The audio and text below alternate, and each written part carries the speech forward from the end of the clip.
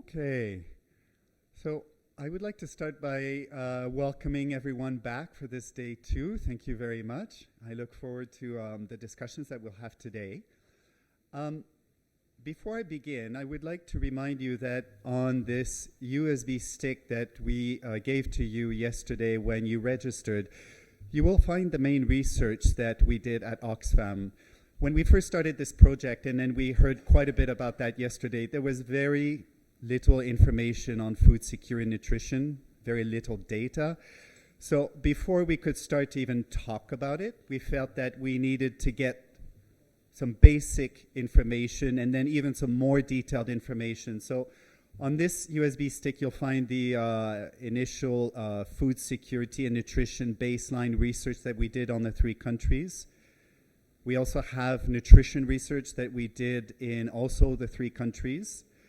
The food security and nutrition data collection research that we did.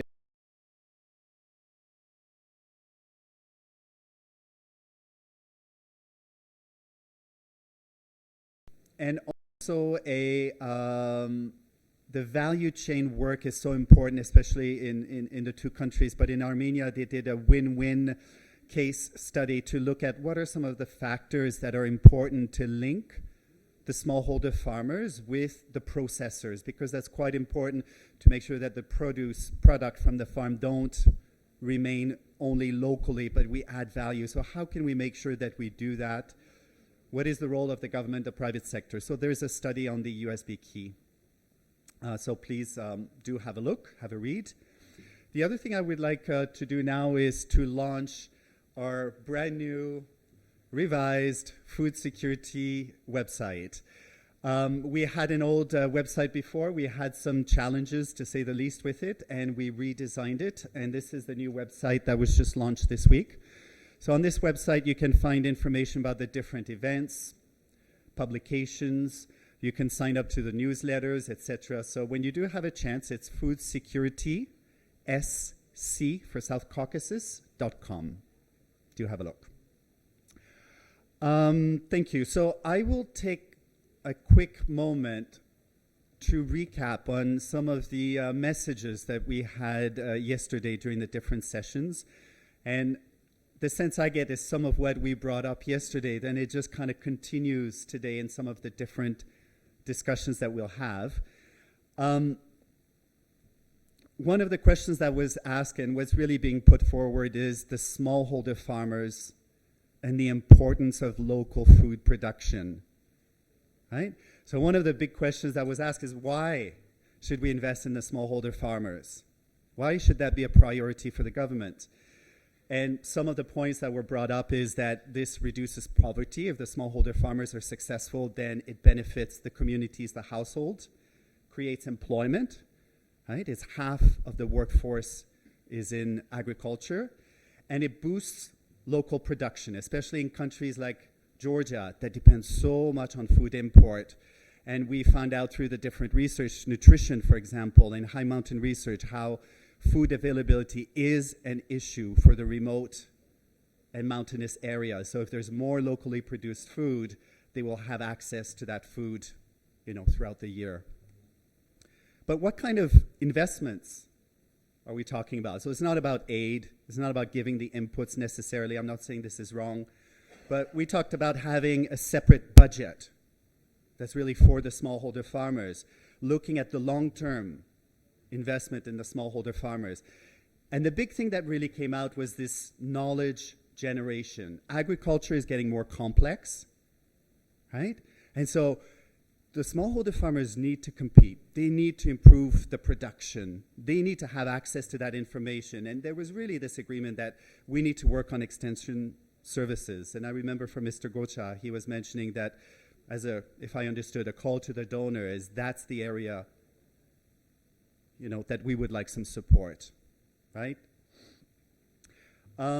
We did a comparison a bit with, Vietnam, India, and China, and I was in Vietnam working also with Oxfam for a few years. The difference that I saw in the 5 years that I was there was huge. The government invested so much in the extension services, and the farmers went from producing rice only one harvest per year to 2 or 3 harvests. And the production increased also significantly by working on irrigation, on varieties. And you really felt in Vietnam that commitment to improve agriculture. So I know that we have a similar commitment in Georgia and Armenia, and I think it's important to take that forward. We also talk about other kind of state support more in the system. We're talking about a food security system. So there is the local markets, how supporting those local economies can be important.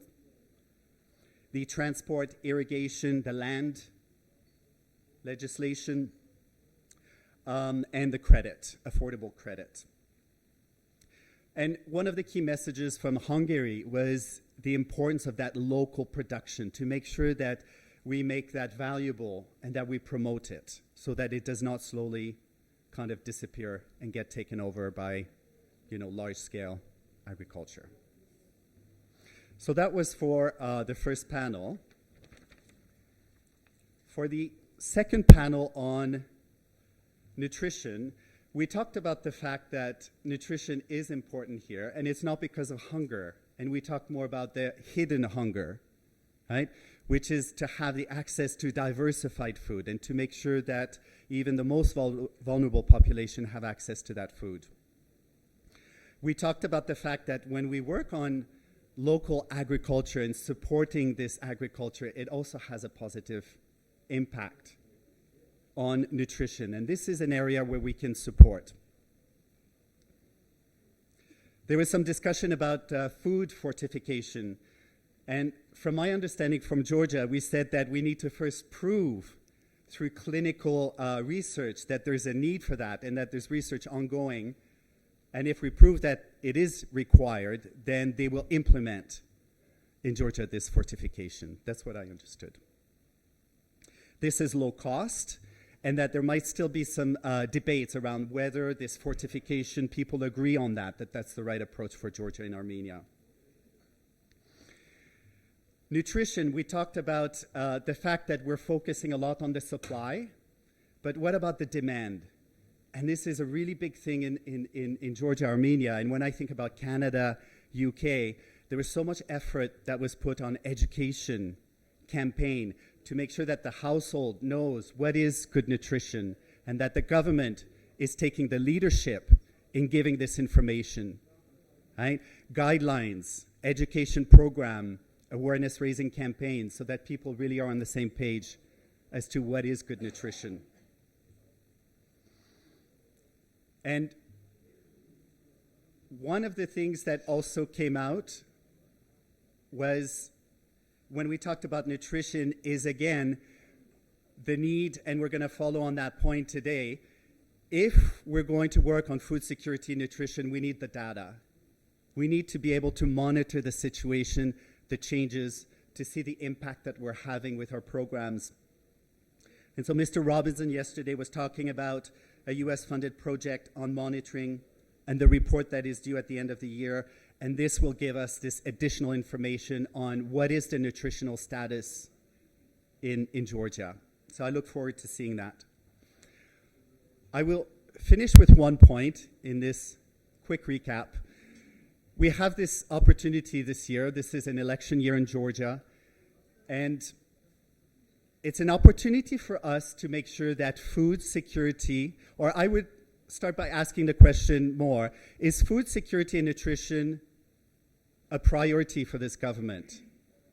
And if it is, and what do we need to do to make sure that it remains a priority and that this is something that the people of Georgia and Armenia are asking for, to have more food that's available, more diversity of the food, to have a better nutrition for the country. So how can we make sure that we're cooperating with other organizations? For example, UNICEF was definitely very much ready to start to engage in this process as we have elections.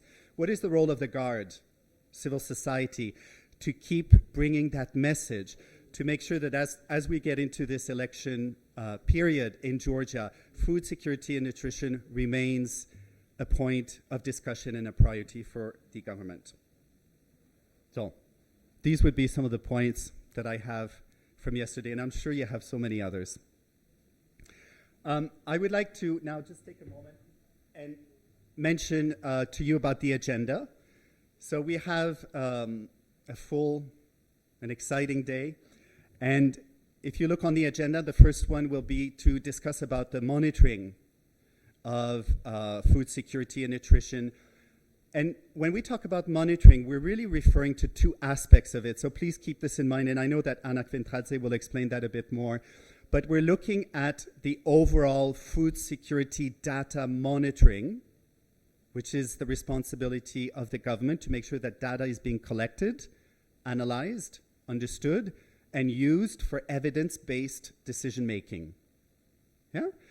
And monitoring, there's another aspect to that, which is the role that civil society organizations like us play in the monitoring. And here we're not talking about watchdog. We're really talking about engagement. There's a lot of expertise here in this room today, right? How can we contribute that expertise in this process of looking at how the programs are being implemented, what kind of impact they have? And I think that looking at it from this perspective could be interesting to have some ideas of the role of civil society in the monitoring. We talk about local food production, small-scale farmers. Right before lunch, we will have we're using a French word here, dégustation. And I hear that you use that in Russian as well, in Georgian, which is basically to invite you to taste some of the amazing products that are being offered to us by smallholder farmers here in Georgia. I did say that I would not reveal what those products are, so you'll find out right before lunch. One of them will be cheese, which is so important in both Georgia and Armenia. And here we have Anna Mikadze Chikvaidze, who is the chairwoman of the Cheese Making Association, who knows very well about cheese making and the history, the long history of cheese making in Georgia, which is thousands of years old. So do take a moment to talk to her and get to know some of this information. In the afternoon, is it okay? აზრის გამოთქმა მინდა, როგორც თქვენ შეეჯამეთ, გუშინდელი დღე შეიძლება ხო?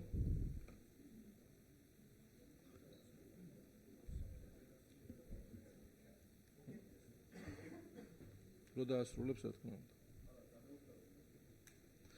თვითონ დაასრულა ხო?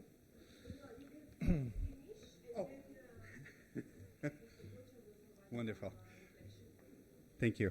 I'm almost finished. I just wanted to point out to you that we have then in the afternoon the panel discussion on gender. And so I invite you to participate in this discussion. I think this is quite important both in Georgia and Armenia to look at the question of what can we do through the policies and the programs that will truly empower women to work effectively in agriculture. So thank you very much for being here. მოგესალმებით, ძალიან საინტერესოდ შეაჯამა გუშინდელი დღე ჩვენმა მეგობარმა და მინდა რომ მეც ორიოდე სიტყვა მოგახსენოთ, ძალიან საინტერესო დღე იყო. თემატიკა, რა თქმა უნდა, ყველასთვის ძალიან საინტერესოა. მე უბრალოდ რამოდენიმე ესეთი ფრაზა მენიშნა ახლა გაჟღერებული და გუშინ ტელევიზიითაც იყო გადაცემა გაშუქებული. ჩემ სომეხ კოლეგასაც უთხარი ახლა რომ რეალურად გამოდის ისე რომ ჩვენ არ აგვაქვს არანაირი ვალდებულებები აღებული და ჩვენ გთხოვენ ამ ვალდებულებების აღებას. მინდა რომ ეს რეალურად ოფიციალურად გავაჟღეროთ და ჩვენი სამომავლო ურთიერთობისთვისაც, პარტნიორობისთვისაც და ხშირ შემთხვევაში მეგობრობისთვისაც ეს მნიშვნელოვანია, რამე თუ მოიგებს საქმეც, თემაც. პირველ რიგში 2014 წლის სტრატეგიის შექმნისას არის გათვალისწინებული და მე შეგნებულად გუშინ თავიდანვე დავიწყე სტრატეგიით საუბარი და მერე გადავედი უკვე იმ თქვათ თემატიკაზე, რაც ამისთვის მნიშვნელოვანი იყო, სადაც გაცხადებულია, რომ სახელმწიფოს აქვს აღებული ვალდებულება, ესეთი ვალდებულება არ არსებობდა. ეს ვალდებულება მოიცავს 15-20 წლის პერიოდს. ამ შემთხვევაში ჩვენ ვართ ყველას პარტნიორები, პროცესს ვახორციელებთ ჩვენ და აქ იმის შეხსენება, რომ თქვათ სახელმწიფოსთვის მნიშვნელოვანია ეს თემა და გავაკეთოთ, მე მგონი არ არის მიზანშეწონილი, უმჯობესია რომ ჩვენ ვიაროთ, ასე ვთქვათ, როგორც მოვდიოდით აქამდე პარტნიორული გზით, ძალიან კარგია რომ ახსენა არჩევნები, ზოგიერთ შემთხვევაში არის ხოლმე, როცა ვიღაცას უნდა ინფორმაცია გააკეთოს, ვიღაცას უნდა ანალიზი გააკეთოს, იყო შემთხვევები მე და ბატონ ლევანი ერთი-ორჯერ მოხვდით რუსთავიორზე და იქ მისი მონათხრობი კონტექსტებიდან ამოჭრილი და შემდეგ უკვე ჩვენთან დაპირისპირებული ეს პოზიცია ჟღერდა სულ სხვანაირად. ეხლა აქ საუბრობთ, რომ იმპორტია ძალიან დიდი, ხო? მე მგონი დამსწრე საზოგადოებისთვის ცნობილია, რატოა იმპორტი საქართველოში ძალიან დიდი, რატო იყო კიდევ უფრო იმაზე დიდი, იყო ორიენტაცია თვითონ ქვეყნის იმპორტზე ესეთი, ხო? დღეს ეხლა იმის წერტილოვანი დარტყმა, რომ თქვათ, აი ჯერ კიდევ ჩვენ არ აგვაქვს და იმპორტი დიდია ამ იმაში. ეს არ ხდება ერთ წელიწადში და ორ წელიწადში. მე იმიტომ გავშალე ეს ტენდენცია, ეს ეხებოდა ხორბალს, ხორცს, ეხება ბოსტნეულს და სხვებს, რომ ტენდენცია შეცვლილია, ციფრები იცვლება. ჩვენ განსაკუთრებული მნიშვნელობა მივანიჭეთ ანალიტიკურ ინფორმაციას და ვაკვირდებით ამ პროცესს. ისიც ვახსენე, რომ დღესვე შეგვიძლია ჩვენ პროგრამული სახე მივცეთ ამას ყველაფერს, თუმცა პროცესი უნდა იყოს თვითონ მზად და ეს პროცესი რომ დადებითისკენ მიდის ყველასთვის ნათელია. ამიტომ ნუ გამოვაყენებინებთ ჩვენს ოპონენტებს იმ რეალურ სიტუაციას და იმ პრობლემებს, რომელიც იმ ბოლო 10-15 წლის წინ დაგროვდა აბსოლუტურად არასწორი პოზიციით, როდესაც ორიენტაცია იყო ესეთი: იმპორტი, ყველაზე იაფი პროდუქცია მსოფლიოში მოდიოდა საქართველოსკენ, იმიტომ რომ მისთვის აქ იყო ყველაფერი ღია და აქ საუბარი არ იყო არც უვნებლობის კონტროლზე. ის მოცემულობა, რომელიც გვაქვს პროდუქციის არსებობა, პროდუქციაზე ხელმისაწვდომობა, პროდუქციის არსებობა განსაზღვრული იყო იმით, რომ შესაძლებელია არა აწარმოვა, არამედ ნებისმიერი ქვეყნიდან მიიღო ეს პროდუქცია. ასე რომ არის ძალიან ბევრი ისეთი ნიუანსები და საერთოდ გუშინ მე მგონი მე მთავარი მომხსენებელი ვიყავი და შესაბამისად გადაცემა, რომელიც მიუძღვნა ერთ-ერთმა ტელევიზიამ, ალბათ ჯობდა რომ სახელმწიფოს პოზიციაც მოისმინონ და არა უბრალოდ ექსპერტული პოზიცია, რომ იცით აი ამ მდგომარეობაში ვართ, ეს დასკვნა გაკეთდა და ესია. შევაჯეროთ ეს ორი პოზიცია, ამით სიტუაციაც მოიგებს, თემაც მოიგებს და ქვეყანაც მოიგებს ამით. მე ამის თქმა მინდოდა, ძალიან კარგია რომ ჩვენმა მეგობარმა ხაზი გაუსვა არჩევნების თემას, მე მაქსიმალურად ვცდილობ, რომ ეს საკითხი სწრაფი ტემპით ვითარდებოდეს და ყველა საქმის ყურშია რა პროცესებიც მიდის და მე ვახსენე გუშინ სხვათა შორის ინტერვიუშიც, რომ ყველა პროგრამა, ყველა ინსტიტუცია ეს უვნებლობას ეხება, ეს პროგრამებს ეხება, ეს დახმარებებს ეხება თუ დარგობრივს, ყველაფერი მიდის წინ, რა მომენტში ჩავთვლით ჩვენ საჭიროთ, რომ ეს უკვე უნდა დაიწეროს პროგრამულად და გესმით თქვენო, თუ რაღაც ბაზისი არ არის, თუ რაღაც საწყისი არ არის, თუ რაღაც პროგრესი არ არის, ძალიან რთულია უცბად რომ დაწერო რაღაც, ეგრე ნებისმიერ შეუძლია, ახლა წამოწეული იყოს ნაცარქექიასავი და რაღაცები წეროს, მაგრამ ამას ყველაფერს სჭირდება ეტაპები და ახლოს მისვლა. მადლობა ამისთანა ღონისძიებისთვის, ეს არის მართლაც სერიოზული ღონისძიება იმისთვის, რომ ჩვენ ყველანი ერთად, ვინც ამაში ჩართული ვართ, დავფიქრდეთ, გავაანალიზოთ, მოვისმინოთ ექსპერტების აზრი და მინდა ეს ჩემი ჩართვა დავამთავროთ. ჩვენი უცხოელი ექსპერტის, რომელიც მათ ძალიან საინტერესო წინადადებები მოგცა ჩვენ, მათ შორის პროდუქციაზე, უნგრელი ექსპერტის, უკაცრავად სახელი და გვარი არ მახსოვს, როცა მეც და ჩემს კოლეგასაც გითხრა, რომ თქვენ გილოცავთ, რომ ძალიან სწორი აქცენტები გააკეთეთ და სწორ გზაზე დგეხართ. მე მინდა რომ ეს დამოკიდებულება იყოს ზოგადად ჩვენს პარტნიორულ ურთიერთობაში. მადლობთ.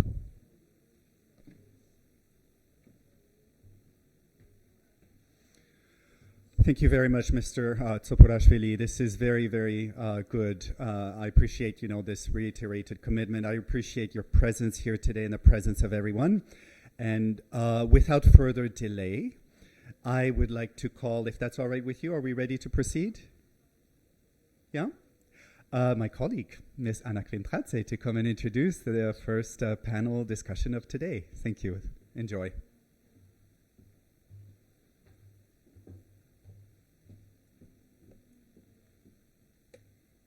Good morning, everyone, and welcome to the third panel of our conference. Very happy to see that yesterday night's heavy rain didn't stop our enthusiasm and we are back in the conference room. I'd like to start our today's discussion by focusing on by recalling the areas that we discussed yesterday, how we have mapped out conceptually the dimensions of food security and nutrition, how we have discussed the importance of small-scale farming and small-scale local food production, as well as the role of agriculture in better nutrition outcomes in the country. We have very often indeed highlighted the fact that food security is a complex term, which leads us to the multi-sectorial approaches as well as to the inclusive and integrated strategies. I would like to thank also to Mr. Deputy Ministers of Armenia and Georgia for their calling on the need for the evidence in effective policy planning. So our today's panel will focus exactly on those mechanisms which will help us to identify the root causes of food insecurity and malnutrition in order to tackle those gaps at the household, at the individual, and at the national levels. We will also discuss how we can measure the progress we are making in terms of achieving our common goals, and as well as the crucial role of the civil society in this process, so that with the united efforts, we can achieve the goal of better and improved food security and nutrition conditions in our countries. I would like to call our speakers for today, Professor Netka Ivanovna from the University of National and World Economy, Mr. Elik Livni, Executive Director of ISET Policy Institute, Mr. Zharkos Shunderich, Director of Center for Social Policy, and Ms. Naira Garakhanian, Board Member of the Mother and Child Health Alliance in Armenia. I would also like to thank that we will have a input from Mr. Deputy Minister Armen Harutyunyan regarding the Armenian case for the monitoring in Agricultural Department. Thank you.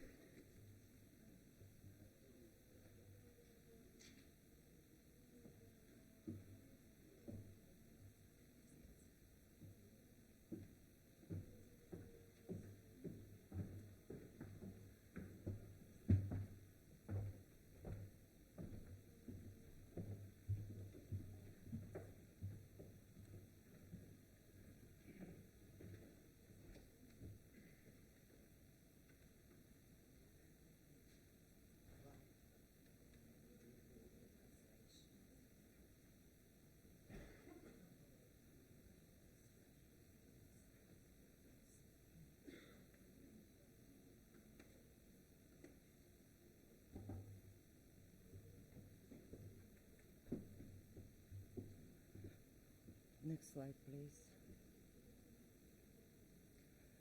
Good morning, everybody. I'm Nadia Ivanova from Bulgaria, and in my presentation, I'm going to talk about the following major points that perhaps needs a little bit more discussion. That's the data requirement to monitor the changes in the food security situation and the availability in Georgia, key gaps existing and how they could be to some extent fulfilled, what type of assessments is needed and how the process of these assessments needs to be organized in order to select the proper instruments for supporting the small farm households that are one of the biggest vulnerable group in respect to the food security. And then I will finish briefly with Bulgarian experience in monitoring the food security situation and even in slightly more detail about the program targeted to the small farm households during the last programming period, 2014-2020. Food security is obviously an intersectoral issue covering at least 3 policy areas. From the one side, this is agricultural policy that has quite strong influence on the situation with food security.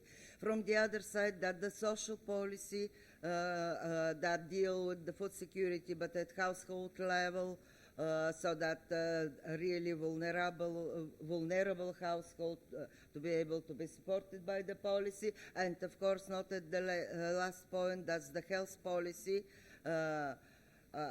Effect of the not proper feeding of the population is in respect to the health. So there is a need to have a proper health policy in order to move the situation with proper feeding of the population to a direction.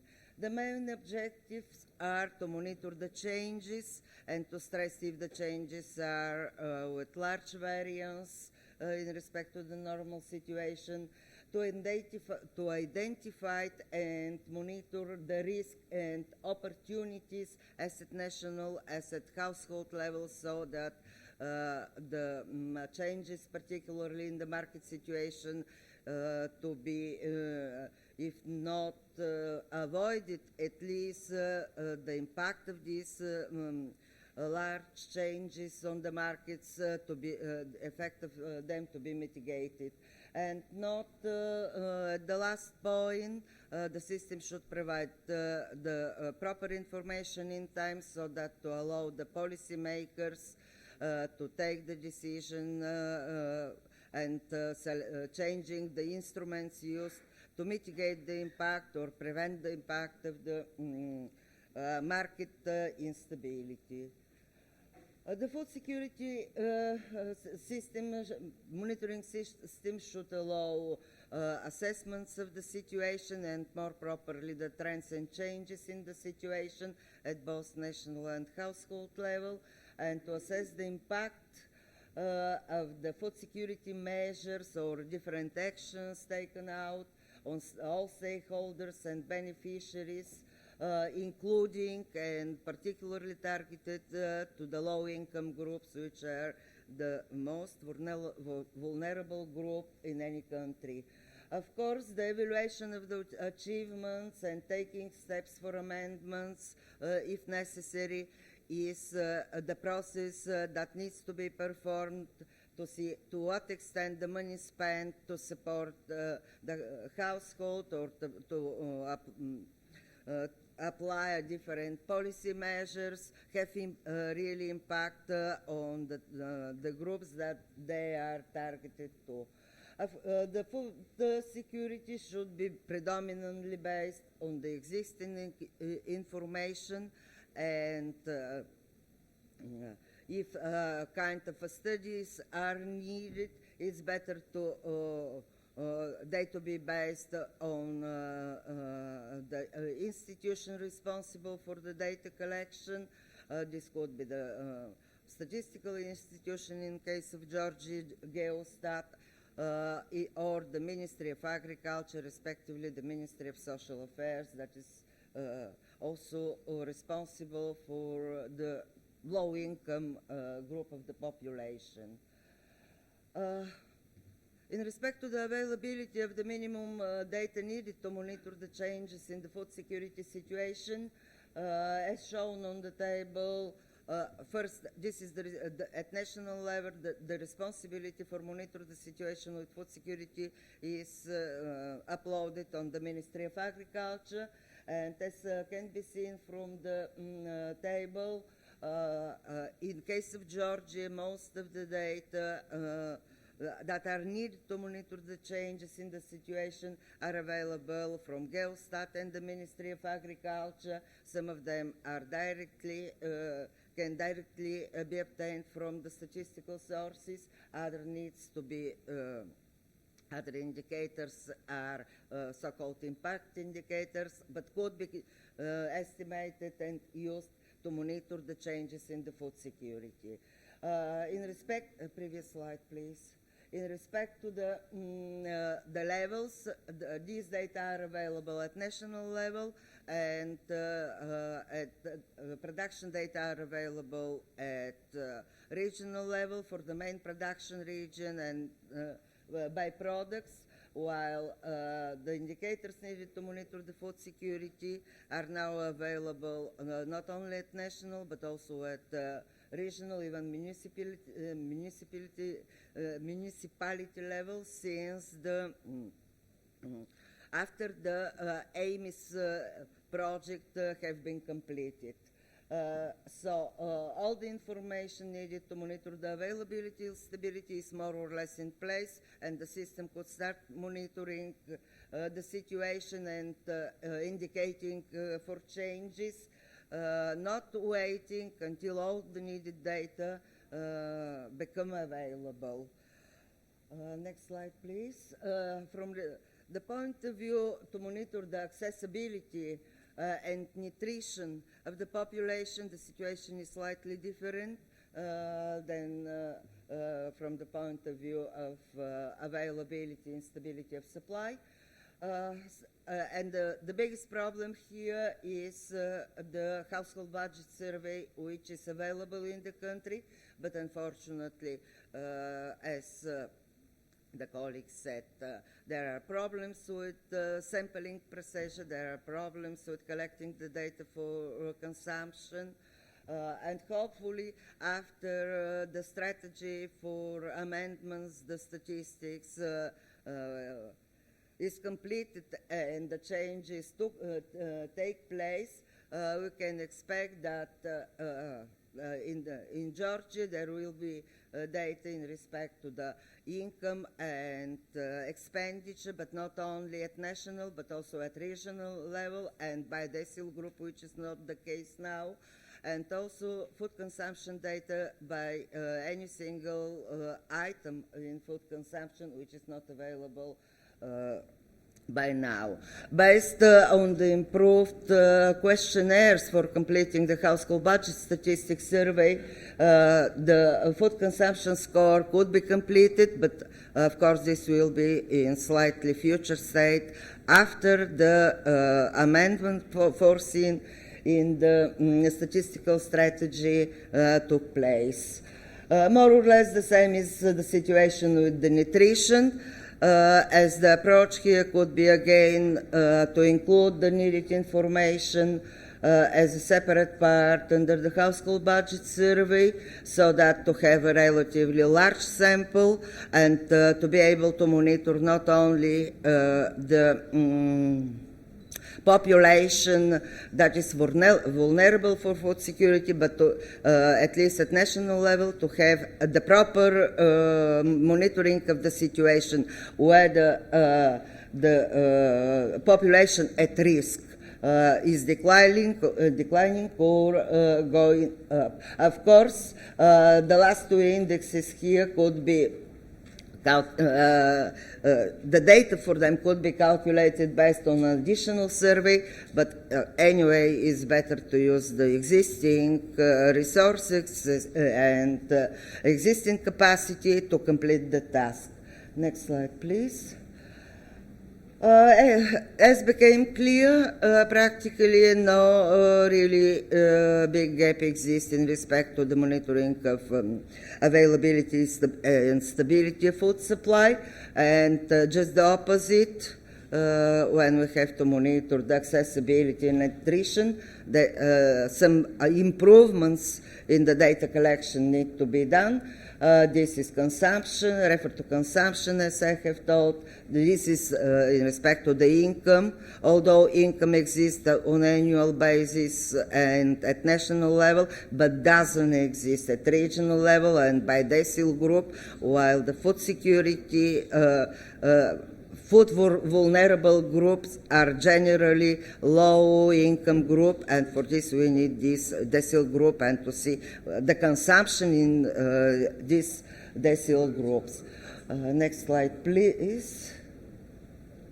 In respect to the future steps to improve the situation, yesterday it was some of the instruments have been mentioned.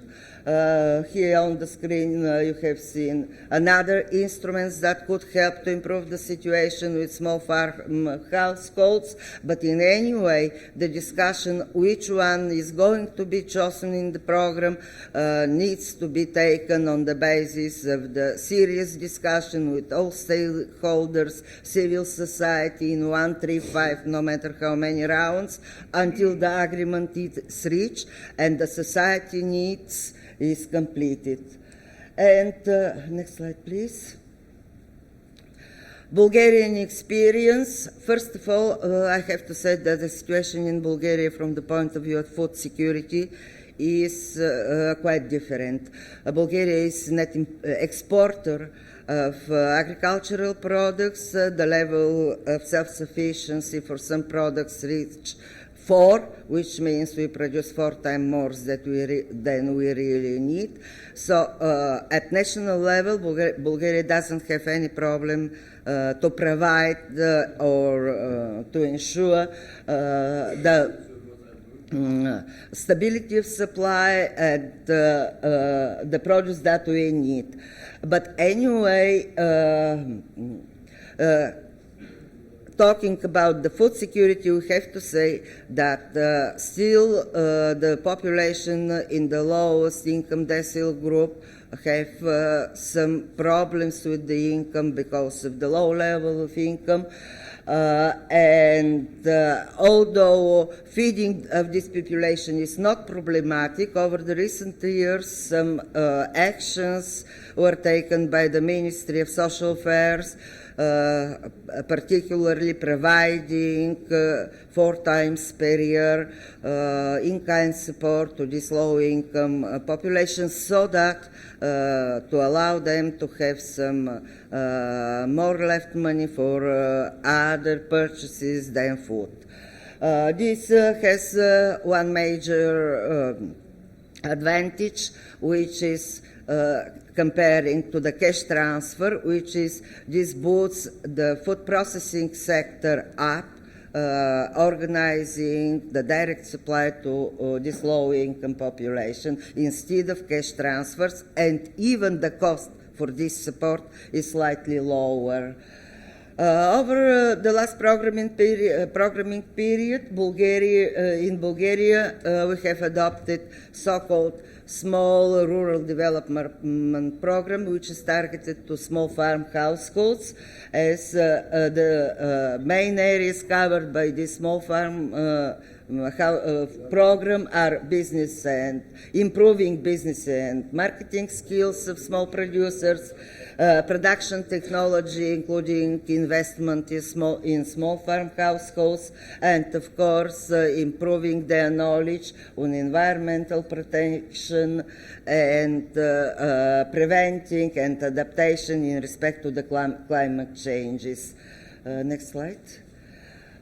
The program is organized at 2 levels, as some of the measures are foreseen only for small farm household, as all small farm household could apply to so-called national program together with all other farms, but having some advantages when the point came to accept the project presented by them. Next slide, please. As I told, the instrument selected after the 2 years discussion with the civil society in the country and all potential beneficiaries of these small farm programs, the measures selected were investment in physical assets and new technology, improving the situation in respect to the phytosanitary requirements, which are obligatory in the country now under the CAP, and of course in respect to the zootechnical issues covering all diseases with the animal, to support farmers to avoid these animals' diseases. You see the measures here in respect to the environment, but I have to say that these measures have been implemented in the previous period, and although the small farms had advantage or were financed under the priority, no much interest, particularly of these measures, which is to some extent due to the lack of knowledge, from other extent just due to they are too small to comply. Next slide, please. As I told you, there are the specific measures mentioned here. Advisory services is free of charge and targeted especially to small farms. Investment in assets and development or establishment of new farm or enlargement of the existing farm are the measures that only small farms could apply for. And next slide. All other measures in the rural development programs are available as for small farms as well as for all other farms, as priority is given to small farms and of course to cooperation among the small farms. Okay, that's in brief the presentation for this 15 minutes I had, and we agreed that we should put some questions for discussions. The question that, according to me, needs further discussion is how the existing information could be improved, particularly referring to the quality, referring to the list of products covered by the National Geostat, or the Ministry of Agriculture, and of course how to improve the availability of the data at lower than the national level. Another point that perhaps could be discussed depending on the audience is to what extent vulnerable household could be supported by cash or in-kind support. And perhaps the most important problem which needs longer time is which instruments to select to support the small farm households. First, is there any need for further assessments on this, and how stakeholders could be actively involved in selection of these instruments? Thank you for your attention.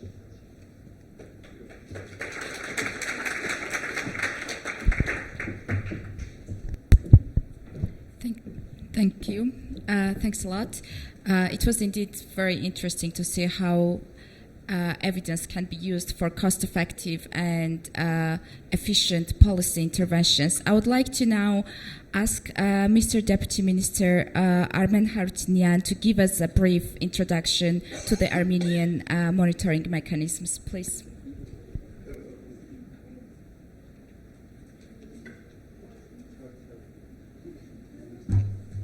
Thank you. Good morning, ladies and gentlemen. I hope you spent a very good evening yesterday, at least when I was walking on the most popular streets of Tbilisi. I've seen many of you dining over there.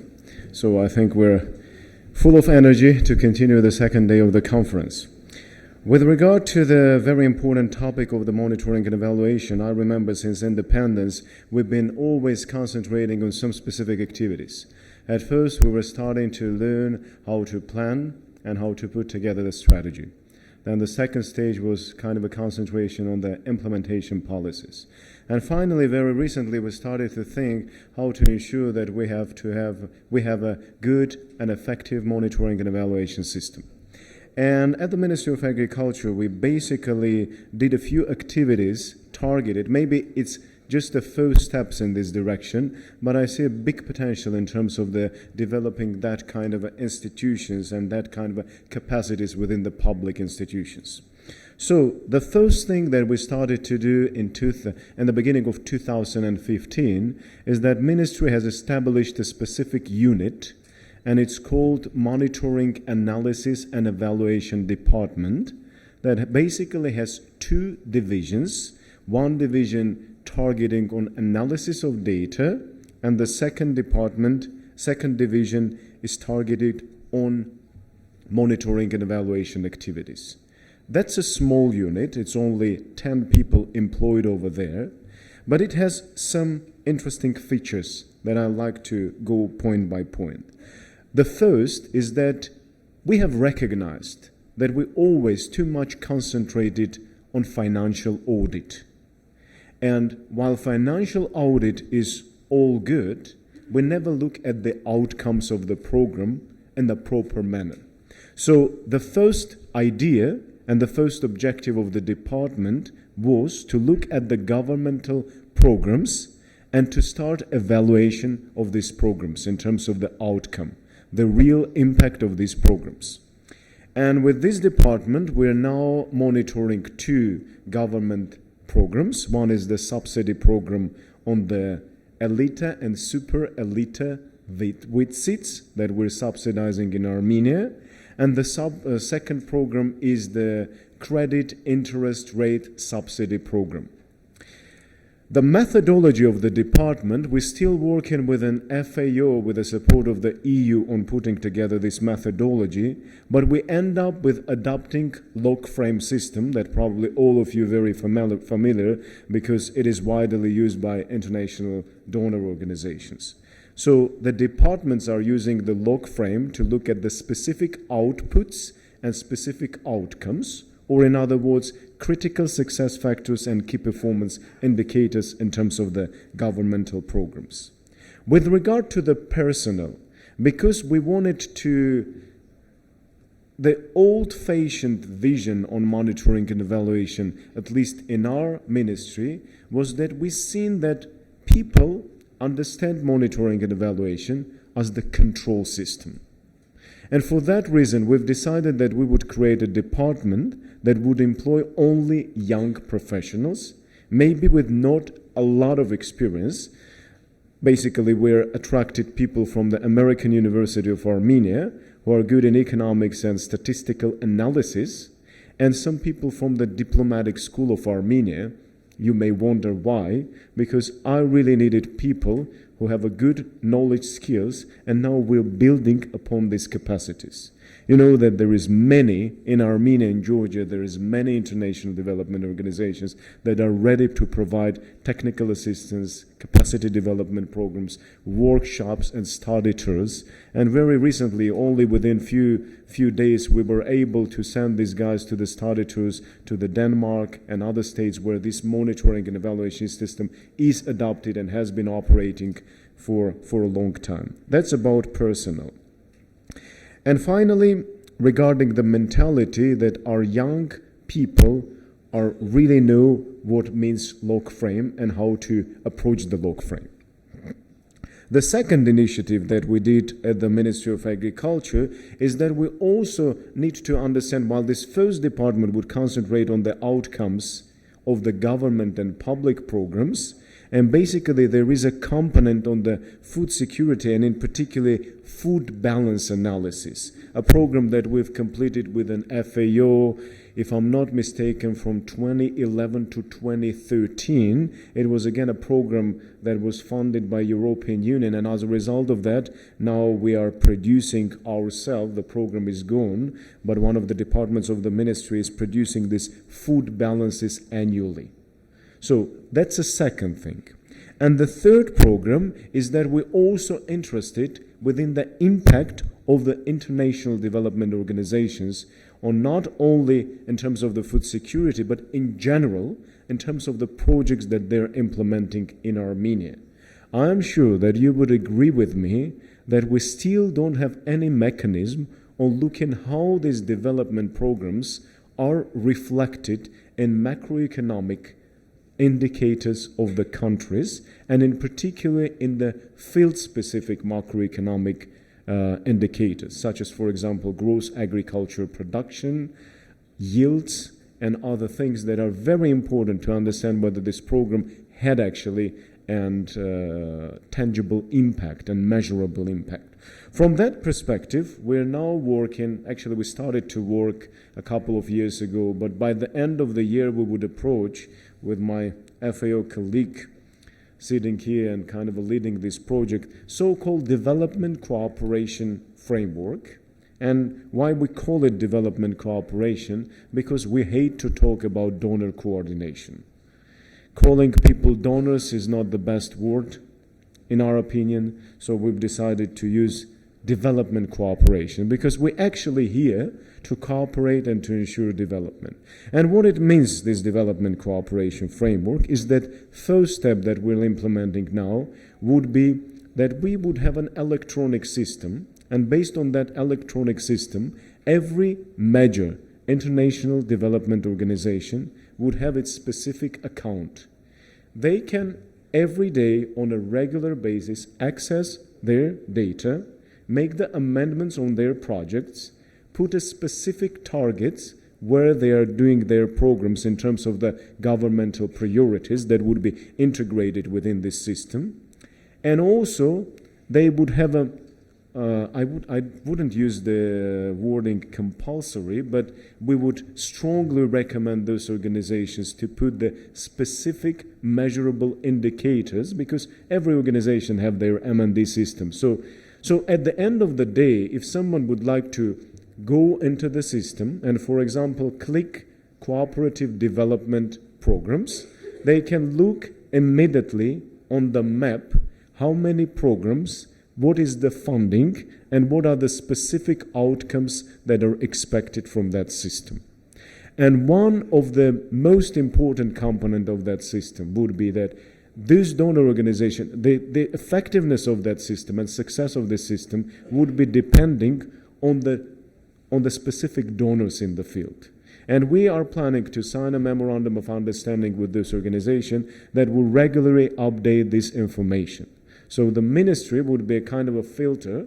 When this information comes in, we'll look if it complies with our requirements, and then we put to proceed. So immediately this information would be reflected on that web page. So that's a first step. By the end of the year, we would complete. Now we are programming that set and working with the donors just to ensure that we have at least some general things agreed in terms of the format of that electronic system. And hopefully this system would also ensure that if we would be talking about food security components that would be integrated, because food security is the part of our strategy, then you can go to the food security and look at the specific measurable outcomes. So that's basically a short introduction on the 3 projects that we're currently implementing at the Ministry of Agriculture. Thank you.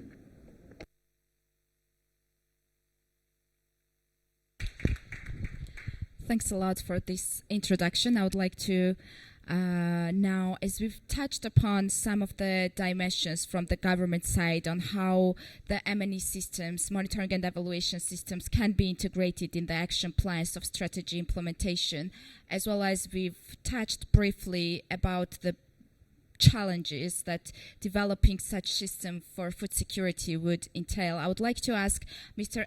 Eric Livni from the ISET Policy Institute, based on the study that ISET has conducted in Armenia and Georgia in this sector of data collection mechanism, what would be your first feedback and the main ways to integrate the international standards, for example, international FAO standards, the country needs, and the remaining challenges of multiple layers of data collection?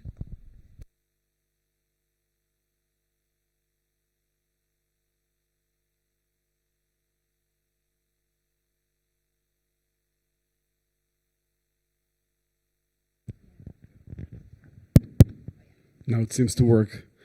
Good morning to everybody. The first thing to note is that I'm not a food security expert.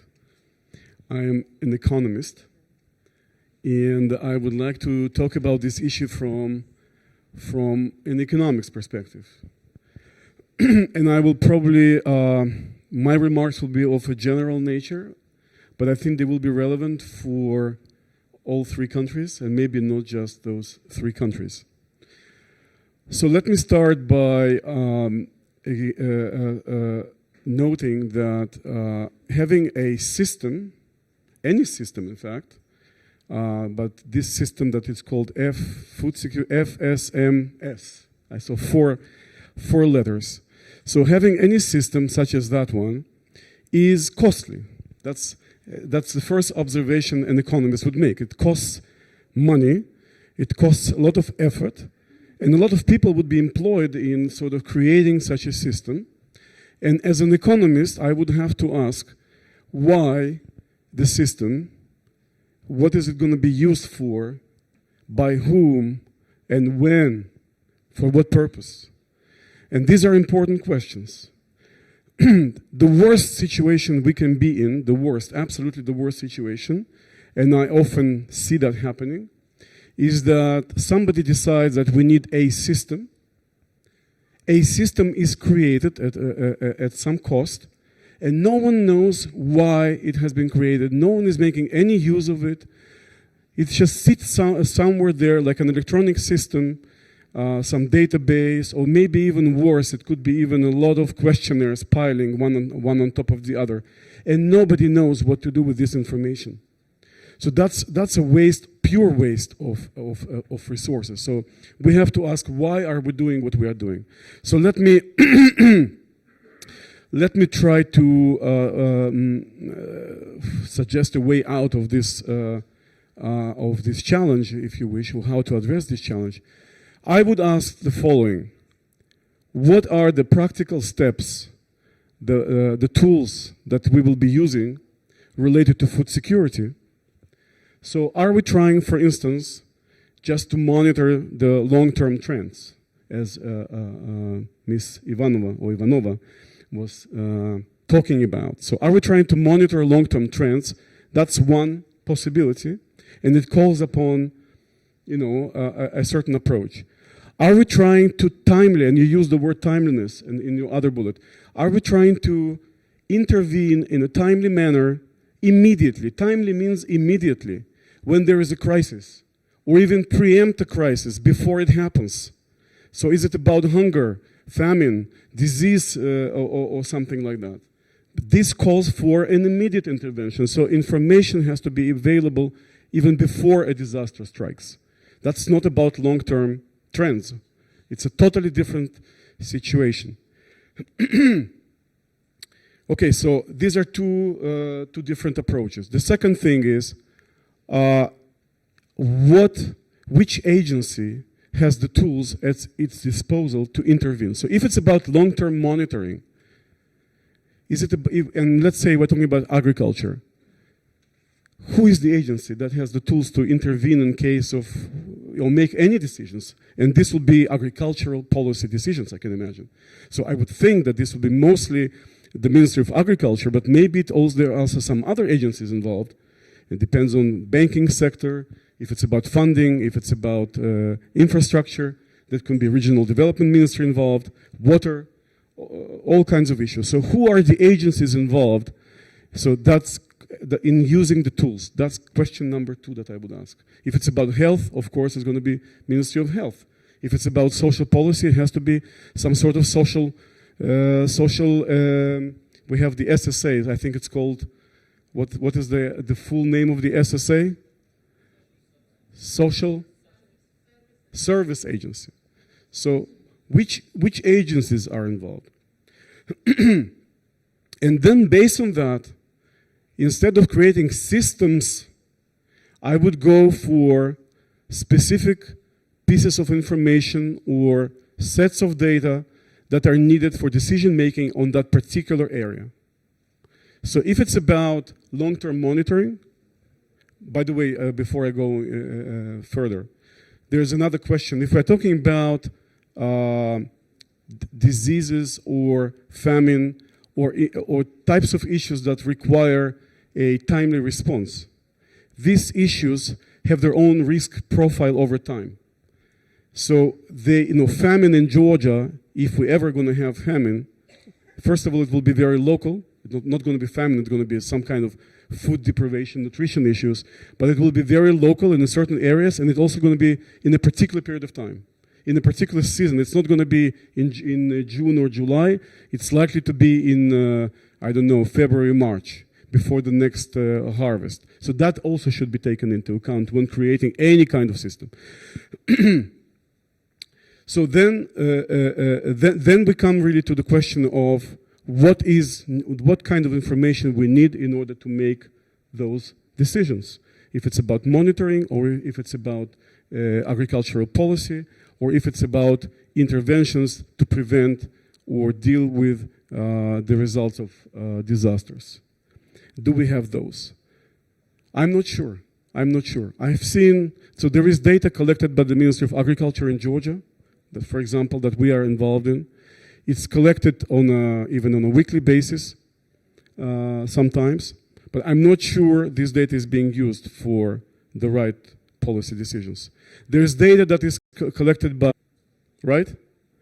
I'm looking at Vasa. So it is collected quarterly, but again, I'm not sure this data collection effort is geared to the purposes of intervening in a timely manner, or for the purposes of designing policies in the way that should be the case. Health. What about health? If the Ministry of Health wants to intervene in terms of vitamins, in terms of necessary nutrition elements, I have 3 minutes. Do they have the information? Not just to monitor. It's not about monitoring over long term, in which case it's enough to collect information once a year or once in 5 years maybe. If it's about intervening in a timely manner, it means that you have to go to the risky areas in the riskiest time and sample the situation, maybe not all over the country, but in those specific areas in order to be able to intervene. And I'm not sure this is happening. What is happening instead, I believe, is systems being created for the sake of systems and not geared to those specific interventions. So when time comes to make a decision, actually we don't know if there is a disaster in the making or not. That's all I had to say. Optimization, I think, is necessary in food security like in any other areas. We can spend a lot of money with no results, and we can spend a little bit in a targeted way and become much wiser and achieve much better results. Thank you.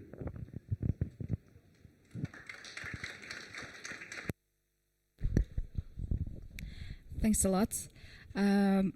Indeed, I think we a couple of times already highlighted the cost of the system versus the needs of this system.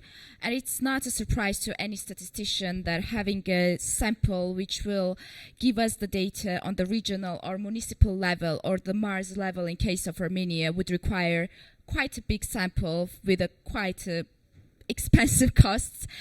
But however, very often what we face is not the averages and the average and the mean number of households or the average and mean number of the population, but it's also the needs of the specific vulnerable groups.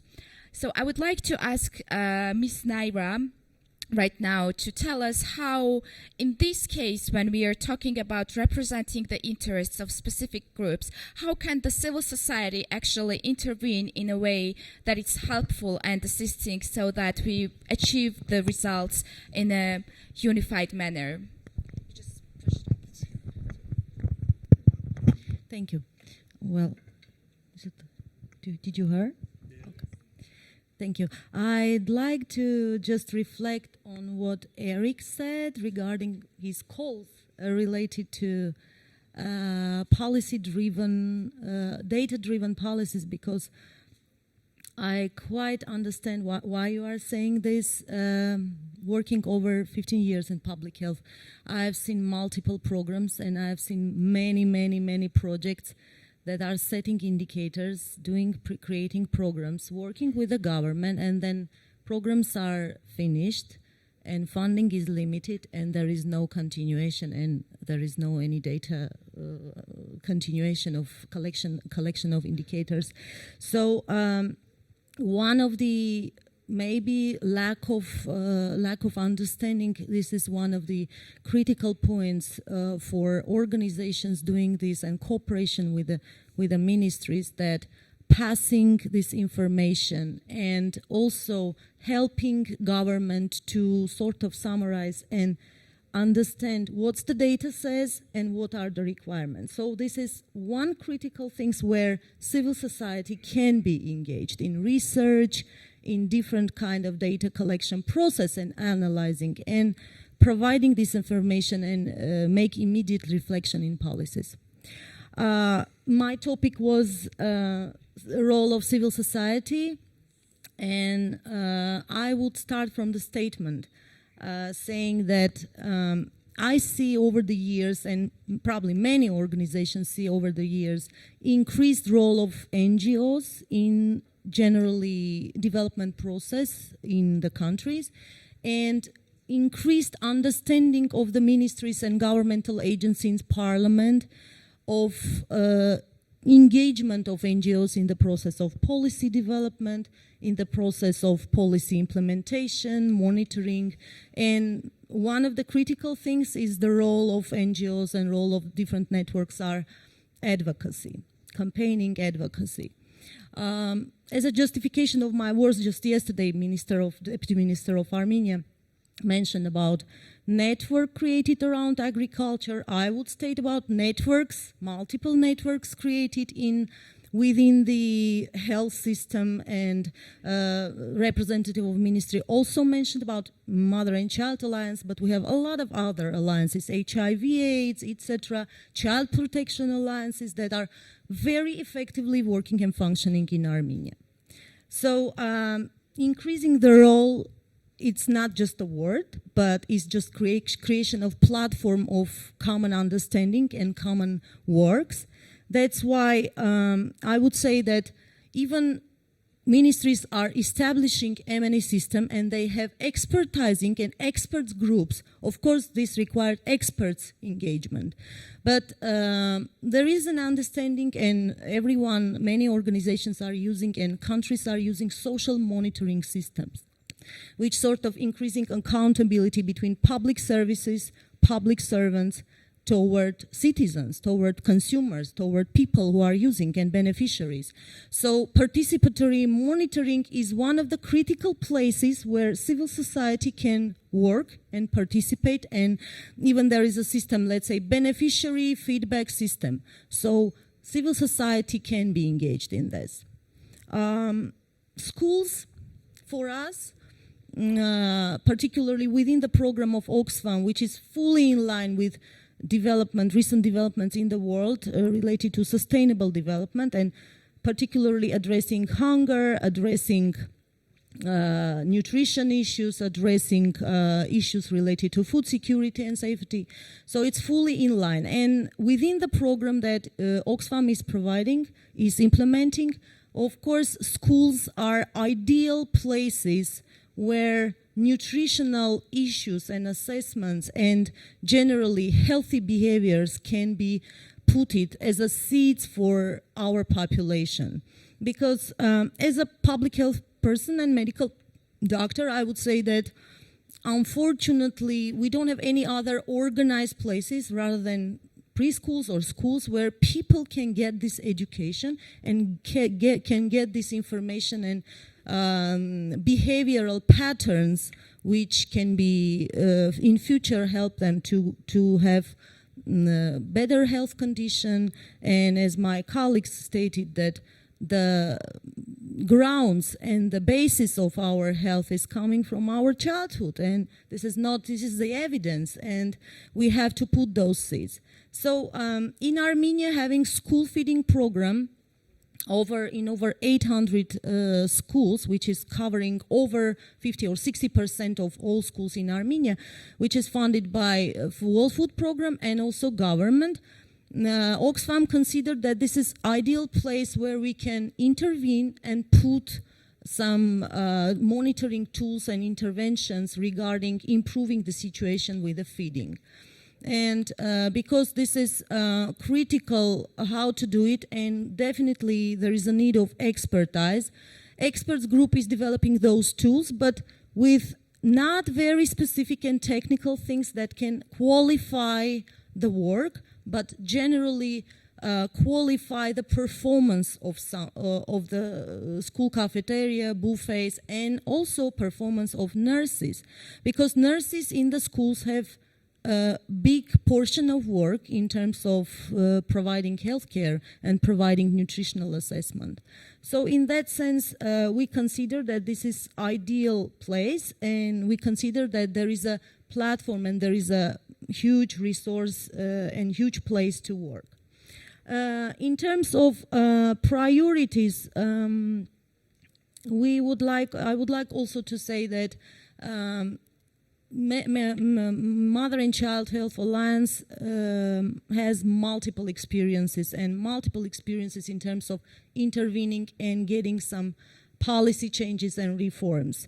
If I have time, 3 minutes, I will just list them. We were first doing budget tracking process, health state budget tracking process, and we had very, very good results in terms of, first of all, increasing of budget in child health. Secondly, in putting health promotion budget within a separate line in health state with the health promotion budget. This is first time that we could achieve in 2 years ago, and this is continued to increase the budget in terms of putting just health promotion as a priority for the country. We had lots of other reforms related to quality of care, breastfeeding law and law against marketing of infant formula was also our achievement, definitely with the parliament and many other NGOs, but Alliance had a great input on it. So the purpose is to put the basis and create healthy environment for our population, and I'd like just to call your attention and ask for your input and give us some information and maybe some tips how to make it better. Thank you.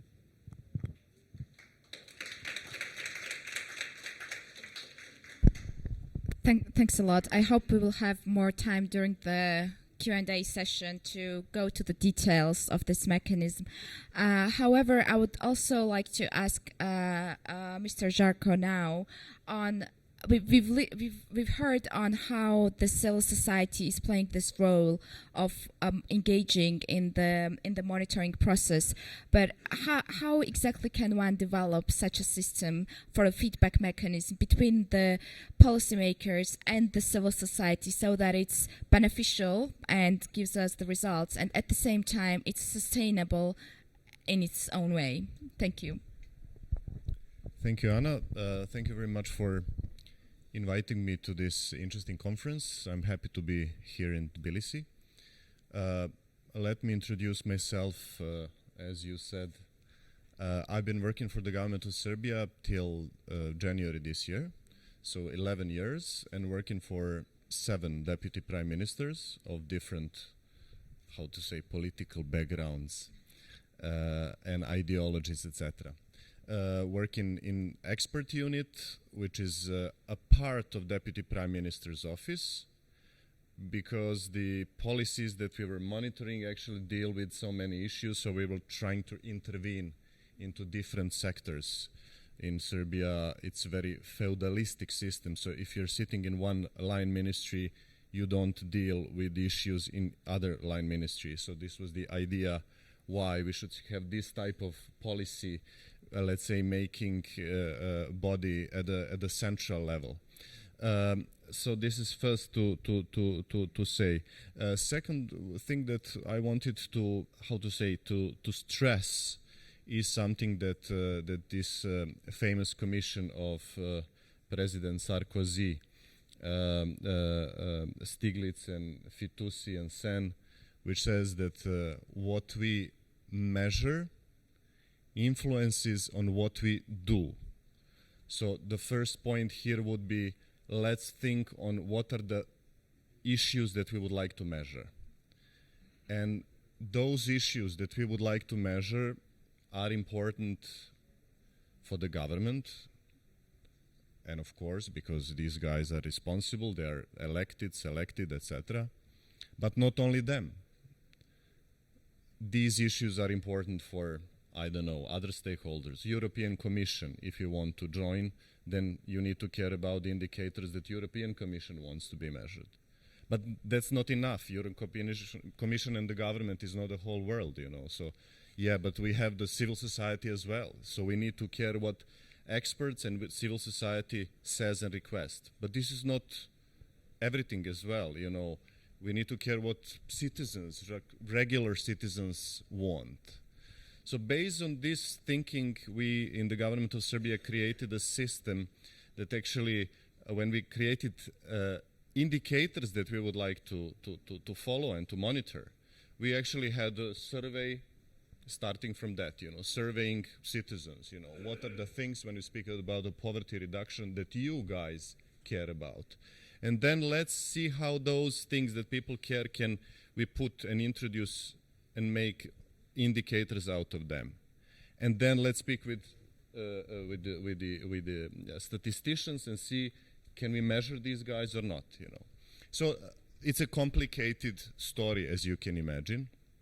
It's a complicated that when you put together government and line ministry and statistical office, because statistical office usually says it's not possible and we don't care and we do it this way and this is this methodology, etc. So you need to convince someone that you already pay to do something that is important for citizens. In order to make it more complicated, we decided to involve civil society organizations. And we told them, guys, you are dealing with elderly, you are dealing with youth, you are dealing with other focus groups, can you help us and monitor what we do? We need independent view on those things. So the government would say, we are happy with the main indicator of the strategy. This is to reduce poverty. And we are doing really well with reducing poverty. But then civil society says, yeah, guys, but don't forget about this indicator that poverty of elderly people in rural areas is increasing. And then civil society creates this, another attention of the society and another pressure to the government. And the government has to say, okay, yeah, we do have this indicator. And we do have to do something about it. And we do have to make a policy to deal with the poverty of elderly people in the rural areas. So this is, in a way, the system that we created in Serbia. As I said, there were too many stakeholders. It was really complicated. And a colleague from in Armenia, he said cooperation. The point actually of all these things is not, as you said, Eric, database, because I really don't believe, and I'm not a believer in those spreadsheets and online things, etc., that reminds you. The point is actually the cooperation between different stakeholders that have, let's admit, different responsibilities, At the very end, government and those selected guys will pay the bill at the elections. So this is different responsibility from those guys that are only dealing with one vulnerable group, call them elderly in the rural areas, But the point is that when we do have cooperation and regular meetings and different tools that we use, as you said, there is a tension, and out of this tension, there is an urge to create some sustainable solution and to make any solution. So I would maybe stop here and then we can discuss if you're interested later. Thank you.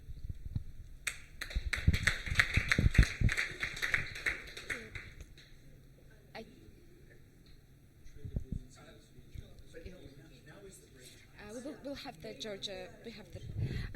Thanks a lot for the Serbian experience. Now I would like to ask Mr. Deputy Minister of Agriculture to introduce the Georgian perspective. Thank you. მადლობა ადგილიდან მინდა აზრი გამოთქვა. ჩვენი პოზიციაც, ასე ვთქვათ, მონიტორინგის და ანალიზის შესახებ. პირველ რიგში მე ვერ დავეთანხმები ბატონ ერიქს ცოტა ისეთ პესიმისტური პოზიცია გამოთქვა ციფრების შეგროვებასთან, ანალიზთან. არც ერთ რაღაცაში ვეთანხმები, რომ არც მე არა ვარ მომხრე რაღაც ისეთი სისტემის შექმნის, რომლის ასე ვთქვათ ტყვეობაში ჩავარდება სიტუაცია, იმიტომ რომ მეც ეკონომისტი ვარ და ვცდილობ რომ რაციონალური იყოს, რა თქმა უნდა, ყველა მოქმედება და ყველა პოზიცია. მე გეტყვით რომ საქართველოში ყველა ტიპის ანალიტიკური ციფრების შეგროვებას მოყვება მხოლოდ და მხოლოდ ის პროგრამები, რომელიც შემდგომში განხორციელდა და ხორციელდება. ეს ეხება ჩაის რეაბილიტაციის პროგრამას, ეს ეხება დანერგე მომავალს, ეს ეხება აგროდაზღვევას, რა თქმა უნდა შეგროვდა ციფრები, მოხდა ანალიზის გაკეთება, მოხდა მსოფლიო ბაზრის ტენდენციების და მხოლოდ მას შემდეგ მოხდა აქ ჩარევა.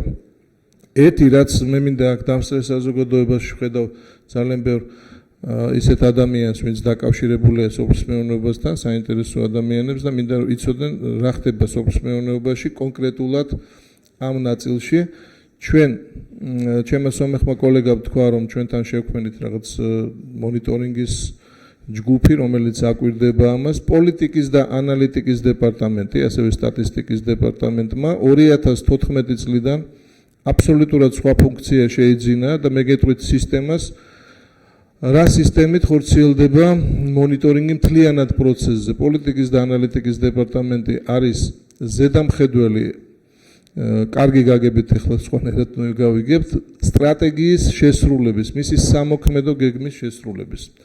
სტრატეგია მე გუშინ წარმოვადგინე მისი სამოქმედო გეგმის მიმართულებები, მაგრამ თვითონ ის სამოქმედო გეგმა არის ძალიან დიდი დოკუმენტი და ჩვენ ყოველ კვარტალურად პოლიტიკის და ანალიტიკის დეპარტამენტის მეშვეობით ვაკონტროლებთ ყველა პროცესს, ყველა აქტიურობას. ეს ეხება ბიუჯეტიდან დაწყებული ყველა ტიპის ვალდებულებებს, რომელიც გაწერილია დროშის სივრცეში პასუხისმგებელ პირებში და თქვენ შეგიძლიათ ძალიან მარტივად ნახოთ, რამდენად დინამიურად და სისტემურად მუშაობს ყველა ორგანო. მაგალითისთვის რომ ავიღოთ სიტყვაზე, მელიორაცია აქ ვითქვა, რომ ძალიან დიდი მნიშვნელობა აქვს თქვა სოფლის მეურნეობის მომავალ განვითარებისთვის, მას აქვს ყველა კვარტალში თავისი ვალდებულებები და ეს ვალდებულებები არის, რა თქმა უნდა, სხვადასხვა გზების წმენდა და ახალი მიმართულებების გახსნა, რა თქმა უნდა, მე გუშინაც აღვნიშნე ჩამოყალიბება სისტემის, თავარი მაგისტრალური სისტემა, დამხმარე მაგისტრალური სისტემა, ჩვენ მუშაობთ ეგრეთ წოდებული ახლა ასოციაციების და მცირე ფერმერებისთვის, რაც დაიწყო 10-15 წლის წინ, მაგრამ სამწუხაროდ გაჩერდა, ჩვენ მუშაობთ ტარიფზე. ეს ყველაფერი, ეს პროცესი თავიდან ბოლომდე კონტროლდება პოლიტიკის და ანალიტიკის დეპარტამენტის მიერ. კიდევ უფრო მეც გეტყვით, უშუალოდ, ასე ვთქვათ, ამ შემთხვევაში კოლეგები, როგორც ეკონომისტები, ჩემი უშუალო მოთხოვნით ამ სამოქმედო გეგმას აქვს ბოლოს შეფასების ინდიკატორები და ჩვენ ყველა უწყებას ვაიძულებთ, რომ გაზომვადი იყოს ეს პროცესი ეკონომიკურად. პირველი მონაცემი არის ეკონომიკური ეფექტის გაზომვა. ეს ეხება იგივე მელიორაციას, იგივე პროექტების სააგენტოს, კოოპერატივებს და ასე შემდეგ. მეორე პოზიცია არის სისტემური ცვლილებები და სისტემური ანალიზი. ამ პოზიციასაც აუცილებლად ვავსებინებთ, რომ რეალურად გამოჩნდეს რისთვის და როგორ. მესამე ნაწილში ვითვალისწინებთ სპეციფიკას, ყველა უწყებას აქვს საშუალება ანგარიში წარმოადგინოს. ეხლა რაც შეეხება რეკომენდაციების ნაწილში ჩვენ გვიწერია ესეთი რაღაც, თუ დააკვირდით გუშინ ჩვენ პროექტის დაწყების და მისი დამთავრების შემდეგ უნდა მოხდეს შეფასება. ვიწყებთ პროექტს, ვაფასებთ, თავდება პროექტი, აუცილებლად უნდა მოხდეს ნებისმიერ შემთხვევაში მისი შეფასება. ეს ეხება თუნდაც აი აქ ჩამოთვლილ ნებისმიერ პროექტს და მომავალში პერსპექტივა. რო არ იყოს ისე, რომ მე შემეშალა რაღაცა ის ციფრი ვერ ავიღე, მეგონა ესე, არა, პასუხისმგებლობა რო იყოს რა თქმა უნდა მაქსიმალური, იწყება პროექტი, სრული ეკონომიკური ანალიზი და გაანგარიშება, რომ ეს პროექტი გასაკეთებელია და მისი დამთავრებისაც აუცილებლად ანალიზი. ჩვენ აქ სტატისტიკაც ახსენეთ, ხო? ჩვენ სტატისტიკასთან ერთად მათ დაუკვეთეთ ეგრეთ წოდებული სამაცივრო სასაწყობო მეურნეობების რეალური მდგომარეობა, დისლოკაცია, მოცულობები, ეს ყველაფერი შევისწავლეთ და მხოლოდ ამის შემდეგ მოხდა გარკვეული მინი პროგრამის ჩართვა. ჩვენ ვიცით ჩვენი შესაძლებლობები თბილისში, ქუთაისში, ფოთში, განსაკუთრებით რუსთავში და მოხდა ლოკალურად სხვადასხვა წერტილებში ხელშეწყობა იმისი, რომ შესაძლებელია იქ მოთხოვნადი იყოს სამაცივრო და სასაწყობო მეურნეობები. იცით ახლა თქვენ, რომ ჭარბი პროდუქციის მოყვანას აზრი არ აქვს, თუ ეს არ არის, ხო? ესეც ყველაფერი მოხდა შეთანხმებულად მათთან ერთად და ეს ინფორმაცია, ასე ვთქვათ, იყო შეჯერებული და გააზრებული. ანალოგიურად, რა თქმა უნდა, ეს ეხება იმ პროექტებს, რომელიც არის გადამამუშავებელი და ჩვენი პროექტების მართვის სააგენტო ფლობს ინფორმაციას თავიდან ბოლომდე იმ ანალიტიკური თუ სტატისტიკური ინფორმაციის, რომელ რეგიონში, სად რა, როგორ, რა თქმა უნდა, სპეციფიკური ინფორმაციაც თქვათ ეს, რომელ დარგს ეხება, ეს ყველაფერი წრეზე ტრიალებს და აუცილებლად ამას სჭირდება, ასე თქვათ, რამოდენიმე უწყება. მათ შორის სამეცნიერო კვლევითი ცენტრი, როდესაც თქვენ იღებთ მაგალითად დანერგებამოვალში მონაწილეობას, აუცილებლად გჭირდებათ მიწის ანალიზი, აქ ჩართულია სამეცნიერო ცენტრი და ყველაფერი ეს კიდევ ერთხელ ვიძახი, იწყებოდა ციფრობრივი ანალიზით და შემდეგ გადადის უკვე იმ აგრონომიულ პლუსებში და იმ სოფლის მეურნეობის, ასე ვთქვათ, პლუსებში. ეს ეხება სხვათა შორის, რა თქმა უნდა, პირდაპირ მიმართულება არის სურსათის უვნებლობასაც, იქაც პოლიტიკის და ანალიტიკის დეპარტამენტში თქვენ ნახეთ სტრატეგიაში მე-6 მიმართულება იყო, თავიდან ბოლომდე სამინისტროს მიერ ხდება მათი კონტროლი, მათ ანგარიშვალდებულება აქვს იგივე DCFTA-ის ნაწილში, მეორე ტიპის კონტროლი ჩავთვალოთ, რომ აქვს სამინისტროს ნაწილში. ეს ყველაფერი კიდევ ერთხელ ვიძახი, აუცილებლად ტრიალებს თავისი ეკონომიკური ეფექტით და თავისი ციფრობრივი გაანგარიშებებით. მადლობა, ამის თქმა მინდოდა. ძალიან დიდი მადლობა. ჩვენ ყავის შესვენება გვექნება ახლა დაახლოებით 10 minutes. About 15? Oh, okay. Oh, ნახევარი საათით გვექნება შესვენება უკაცრავად. მადლობთ.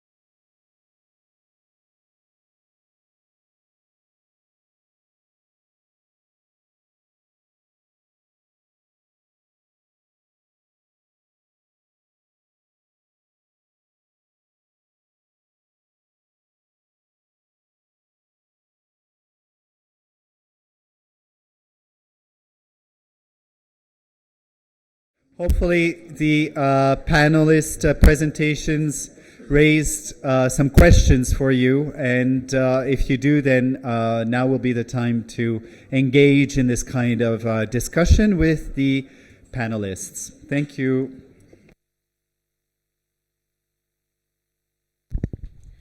Thanks a lot. I guess we can now take questions from the audience, input, or any specific questions that you would like to ask to the panelists.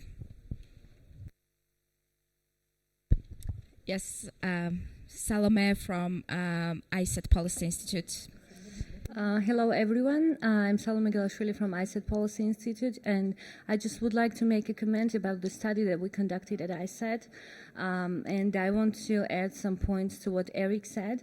Of course, what he mentioned is very important, but I want to emphasize some specific aspects of the research, and the main findings was that awareness on the food security issues is quite low in countries that we've done research in. But there are also some steps towards improvement of the situation in terms of working on the strategy, for example, in Georgia, and having more working group on food security and trying to develop a document that would respond more or less to the challenges that we have in that area. The issue of awareness, which I mentioned, is also very important, and there were really few stakeholders that could really discuss comprehensively this topic, and this was a very important finding.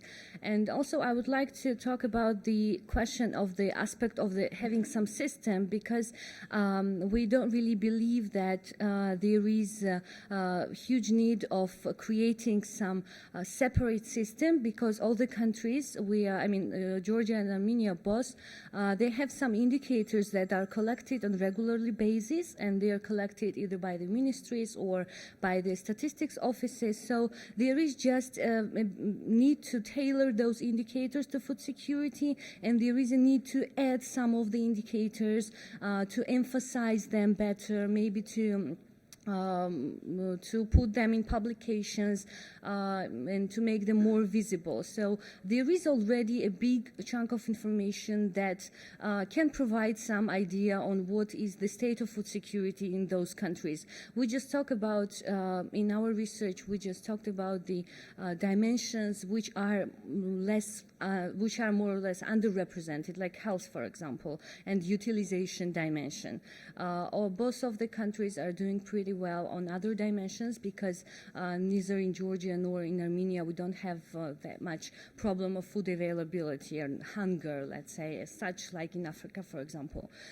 For us, the issues of stable access to food and utilization, we believe that they are more relevant, and we need to work in that areas to improve the availability of indicators in those dimensions. That's basically what I wanted to say. Yes. Would you like to feedback to this point? No? Yes, please. My name is Elmira. I am from WFP country office, and my point is just continuation was what was just said by our colleague, and what Eric was mentioning about the systems that have been already created. And WFP's approach is that we should not create separate systems, but rather strengthen the capacity of the government to monitor the situation. And recently we conducted a comprehensive food security vulnerability nutrition analysis, which was based on the data collected by National Statistical Service. Today in the morning it was presented the Georgian experience on data availability and access. In Armenia as well we have this information. The self-sufficiencies collected by NSS food price indexes are collected and consumption data is collected. And we basically use this information to derive food security indicators. And this serves two different purposes. First of all, it raised the awareness of stakeholders on availability of the data. And secondly, we understood some gaps which can be further strengthened or developed in terms of availability and usage of the data. And currently we are working again with the National Statistical Service to improve some aspects which can then lead to better outcomes in terms of the data availability. This was the first my point, and the second my point is related to school feeding. I'm glad to hear that the interest towards school feeding is really increasing. WFP initiated the school feeding back in 2010 and then handed over the project to the government, and currently 3 provinces are handed over to the government already. And again, here WFP's approach is strengthening the capacity of government to be able to implement sustainable school feeding. And I'm really glad to hear that our colleagues from Oxfam and Mother to Child and Child Alliance are working and putting efforts in this direction as well, because school feeding is very well proved cost-effective approach to address nutrition, education, and food insecurity. It's internationally proved that $1 invested in school feeding gives $5.5 back in terms of benefits. So, thank you. Thank you. My name is László Vajda. I'm coming from Hungary. I would like to make a few comments from the agricultural policy point of view. First of all, I think that what we have heard from the Bulgarian colleague on a special program for smallholders is very interesting. It is a complex program, and it is worth to study by both Armenia and Georgia, because it also shows that even within the framework of the common agricultural policy, you can develop and implement a detailed and diversified program for small farmers. Another point I would like to make is that collecting data should be harmonized to the agricultural policy tools which are available. It is senseless to collect data for which you do not have harmonized tools. So, for example, you can spend a lot of money to collect information on the market of fruit and vegetables or dairy products daily or weekly, but if you do not have any policy tool which can react to that, then it is not only senseless, but as Eric told, not cost efficient.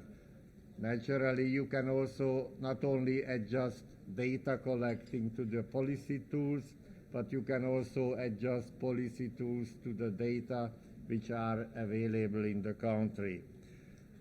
Third remark is that it is very important that you have some unit or institution who can make analysis, research on the basis of the data available. I was very glad to hear that in both countries there is now in the ministry an analysis, monitoring and analysis unit. But I would like to mention that in Hungary we have over 50 years already a specialized agricultural economic research institute. And that research institute has 35 highly qualified experts, and the studies they are preparing are a very important input to the government and to the ministry how they should design future agricultural policies.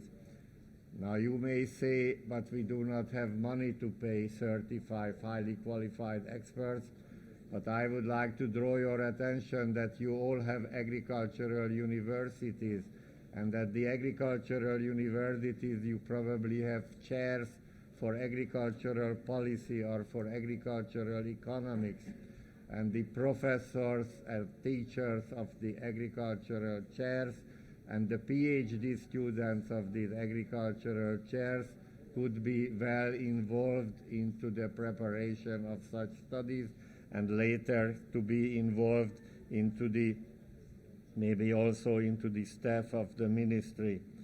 And lastly, on civil organizations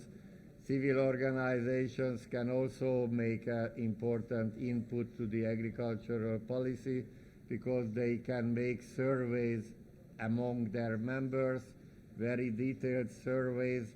The members will be surely more open towards their own organization than to any third party who is coming with a questionnaire. And then based on these surveys of the civil organizations, as I mentioned, inputs can be given to the government to make well-founded agricultural policies. Thank you. If I may react quickly to the civil society organizations comment that you made. You know, it's funny that we think of civil society organizations as organizations that can conduct surveys. In fact, I mean, it's okay, they do that, of course, but in fact, if you think of it, if you think about the history of civil society organizations, go back, I don't know, 100 years, 150 years. They were not called civil society organizations, but they existed, of course. What they did, they organized strikes, protests, in order to send a signal to the society and government that things are broken. There is no food, or there is housing deficiencies or whatnot. So civil society organizations, in the original view, when they were not supported by donors, they were not conducting service, they were actually organizing civil action. And now we think of them as some sort of donor arm that is conducting projects and service. It's a funny, ironic transformation in the nature of civil society organizations, something to think about. Is it funny or not funny? But still, I would argue with you, because there is a change and trends coming with development of organizations and civil society organizations. And if you were talking about strikes, and I'm talking about collaborative advocacy, that you can collaboratively with the government do the program, which is another step for us. And I consider that this is a big step, and we sort of can be even delegated by the government to do something. And there are lots of ministries in Armenia that delegated by the delegating civil society to perform something. There are many hands, so I'll go with the line. Bear with me.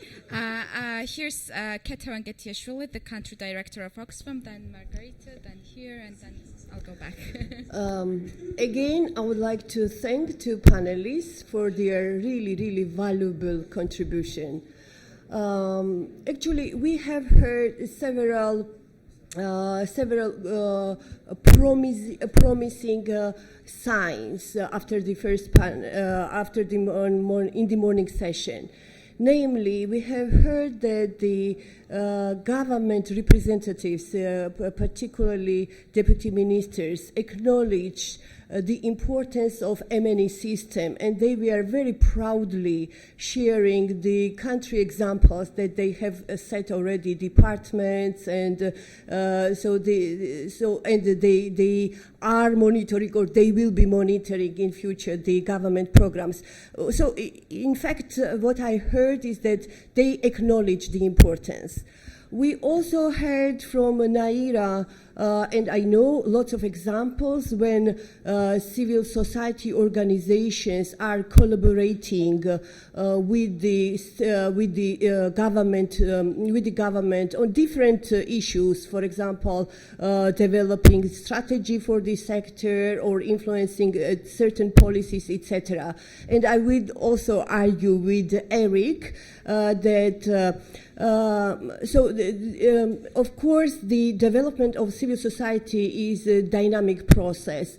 And if we look, the way how we design our advocacy work is we first learn how change happens in the context. And we know that in the change process, civil society can have key role, and in differs by just implementing different kind of strategy. One of them being doing a different kind of surveys and bringing the evidence to the government to change some policies. But this was just replica to my reflection to Eric. But the main point that I wanted to raise, what I didn't hear though in the morning session is that collaboration between different stakeholders. We heard the collaboration of government and civil society organizations, but we know that FSN, this is multidisciplined science, right? So it involves different sectors. For example, so we had the Ministry of Agriculture representative and also Ministry of Health representative, but it also includes number of other sectors. And we have not heard how the government or civil society organizations they assess and evaluate the collaboration between these different stakeholders, mainly the government stakeholders. This is what we have not discussed yet, and I will be really very grateful to hear from the experts what is their view about this kind of collaboration, and if you have some examples, positive or some good lessons, and if you can share, that will be very helpful. Okay, let me start with the collaboration. I totally agree. This is requires intersectoral approach, and nutrition strategy that has been developed in Armenia. It is developed by UNICEF and approved by the Ministry of Health, but also with the government, Prime Minister's government, with the stress of intersectoral approach and creation of donor committee, which could sort of coordinate nutrition issues and coordinate overcoming nutrition issues in Armenia. And it required social protection, agriculture, of course education and health sectors being engaged. Unfortunately, this is the stage of probably development stage of this committee, but this is what we have right now in the country. And in terms of food security, I don't have any information, but this is what I know about nutrition. Regarding collaboration and regarding this particular program that Oxfam is implementing, and because it's Oxfam also with the Save the Children is co-leading of MCH Alliance in Armenia.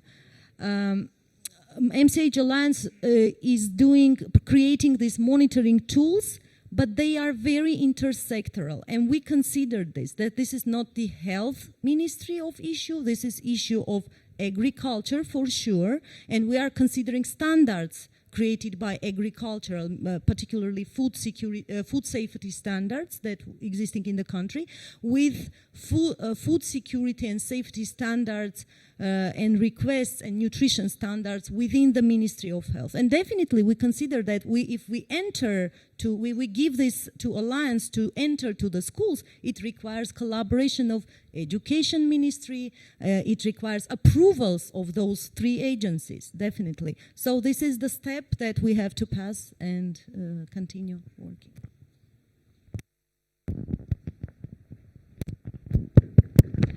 If possible, I will say something else that may be somewhat provocative. You wanted to speak? Okay, let's. Just on the interagency cooperation.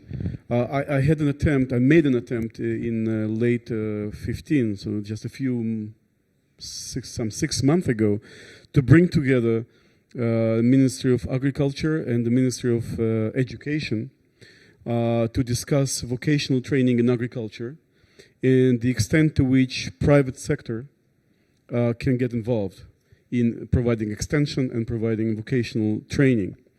I would say the lead was provided by a Deputy Minister of Agriculture, but we made an effort to reach out to the Minister of Education because they are in charge of all the public colleges and so on. And so we managed to bring somebody from that ministry, who I think was the person actually in charge of vocational training. There was a round table with private sector and government and us, the policy, the ICET Policy Institute. And I was looking at sort of the body language of all the people involved and whatever they were saying. And I can tell you that the Minister of Education person was sitting at the table and smiling to her phone and playing on Facebook the whole time. She was on Facebook, like with these funny faces and smiles, not even listening. Which for me was, this was my impression of how intergovernmental cooperation works here.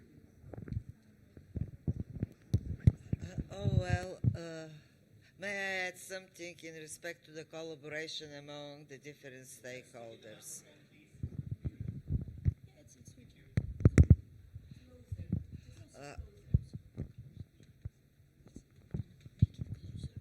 Close. Speaking louder, that's why. I apologize, but I really speak louder, so. For the translator, yeah. In respect to the collaboration among the different stakeholders, it's perhaps the most difficult issue when we have to prepare the final decision of the policymaker, since it should be agreed by all stakeholders. But after a long discussion, many number of discussions organized by the officials, because they are responsible for making the policy, no matter whether it refers to the agriculture or social policy or health policy. But using this policy analysis unit that exists in respective ministry or institutes that dealing with the same problem, preparing enough arguments at the end, the agreement among different stakeholders is reached. This was the case with this so-called small program I presented very briefly during the presentation, and our Hungarian colleague László Vajda mentioned. It took us 4 years before to agree to have this small program within the larger rural development program under the CAP. So that's the process. No other way to get agreement, because the interests are different. In many times they are in the opposite direction, and it's very difficult to have a common decision for both groups that have absolutely different interests. But at the end, with a large efforts, this could be reached in this way.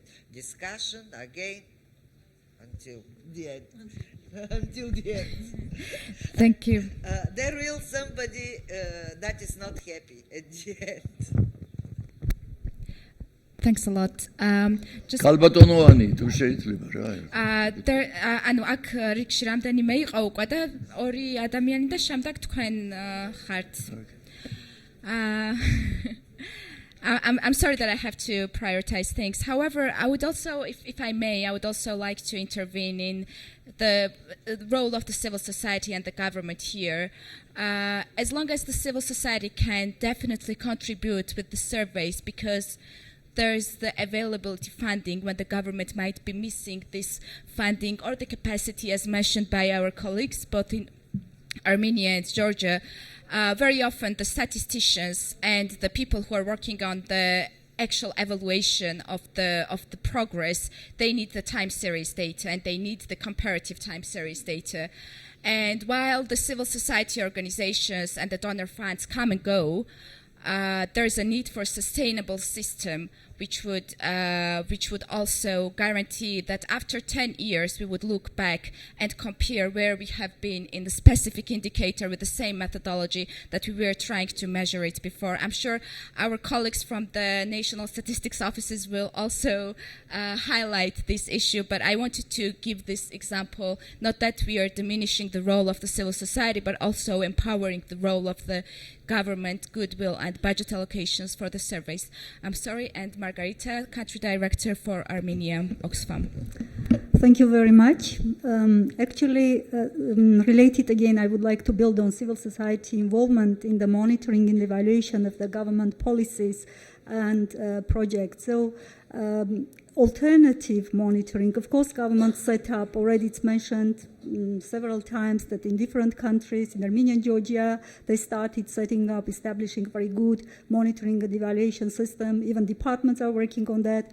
But how important is the alternative monitoring of civil society organizations? Of course, it creates also a lot of challenges, whether it's the quality is ensured, of whether the information, the data collection is so accurate and valid that can be, challenging for them, how they can in a professional way to introduce that. And that's very important point. And I would like to draw your attention our recent involvement in when Oxfam, together with 3 networks working on health, and mother and child health, actually, coalition or network was also involved in it, also Agriculture Alliance, as well as 5 other networks, and were involved in monitoring state projects. Actually, these are budgeted, this is funded by the states, and it created, I just would like to bring one example. We started to evaluate the policies on social benefits for the most socially vulnerable categories, and it identified a lot of inefficiencies, especially in policies, and also how they spend this budget, and also the target groups that identified, for example, the most vulnerable categories. 44% of the people who were actually not entitled to receive the social benefit, they received. 58% of those who are entitled to receive, they didn't. So we identified the inaccuracy and the mistake in the formula, which means the system is not working. Actually, I think that's very important that government acknowledge, recognized, especially Ministry of Social Security, Welfare. The debates are still going on right now, and we submitted a letter with regard to our follow-up of the recommendations. 3 recommendations were there that you need to make sure that the formula is corrected in a way that it targeted socially vulnerable category, because this is the way, how they set up the system, but it's wrong, it's not working, it's not efficient. And the main recommendation was that we are not suggesting to increase the budget, which the government always brings its arguments and excuses that there is no money, we can't increase. But this is inefficiency, how inefficiently you are spending the money, which, it's not targeted right way. So I think that this is just example to share that how important is that civil society organizations, especially how you involve think tank organizations, professionals, in order to ensure this very quality, validated, and compelling, well-argumented recommendations and relevant and prioritized ones, which is, increases also, the value of the collaboration with the government, which is for the benefit of the both society and also for the government as well. This is just sharing, and I would like also to know your views about that. Where we have such examples, where do you think that it's really needs some quality involvement rather than only doing some evaluation and monitoring? It's very important. Thank you very much. Benoit Trudel, the program manager. Margarita, first of all, really thank you for being here with us and for the expertise and the experience that you bring in having worked with this. So my question is maybe similar, is asking for some specific examples where you've worked with civil society to agree on indicators, monitoring. You've used the system, and then this kind of was used, the information for influencing how the policy is being implemented, or you've used the information, because I think that's the essence of what we talked about quite a bit today, of making it sure that it's needs-based. So both, I would ask for Mr. Zarko and Ms. Naira, if you can provide to us, some concrete examples. Thank you.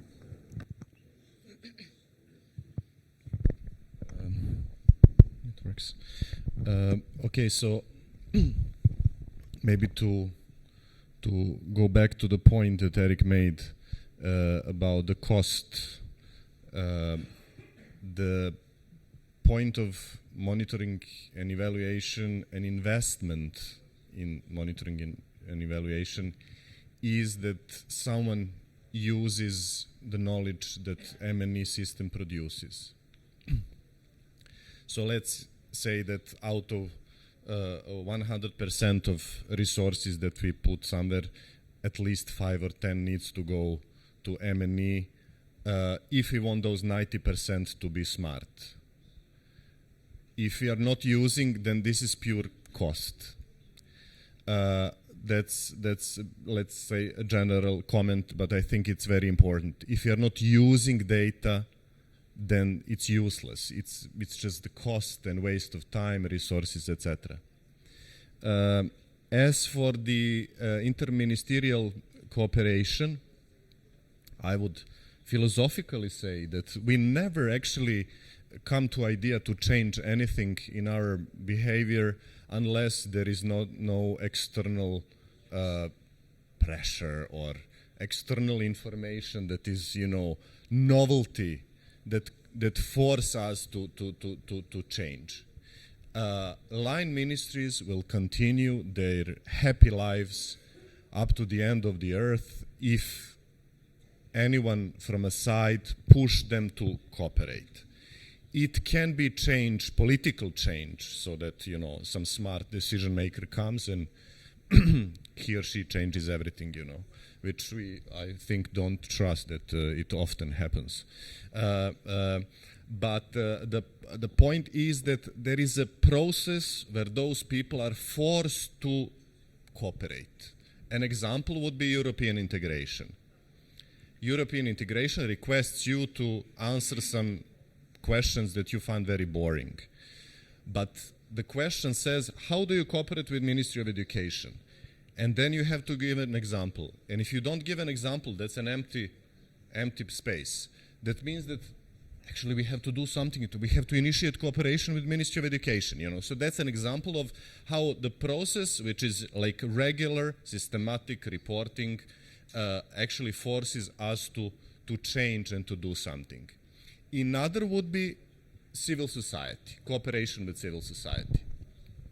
An example would be, for example, inclusive education, when you need to have cooperation between Ministry of Education, Ministry of Social, and Ministry of Health. If those three are not cooperating, then child is suffering. We have, for example, in Serbia, an example where it is forbidden for a child to be sent to the special school. That's a law. And government, if government wants to know, government will know this. But civil society is the one who is telling, guys, you are having Roma kids in a special schools and you're doing nothing about that, So that actually, external pressure actually force ministries to cooperate. And I think that the role of civil society would be to use data, so the data is not the cost. And I think that we should all think about the tools and some mechanisms that we in Georgia, we in Armenia, we in Serbia can create so that our country use data that statistical offices or whomever else actually creates. I would maybe mention that interesting tool that we have, it's not something special, but the policy impact assessment exercise where we actually call civil society or think tanks to do evaluation of certain government policies. And that's a way to involve smart heads to think about something that we as a society care, you know. So the government says, okay, we do something, but we don't know if you're smart or not, you know. Could you help us, provide us methodology for this data, etc., give us the answer. And this process actually, which comes first as a fear from the side of the ministry, whose policy has been evaluated, let's say. But then when the cooperation starts, it goes like this. Could you please send us data? Do you maybe have those disaggregated data?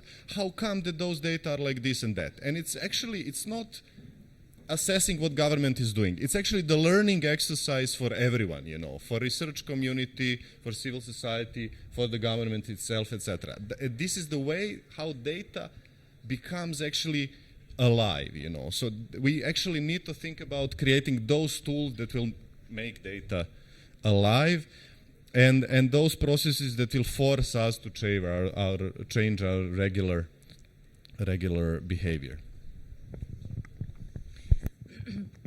I'm just recalling the case of child health hospital care. Unfortunately, I just recalled only this because MCH Alliance we're dealing only with the health sector, mainly with the health sector. But in 2010, we were having data regarding hospital care where over 60% of Armenian parents were forced to pay for child health because it was even insured by the state, but still salaries of the doctors were very low, and they were forced not to ask, or maybe parents were forced to give money for their child hospital care. And in the regions, it was around 50%. And in 2010, it was alarming issue for the country, and NGOs were raising this issue many times. In 2011, it was the government doubled the budget due to this pressure coming from the civil society. But the budget was doubled, and we had tremendous financial increase of accessibility to the hospitals. And this tremendous increased the load of the doctors in the hospitals. And again, civil society doing survey and doing research within this alliance, we came up to the decision that there is a need to change this, somehow make some decisions, because if doctors during the duty can see 60 patients in a day, it's unbelievable and it's impossible. So some of the overloaded hospitals make some changes, putting fellows in admitting rooms. So why I'm saying this is again pressure coming from the civil society, and again pressure coming to do some policy implications after if this reform worked, but not in a better way, or worked but it requires some improvement. There was a question, yes, Mr. David from FAO. Yes, I have a comment. And when this session started, I thought it was going to be about monitoring food insecurity, but I see it's monitoring many things: government programs, food insecurity, all kinds of stuff. But what I want to say was I want to give an idea of the FAO experience with monitoring food insecurity, because we've been monitoring food insecurity around the world for many years, we start out with undernourishment. You're probably aware of our indicator of undernourishment. We've been monitoring it since 1990, and we went from that to we weren't satisfied with just that. So then we created a suite of food insecurity indicators to monitor in most of the countries around the world. And that was based on the theory that food insecurity is that multi kind of lateral concept of access, availability, utilization, and stability. And so, Nedka showed a lot of indicators on the screen. But this is okay. But we, for the SDGs, we're monitoring both undernourishment, and there's another indicator as well. It's called the Food Insecurity Experience Scale. And I'll get back to that in a second. Now, we've monitored food insecurity on the country level, right? It doesn't help you, inside a country. Like, you can't say that those guys up in a certain province are the ones that are suffering from food insecurity, because we only monitor on the country level. But I've worked on a number of projects, FAO projects, where we tried to take our approach that was on the country level and bring it, on the national level, and bring it to the country. And we got all these indicators, the kind of things that NEDCA was putting up, all these prices, balances, everything. And, we put out bulletins in a number of different countries. And this was all EU funded, by the way.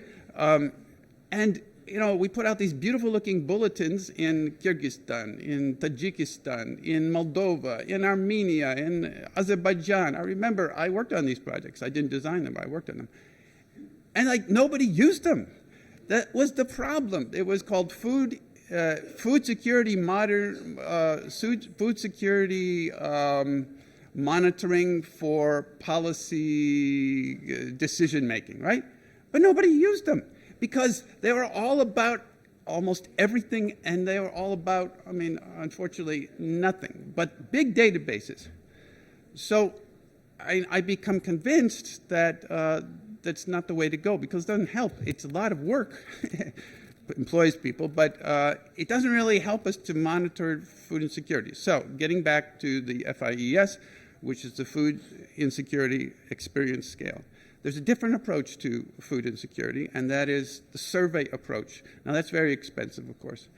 But I'm convinced that the only way that you're going to find out whether food insecurity is particularly severe in that area of the country or another area of the country is by surveys. It's the same thing with poverty. You can't tell unless you do surveys. And, of course, the countries do surveys every single year. But let me get back to the Food Insecurity Experience Scale. The idea is that food insecurity is not that, all those, it's that multilateral kind of concept, but it's an experience that, first of all, if you're suffering from moderate food insecurity, you worry about getting your next meal. You worry about feeding your family. Then you sort of get to the point where you have to substitute away from the foods that you would like to eat toward ones that are, less quality. And then you get to cutting back on what you eat, and then, the last one is cutting back on what your children eat, right? And it's a sort of a gradual scale, from moderate food insecurity to very severe food insecurity. And that can be monitored. It's monitored in a number of countries. It's mostly in the United States and in Latin America. But it's basically 8 questions. And FAO has employed a survey firm around the world. It's called the Gallup World Poll. And there's 8 questions to measure this food insecurity at the country level around the world. And there's about 170 countries, and so we have this information, but it can be done in the country, inside the country, and this is one of the indicators we're going to report on in the SDGs. Is this Food Insecurity Experience Scale. But this, we'll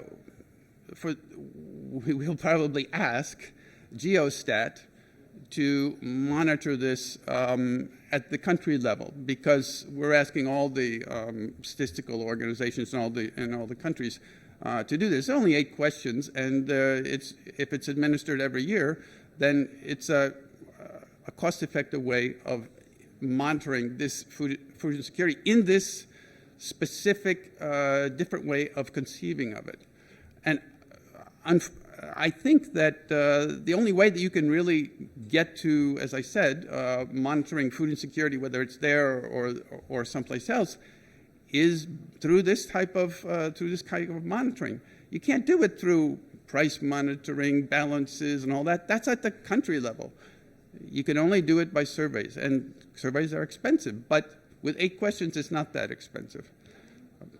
That's all I want to say. That's what FAO over a period of, I don't know, 15 or 20 years has come to that conclusion that, that food insecurity to be monitored properly needs to be survey-based.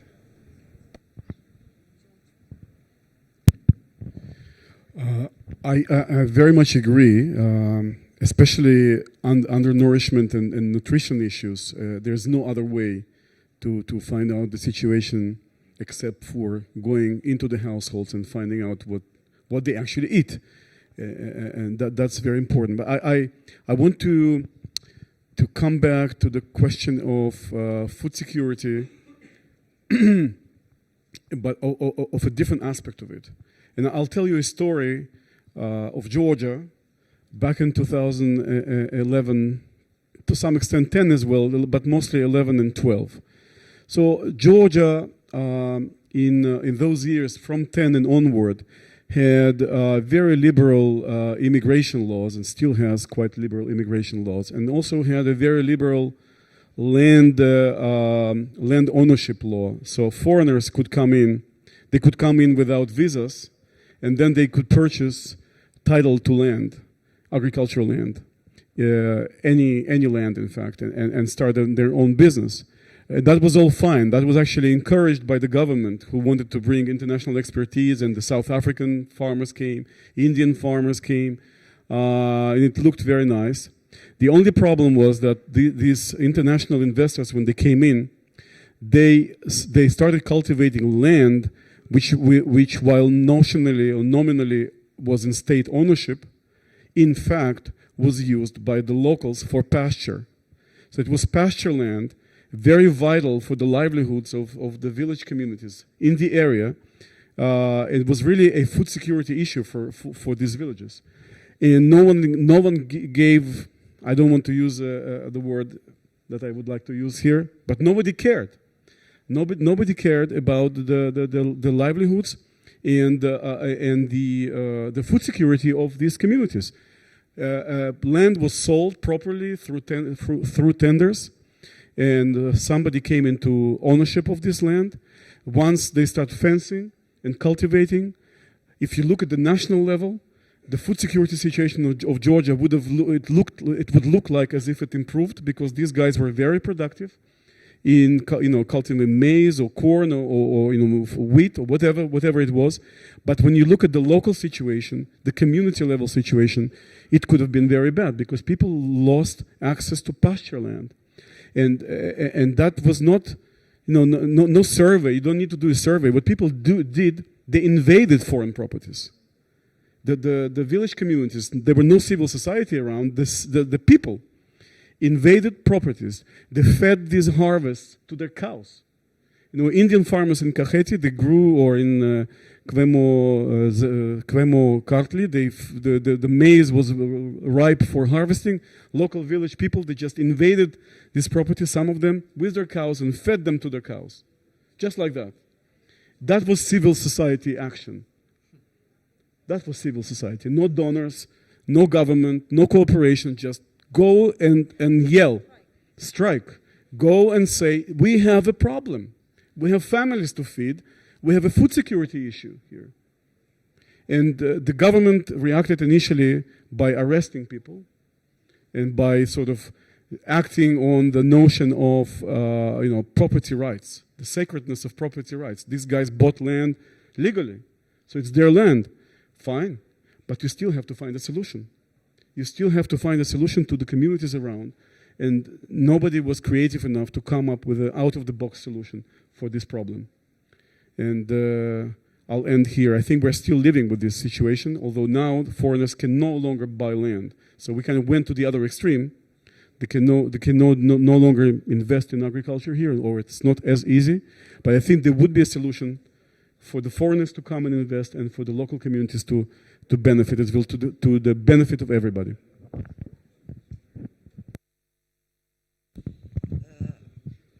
I just would like to add something to what David said.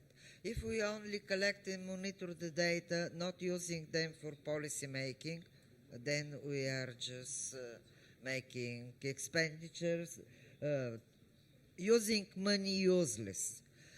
But this is so-called narrow sense, if I could use this term, narrow sense of food security monitoring system. Without proper analysis, without division, no matter whether they will be official division within the Ministry of Agriculture, respectively Ministry of Social Affairs and Ministry of Health, depending on the administrative structure of the country, or separate institution under the umbrella of the respective ministry, without this analytical part of the work, this impact assessment indicators that shows really the picture and make really the data alive, as it was said, the utilization of this food security monitoring system, even if it established, would be relatively low, and the money will be not really properly spent. But talking with the Ministry of Agriculture here in Georgia, and not only here, but since we are discussing the situation in this region now, it seems to me that the officials recognized quite well this lack of enough experience in analytical work with this data to bake up their policy decisions. And perhaps this is one of the directions that we should go further on, just to have really good decision-making process and good results of the money spent. So that's what I would like to add to David's words before. Thank you. Thank you. ძალიან დიდი მადლობა. დაახლოებით 5 წუთი დაგვრჩა. ბატონ შოთა, გთხოვთ. მადლობთ. ტექნიკური უნივერსიტეტის პროფესორი შოთა ჭყეიძე. ძალიან საინტერესო ინფორმაცია მოვისმინეთ ჩვენ ქალბატონი გელაშვილისაგან. მან თავის გამოსვლისას ბრძანა, რომ სომხეთში და საქართველოში არ გვაქვს, ესე იგი, მოსახლეობის შიმშილის პრობლემა. ნუ, რასაკვირველია, ალბათ ეს ეყრდნობოდა გარკვეულ, ესე იგი, შედეგებს კვლევისაც და აუცილებლად გვინდა რომ მოვისმინოთ, ესე იგი, აი ეს თუ რა კრიტერიუმებს ეყრდნობოდა ასეთი დასკვნა.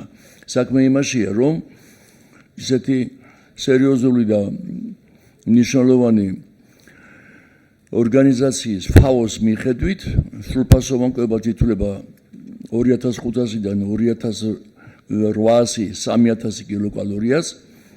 არასრულფასოვანი ეს გახლავთ 2500-ის ქვემოთ 1800-მდე და 1800 კილოკალორია ეს უკვე შიმშილის ფორმაა.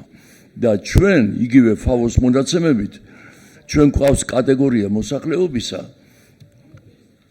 35%, რომელიც იღებს არა 1800, არამედ 1600 კილოკალორიას.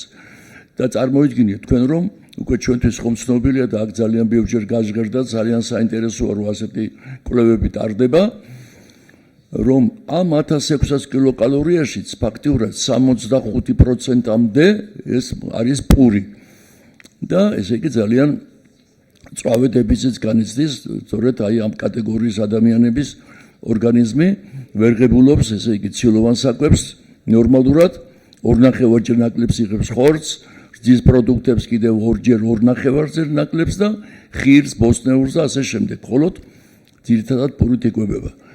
ამიტომ, ესე იგი, აი ეს კატეგორია 35% მოსახლეობის ფაქტიურად არის მოშიმშილე, რა ქვია, კატეგორია ჩვენი მოსახლეობის და ეხლა სიღარიბით თუ გავსაზღვროთ კიდევ ეს კიდევ ამაგრებს ამას, ნუ ბრიტანული კომპანია Oxfam-ის მიხედვით, ისაბოდიში, გელაპის მიხედვით, საქართველოს სამწუხაროდ ჯერ კიდევ უღარებესი ქვეყნების ხუთეულშია ეს გახლავთ. სირია, ავღანეთი, კუნძული ჰაიტი, უგანდა და საქართველო. ამიტომ ნუ ღმერთმა ქნას რომ ისე იყოს როგორც ქალბატონმა სალომემ ბრძანა და ძალიან სასიამოვნო და საინტერესო იქნება ესე იგი აი რას ეყრდნობა ეს რომ ჩვენ ვიცოდეთ რომ აი მდგომარეობა გამოსურდა და ჩვენთან უკვე მოშიმშილე კატეგორია მოსახლეობისა არ გვყავს. მადლობთ.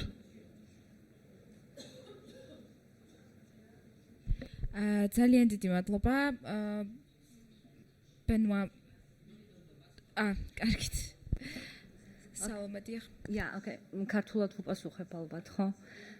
I will respond in Georgian. So, პრინციპში ის ფაქტი, რაზეც მე რომელიც ვახსენე შიმშილთან დაკავშირებით, ვახსენე შედარებითი, ანუ ხო მოგიხსენებათ რომ ყველა ნებისმიერი ცნება შედარებითია, ხო?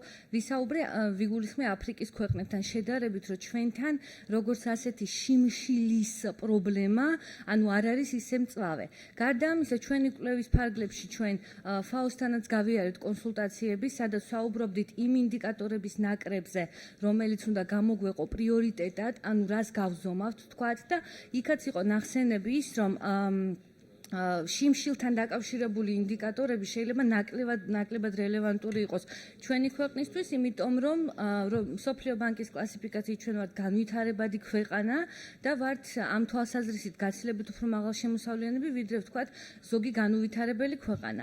გარდა ამისა, თვითონ ინდიკატორს რაც შეეხება, რომელსაც ქვია prevalence of hunger, ანუ შიმშილის, ანუ რომელიც აჩვენებს რა დონის შიმშილია ვთქვათ ქვეყანაში, ამ ინდიკატორის მეთოდოლოგიიდან მომდინარე არსებობს რაღაც პრობლემები. ანუ ის ციფრი, რომელიც მიიღო FAO-მ, ანუ ჩვენ ამ ციფრებზე ვისაუბრეთ ჯეოსტატთანაც, კონკრეტულად იმ განყოფილებასთან, რომელიც ესე ვთქვათ აქვეყნებს მონაცემებს შიმშილთან დაკავშირებით და ჩვენი კითხვარები არ არის ამ ეტაპზე მორგებული აი ამ ინდიკატორის გაზომვას, იმიტომ რომ იქ მოხმარება იზომება სხვანაირად, ჩვენ ვეკითხებით ვთქვათ წინა 2 კვირის განმავლობაში როგორი იყო თქვენი დანახარჯები და რა მოიხმარეთ, რამაც შეიძლება ზუსტად არასახოს, ანუ რეალურად არც სრული მოხმარება, იქ შეიძლება მარაგების საკითხიც იყოს. ყოველ შემთხვევაში იყო იმაზე საუბარი, რომ ზოგჯერ ეს ციფრი საქართველოსთვის გამოდის გაცილებით უფრო მაღალი, ვიდრე რეალურად არის და ამაზე საუბრობდა თვითონ ჯეოსტატის წარმომადგენელი და ეს საკითხი განიხილეს კიდეც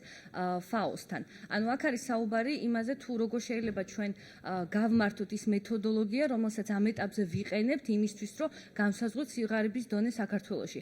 კალორიებს რაც შეეხება, ხშირ შემთხვევაში ეს არ არის, ეს უფრო დივერსიფიკაციის საკითხია ჩემი აზრით, ბევრ შემთხვევაში, ვიდრე მხოლოდ ფინანსური. ფინანსური შეიძლება იყოს, მაგრამ ის, რომ თვითონ ანუ პრაქტიკაც კვების არ არის, დაბალი ცნობიერება არის იმასთან დაკავშირებით, თუ როგორ შეიძლება ადამიანმა რა პროდუქტები უნდა მიიღოს და გარკვეული ჩვევებიც არის ამის მიზეზი, ანუ ამის აღნიშვნაც ასევე მინდა. ანუ ჩვენთან ძალიან უყვართ პური, კი მართალია შემოსავალიც დაბალია, მაგრამ თვითონ ჩვევაც, უნარჩვევებიც არ უწყობს ხელს აი ამ ესე ვთქვათ ჯანსაღ კვებას. ძალიან დიდი მადლობა სალომე. იქ აღარ არის. Yes, we will be having the last question from FAO representative in Armenia. Okay, this is not question. This morning, Mr. Armen Harutyunyan introduced the activity of monitoring and evaluation. I quickly introduce our support to the government of Armenia.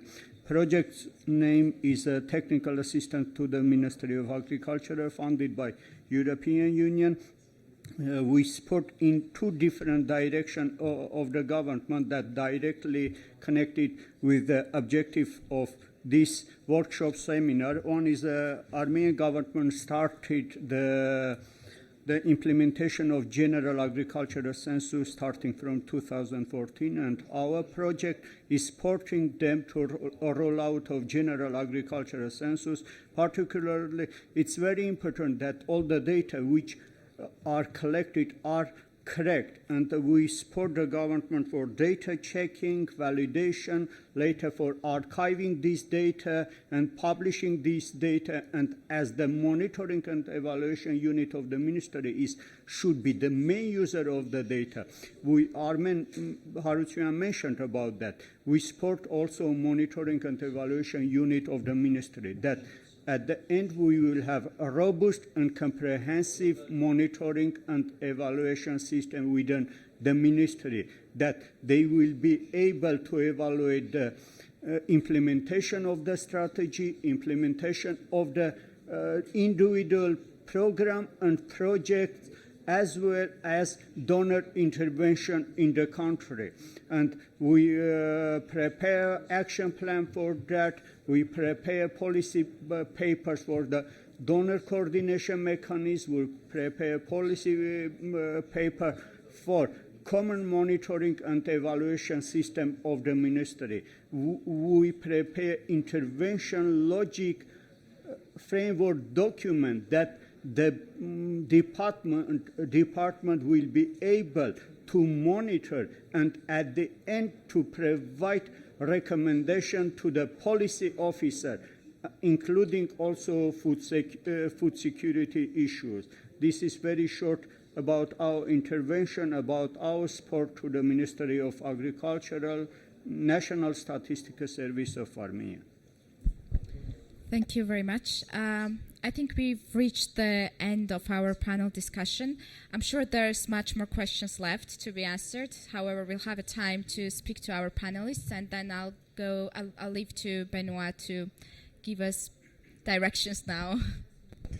Wonderful. So thank you very much. That was a very interesting topic of discussion, and we'll have the opportunity to continue this discussion in the next degustation or during the lunchtime. So really thank you so much for everyone sitting on this panel, and Anna, for supporting with this.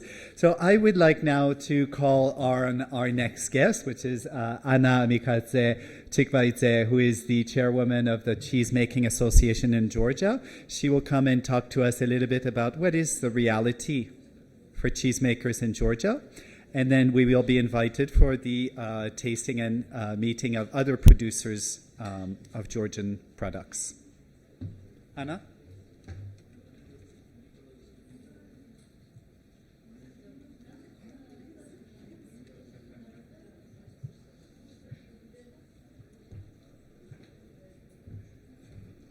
გამარჯობათ. მე ვარ ანა მიქაძე, მეყველე. როცა მეკითხებიან რეგალიებს, ყოველთვის პასუხობ მეყველე. თუმცა მეყველეთ რასაკვირველი არ დაუბადებულ ვარ. მქონდა გარკვეული სამუშაოები, მოვედი მეცნიერებიდან სოფლის მეურნეობაში, ვარ ფილოლოგიის მეცნიერებათა დოქტორი, მედიავისტიკაში, ძველ ქართულში და ძალიან საინტერესო თემაზე ვიმუშავე თავის დროზე, თუმცა ეს დარჩა წარსულში. დღეს მე ვარ ჩვეულებრივი რიგითი მეყველე, უბრალოდ ვიტვირთე ის, რომ გავაკეთეთ ასოციაცია, სადაც გავაწევრიანეთ საქართველოში მცხოვრები ყველა მეყველე და ვართ ასე ვთქვათ არაპარკეტის ასოციაცია. ოფისიც კი არ გვაქვს თბილისში და არც გვჭირდება, იმიტომ რომ ჩვენ თვითონ ჩავდივართ.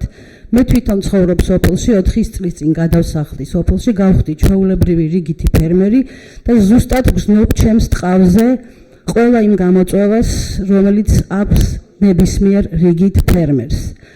გამოწვევები ძალიან ბევრია, თქვენ ეს ჩემზე კარგად იცით, თქვენ ხართ ძალიან ლამაზი ადამიანები, ძალიან ლამაზად გაცვიათ, ძალიან კარგად გამოიყურებით, ბევრი ცოდნა დააგროვეთ და ამ ცოდნას და ახმართ ამ პრობლემებს, აკეთებთ ანალიზებს, ზომავთ შიმშილს, მაგრამ ეს ყველაფერი საბოლოო შედეგი, თქვენ ხომ იცით, რომ ის ადამიანია, ვისი პროდუქციაც უკან კიდია თქვენს სურგს უკან.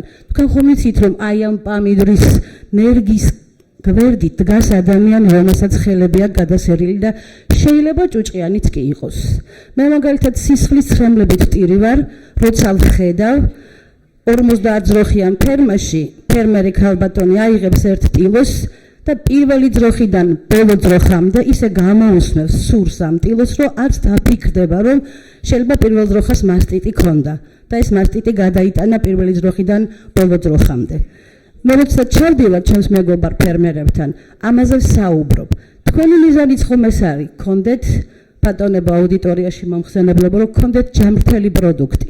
ამიტომ ჩემი დღევანდელი გამოსვლის მიზანი არის ჩვენი ლამაზი მანქანებიდან, ჩვენი ლამაზი ტანსაცმლებიდან ხანდახან ამოვიდეთ და ჩავიდეთ იქ სოფლებში და მათ ჩაუტანოთ ერთადერთი რამ, ცოდნა. ცოდნა რომელიც თქვენ დააგროვეთ, ცოდნა რომელიც თქვენ გაქვთ, ცოდნა რომელსაც თქვენ ყოველდღე იძენთ.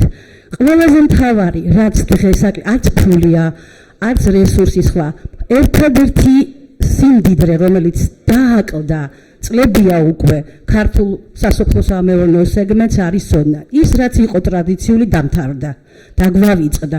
მე ასევე ჩემს ტყავზე გადავიტანე როგორც ეთნოგრაფმა, როცა ვნახე, რომ გქონდა არა 4 ყველი, რომელსაც საბჭოთა პერიოდი ძალით გვტენიდა თავში, რომ ჩვენ მარტო 4 ყველი გვაქვს, იმერული, სულგუნი, გუდა და ქარხნული ყველი. სინამდვილეში გვაქვს 80-ზე მეტი ყველი. ეს 80-ივე რეცეპტი დღეს დამუშავებულია. ჩვენ გვაქვს 80 საუკუნოვანი ჭურჭელი. აქ ჩემი სურათი კიდია და დიდი მადლობა ბენუას ამისთვის, მიხარია რომ კიდია ჩემი სურათი. აი ეს ჭურჭელი რომელიც გამოფენილია ფოტოზე, ასევე მაქვს მოტანილი დარბაზში, სადაც თქვენ ჩვენს ყველს გასინჯავთ. 80 საუკუნის ჭურჭელი, როცა მსოფლიო ამბობს, მე არ ვიცი ახლა სწორს ვამბობ თუ არა, მაგრამ სტატისტიკით მსოფლიო ყველის წარმოება ითვლის 4000 წელს. როდესაც ქართულ არქეოლოგიურ მუზეუმებში ინახება 8000 წლის ჭურჭელი. როცა ასეთი ისტორია გაქვს ქვეყანას, როცა ასეთი ეთნოგრაფიული მასალა გაქვს და არქეოლოგიური მასალა გაქვს, კეთილი უნდა ინებო და იმ შენს ძველ რეცეპტებზე დაყრდნობით იპოვო შენი ნიშა დანარჩენ მსოფლიოში. მე მეც თავს არ შეგაწყენთ, კიდევ ერთხელ გთხოვთ. აუცილებლად ის სამიზნე ჯგუფი, რომელიც თქვენ კვლევისთვის გაქვთ არჩეული, გელოდებათ თქვენ ცოდნის ტირაჟირებისთვის. ჩაუტანეთ მასე ცოდნა და ბოლო თხოვნა ჩემი, როცა წახვალთ დარბაზიდან პასტები და ფურცლები დამიტოვეთ. იმიტომ რომ მე როცა ჩავდივარ სოფელში ძალიან ბევრი პასტა და ფურცელი მჭირდება. თან არ წაიღოთ. მე წავიღებ და ფერმერებს დავურიგებ. დიდი მადლობა.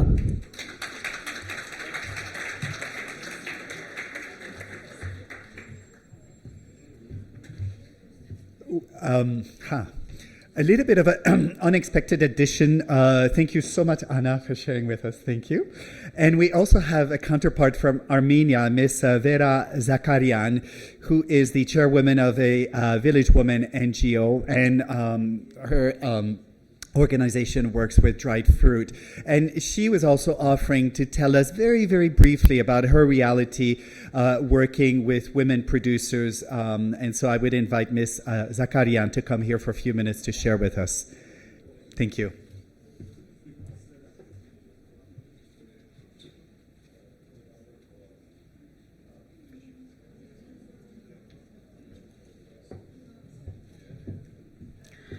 Շնորհակալություն։ Ես ողջունում եմ երկու հարևան երկրների միջև այս հրաշալի միջոցառումը, որը չափազանց լավ հարթակ է ներկայացնելու խնդիրը երկու երկրների միջև։ Ես մասնագիտությամբ մանկավարժ եմ, 25 տարի աշխատել եմ դպրոցում, վերջին տասնամյակում տնօրինել եմ դպրոցը։ Այն տարիներին, երբ քանդվեց սովետական միությունը եւ երկրում նոր կարգեր ստեղծվեցին, հին կարգերը այլևս չէին գործում եւ նորը դեռևս չգիտեինք ինչպես անել։ Ապրելով հին համակարգում մարդիկ մտածում էին շատ ամոթ կլինի որևէ մեկի մոտ գնալ աշխատել, որովհետեւ փակվել էին բոլոր գործարանները եւ սովխոզ կոլխոզները, որ կային գյուղերում, եւ առանձնապես շատ դժվարացավ հատկապես գյուղական կյանքը։ Սկսեցին արտագնա աշխատանքը, տղամարդիկ դուրս եկան եւ ամբողջ հոգսը մնաց կանանց վրա։ Եվ մտավորական կանայք փորձեցին ելքեր գտնել։ Ես մասնավորապես ստեղծեցի գյուղիկին կանանց հասարակական կազմակերպությունը, որը խնդիր ուներ բացահայտելու սոցիալական, կրթական, մշակութային, առողջապահական եւ բնապահպանական խնդիրները համայնքներում։ Մենք այսօր խոսում ենք արդեն 15-20 տարի առաջվա լուրջ խնդիրների վերացման մասին եւ դեռևս դա խնդիր է, պատկերացրեք այն տարիներին ինչ կարգի խնդիրներ էին, շատերս անցել ենք դրա միջով եւ շատ կազմակերպություններ մեզ օգնել են, այդ թվում նաեւ Oxfam-ը, հրաշալի գործունեություն է ծավալում Հայաստանում, ցավոք սրտի ոչ բոլոր մարզերում, ես այն մարզում եմ, որտեղ Oxfam-ը չի գործում, բայց որպես հասարակական կազմակերպություն ես համագործակցում եմ Oxfam-ի հետ եւ Oxfam-ը նաեւ գնահատել է իմ աշխատանքը գյուղ ոլորտում եւ կրկնակի հերոս եմ ճանաչվել Oxfam-ի եւ գյուղնախարարության կողմից եւ նաեւ կին ձեռներեցության դեսպան եմ Սրանք չեմ անհամեստորեն նշում որպես տիտղոսներ, այլ պարզապես մարդ, որը շատ մտահոգ է գյուղի խնդիրներով եւ ցանկանում է լուծել որոշ խնդիրներ, որոնք հատկապես մարտահրավերներ են կանանց գործունեության ոլորտում, գյուղական կանանց եւ չափազանց կարեւոր է այսօր սննդի անվտանգության խնդիրը չգիտեմ ես ինչքան ժամանակ ունեմ, հարցը բավականին գլոբալ է եւ կկարողանամ արդյոք իմ բոլոր տպավորությունները կիսել ձեր հետ, բայց ես կարծում եմ, որ այս խնդիրը շատ հրատապ է եւ նա ներառում է ամենանուրբ խնդիրներից սկսած կենցաղավարությունից, գյուղական կնոջ, ընտանիքից, ինչպես մենք ասում ենք, փոքր ֆերմերից, հիմնականում այսօր կանայք են ֆերմերները մեծ մասամբ եւ նայեք ինչու է խնդիրը գյուղում մնացել են այն կանայք հիմնականում որոնք ցածր կրթություն ունեն ուսուցիչները չհաշված եւ բժիշկները նրանց համար աշխատանքը հողում գյուղատնտեսական աշխատանքը մի տեսակ շատ ներողություն այս բառը պիտի ասեմ արհամարված աշխատանք է Ես կենթանի օրինակ եմ ֆերմերի, ես ունեմ իմ տնտեսությունը, ես նաև ճիր արտադրող եմ, պանիր արտադրողը շատ լավ կհասկանա, թե ինչ խնդիրներ են ծառացած այսօր արտադրողի առջև, բայց ես փորձում եմ հաղթահարել խնդիրները, չեմ մղկտում, չեմ լացում, թե օգնեք եւ այլն։ Ես ուզում եմ անդրադառնալ նաև մեր հարգարժան պարոնի կարծիքին, որ ՀԿ-ները այսօր միայն գումարներ են վերցնում դոնորներից կախված ինչ որ խաղալիքներ են ներողություն Ես ՀԿ եմ եւ իմ ամբողջ գործունեությունը ես ծավալել եմ իմ սեփական միջոցներով, չեմ օգտվել ոչ մի դոնորից եւ ոչ մի գրոշ չեմ ստացել, ես նվիրյալ եմ գյուղի համայնքի կյանքին եւ փորձում եմ վերհանել շատ խնդիրներ։ Սոցիալական խնդիրների հարցում ես փորձում եմ գտնել կազմակերպություններ, որոնք կարող են լուծել սոցիալական խնդիր տվյալ ռեգիոնի համար։ Տարբեր ռեգիոններ, օրինակ մեր տարածաշրջանը մրգերի եւ բանջարեղենների արտադրող տարածաշրջան է եւ մենք կարող ենք ասենք 4 մրգեր արտադրելով սոցիալական խնդիր լուծել։ Լեռնային շրջաններում կարող են անասնապահական խնդիրներ ծրագրեր իրականացնել եւ կաթի, պանիրի վերամշակման խնդիրներ լուծել, ես փորձել եմ այդ կանանց կապել այդպիսի ծրագրեր իրականացնող կազմակերպությունների հետ։ Շատ կարևորում եմ կրթության խնդիրը եւ հենց կրթության ոչ բավարար լինելն է, որ ստեղծում է սննդի անվտանգության խնդիր, ուրեմն ես կարծում եմ, որ պետք է հնարավորինս իրազեկել գյուղի կանանց սննդի անվտանգության հետ կապված։ Այսօր միայն սննդի բացակայությունը կամ պակասությունը չի խնդիրը, այլ նաև նրա ճիշտ օգտագործումը եւ պահպանությունը։ Չափազանց կարևոր է դա։ Ես կարծում եմ բավականին գլոբալ եւ լուրջ խնդիրներ են քննարկվել։ Հուսով եմ, որ յուրաքանչյուրը այստեղից պետք է գնա նոր գիտելիքներով եւ նոր մոտեցումներով եւ փորձի իր այս տպավորությունները իրականացնել յուրովի իր մարզում, իր տարածաշրջանում։ Օգտվելով առիթից ուզում եմ շնորհակալություն հայտնել Oxfam կազմակերպությանը, հայաստանյան գրասենյակին, նրա ղեկավարությանը լուրջ աշխատանքների համար։ Շնորհակալություն։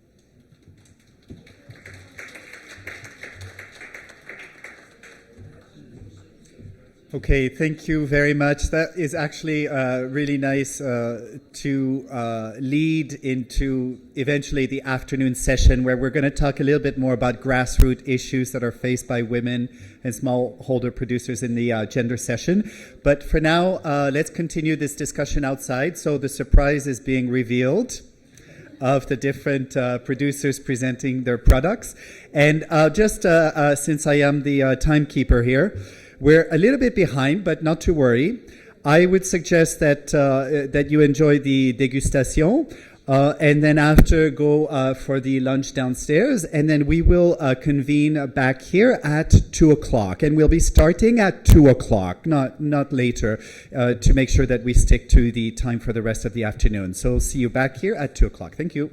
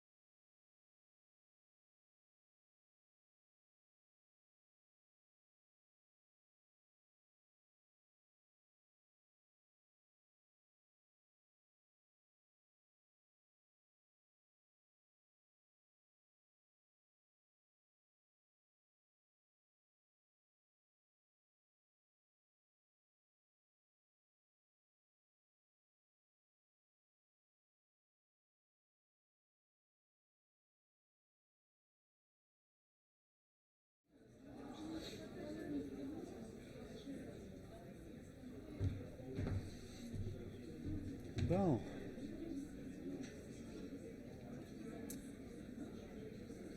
Okay, welcome back from the lunch. Yeah. So we will have now the final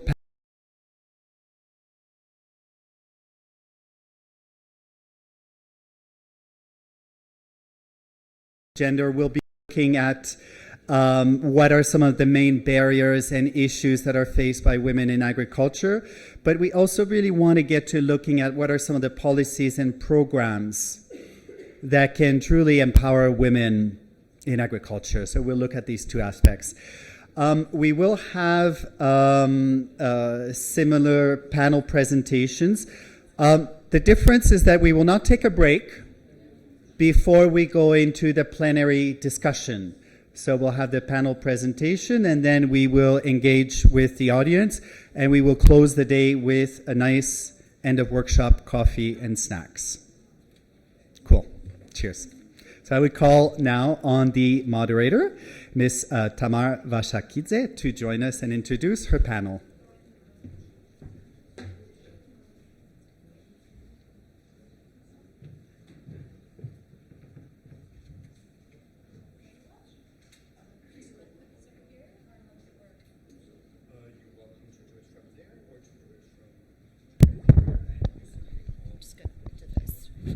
Does this work? Can you hear me? Okay, great. Good afternoon, ladies and gentlemen. I do represent UN Women at this point, but until very recently, I've had the privilege of working for Oxfam for 3 extensive years, leading on mainstreaming gender in its agricultural and food security programs. And I'm also co-founder of Bridge, which is the Oxfam Legacy NGO in Georgia. So for me, it's of utmost pleasure that I'm back with Oxfam today, being part of this initiative and this panel. At Oxfam, we like to say that we put women's rights in the heart of all we do. And what this panel basically stands for today is it's translating the slogan into an action. For the hour and a half or so, we will be focusing on gender equality and agriculture, exploring issues pertaining to the barriers that women are facing in the sector, as well as exploring what potential programs and policies can empower women in agriculture and food security. We are often asked what gender equality and agriculture have to do with each other. And I know that even in this room, there may be skeptics within the government, as well as civil society and even farmers, who do not see the correlation between the two concepts. The truth is that the correlation is very simple. More than half of smallholder producers, both in Armenia and Georgia, are women. And if our goal is to increase agricultural productivity and competitiveness of smallholder farmers, it means that we cannot leave the women behind. Let me start by introducing our honorable speakers. May I ask Ms. Anna Pashalishvili from UN Women to come up. She is our keynote speaker today, and she will be presenting key findings and recommendations of UN Women's recent research on gender assessment of agriculture and local development systems. Please, Anna. Good afternoon. So shall I start with the... I'm not waiting for other actually, before you start, can we also ask other panel members to come up as well? We have Ms. Elena Rusetskaya, who is the head of Women's Information Center, one of the leading women's rights organizations in Georgia. We have Ms. Tamara Hovnatanian, who's head of Oxfam's longtime partner organization in Armenia. It's called ProMedia Gender NGO. And we have Ms. Nino Janashia, who is the operations manager of Bridge Innovations and Development, the Oxfam Legacy NGO in Georgia. Please, ladies. Thank you for being with us here today. And now let's give the floor to Anna from UN Women. Good afternoon. I can really start now. Thanks, first of all, very much for inviting me and giving us a chance to present this very interesting study, which generated a lot of information for programming for us, and I think it's also very important for the state agencies to use this information generated by the study in their programming. So thank you again. This study, which I will be presenting, is Gender Analysis of Agricultural and Local Development Systems in Georgia. Unfortunately, it's only for Georgia. The study has been commissioned by UN Women to ACT, it's the National Local Research Organization, and the study has been funded by SDC, Swiss Development Cooperation, and ADA, which is Austrian Development Cooperation.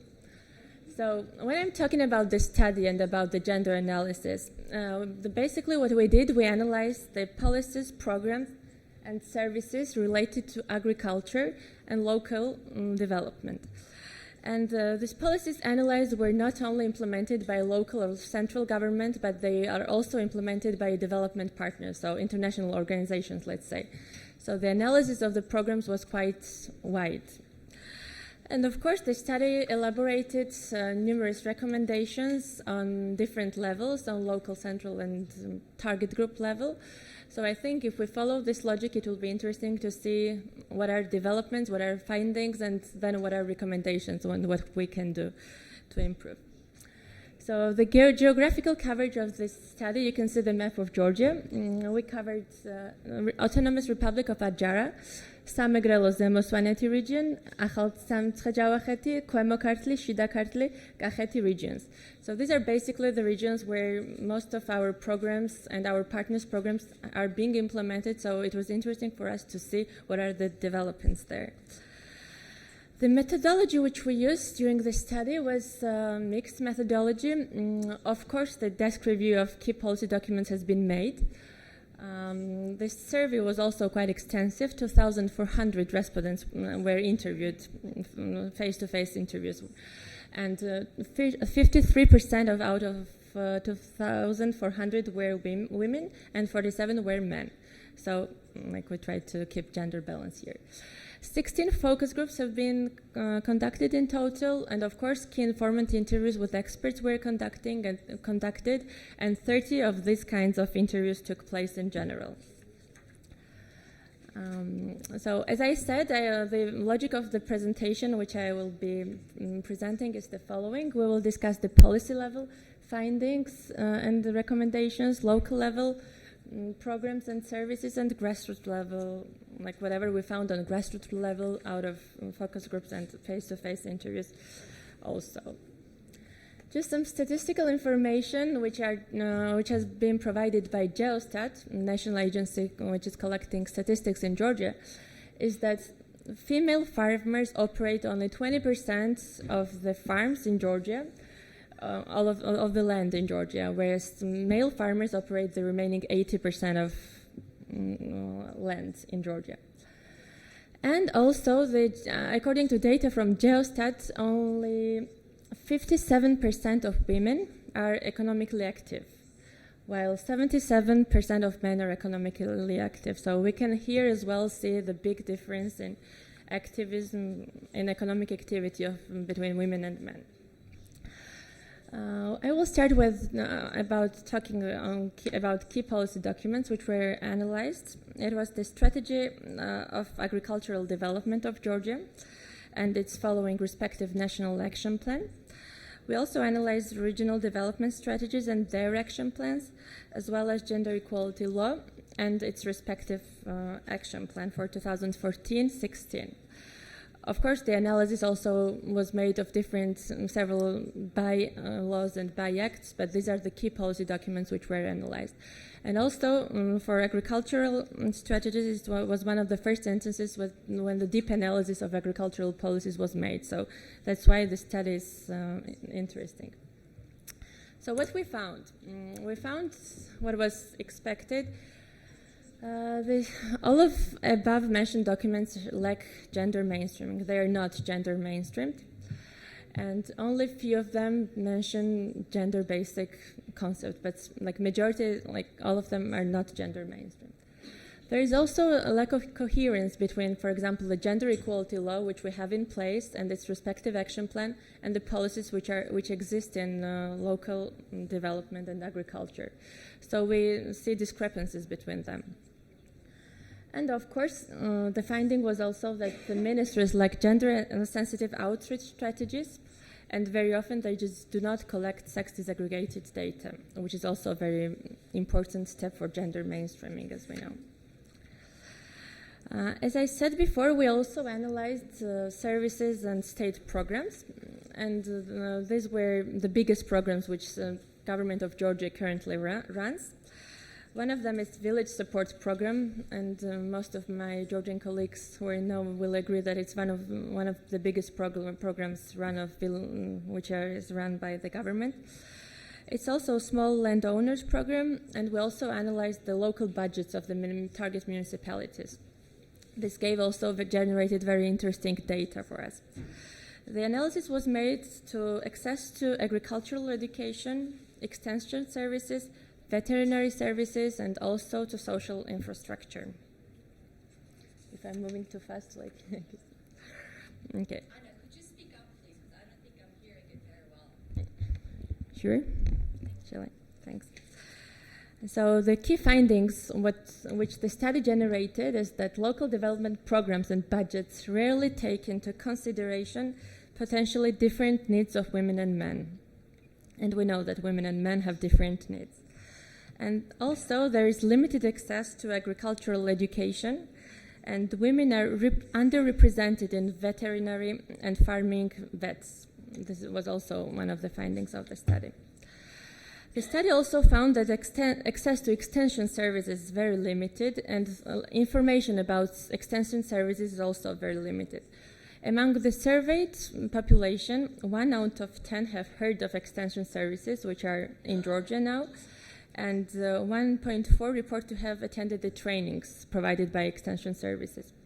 And it should be noted that the difference between information of men and women was also quite big. There was 20% difference, like women were less informed about extension services than men were.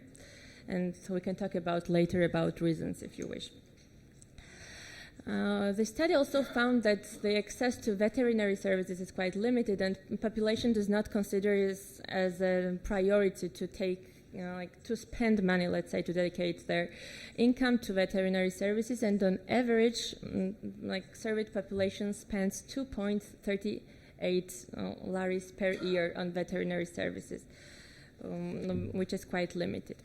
The study is very detailed, and it gives you information about per region. So whoever is interested can then see the details in the study. One very important barrier identified by the study and by the practice as well is that there is no decent access to infrastructure, social infrastructure. We see that access to kindergarten varies per region. And you can say, for example, in Kakheti region, there is 7% of respondents report that they do not have access to kindergartens. But in Samtskhe Javakheti and Kwemokartli, it's 57% and then 62% respectively. So you see it's quite big number of respondents who do not have access to kindergarten. And these regions are mostly densely populated by ethnic minorities, and it also has its implications. We can also discuss this later if you wish. So one of the very serious barriers for women's participation is access to social infrastructure. As I also said before, the study generated some recommendations. So what we can change? Of course, the first solution is to mainstream gender at local and national levels.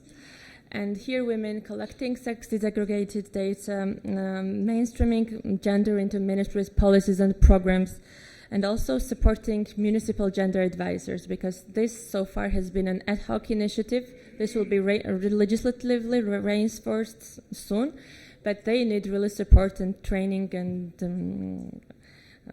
programmatic support.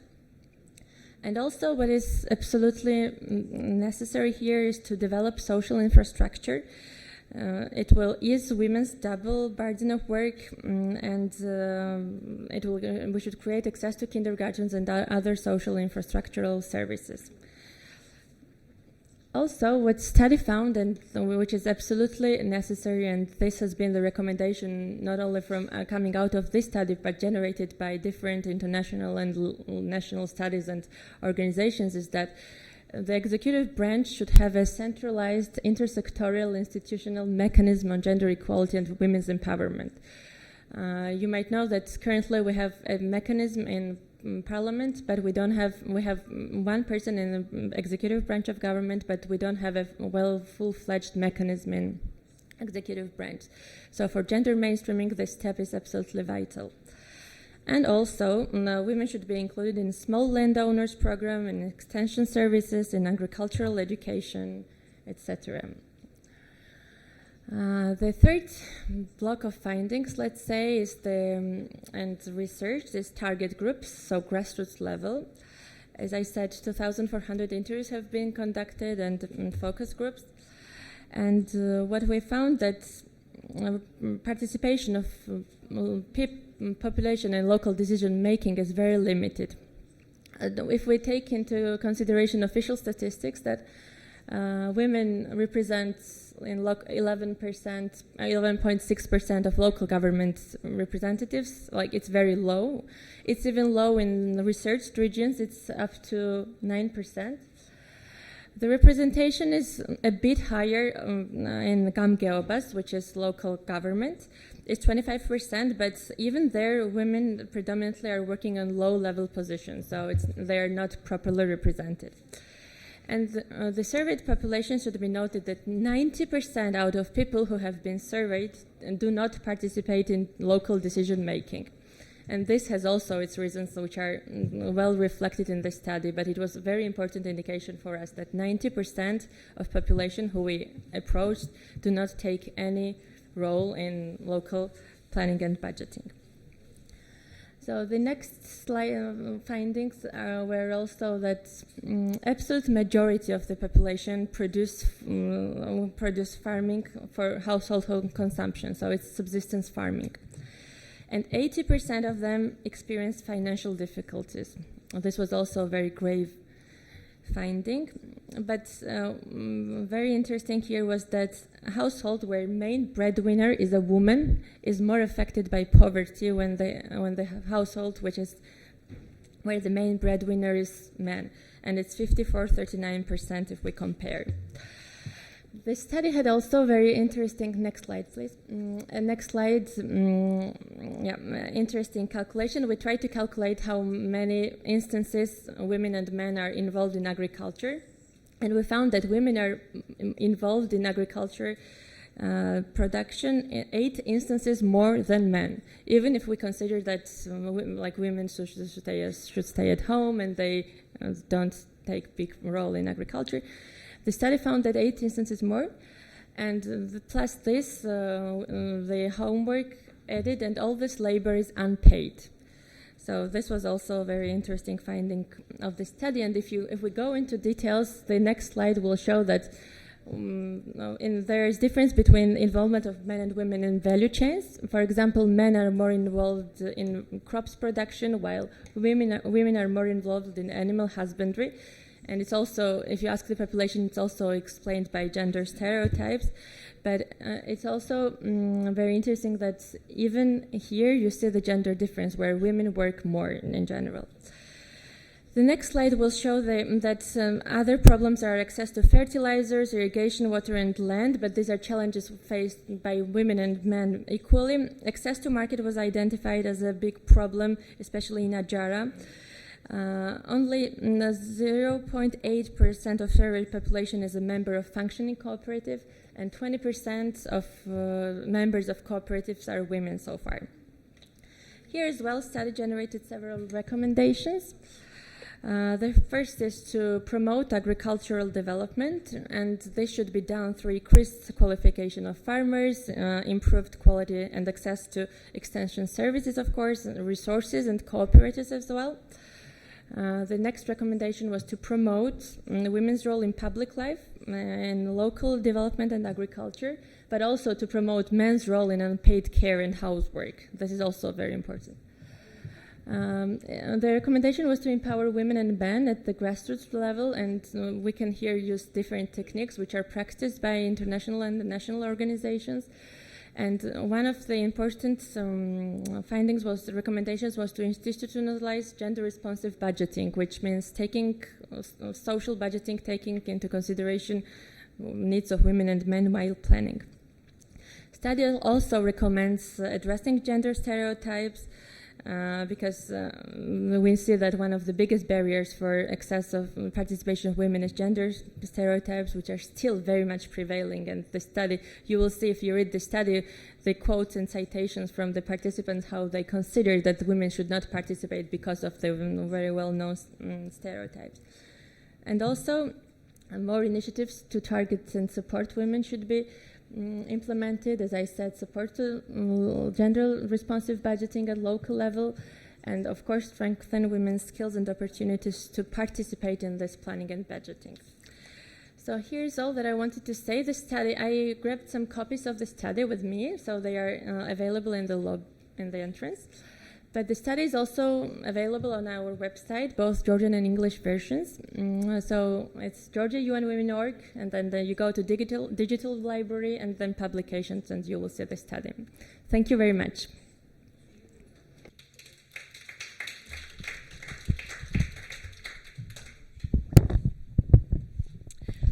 Thank you, Anna. It's a really interesting presentation, and I just wanted to emphasize that the findings of this research are very closely matched with the findings of the survey that Oxfam conducted in 2014. It wasn't a large-scale research, but it did generate a lot of important information about some of the key barriers, gendered barriers for women in agriculture, and I see that a lot of them have also been reflected in this report, and I do hope that these research findings, including that of UN Women, Oxfam, and others that are available, will be used to inform evidence-based strategies and policies within the government to empower women in the sector. Now, I understand that there may be additional questions to this presentation, and I would like to assure you that once we are done with this panel, we will have about half an hour for Q&A session. But now I would like to move to our civil society organization representatives and ask them a few questions building on the report findings of the UN Women Research, as well as bringing and highlighting their experience in this regard. Maya, the question that I have for you are twofold. So, first of all, I know that your organization has a lot of experience when it comes to empowering women, and agriculture is no exception in this regard. I also know that you have carried out a research focusing on women's social and economic needs, but I know that women's problems and challenges in the agriculture in particular were a focus of that research. Could you briefly elaborate on what the main findings of this research are, again with focus on agriculture, and could you also speak about what type of policies and programs would you like to propose to the government that you think would be beneficial in terms of promoting gender equality in agriculture and food security? Thank you, Tatia. Ladies and gentlemen, allowed to speak in Georgian.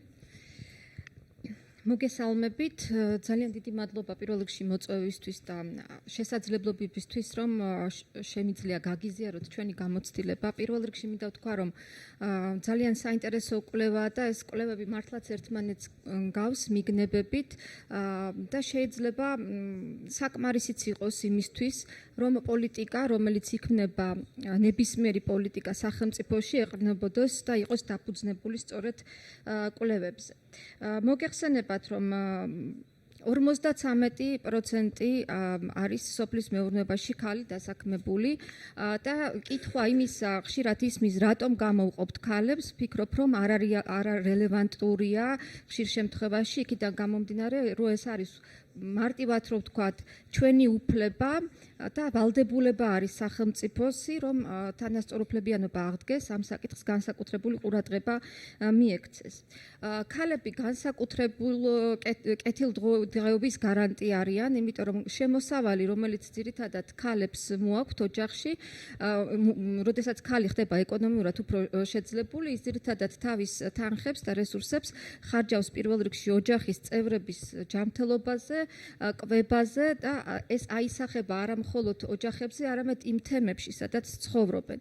მაგალითის სახით მინდა მოგიყვანოთ, რომ ჩვენი ორგანიზაცია ქალთა საინფორმაციო ცენტრი რამდენიმე წელი მუშაობს კოოპერატივების შექმნას ხელს უწყობს, ქალთა კოოპერატივების, აქაც ძალიან დიდი სხვაობა 1400-ზე მეტი კოოპერატივი არის შექმნილი და აქედან მხოლოდ 45 კოოპერატივი არის ქალთა.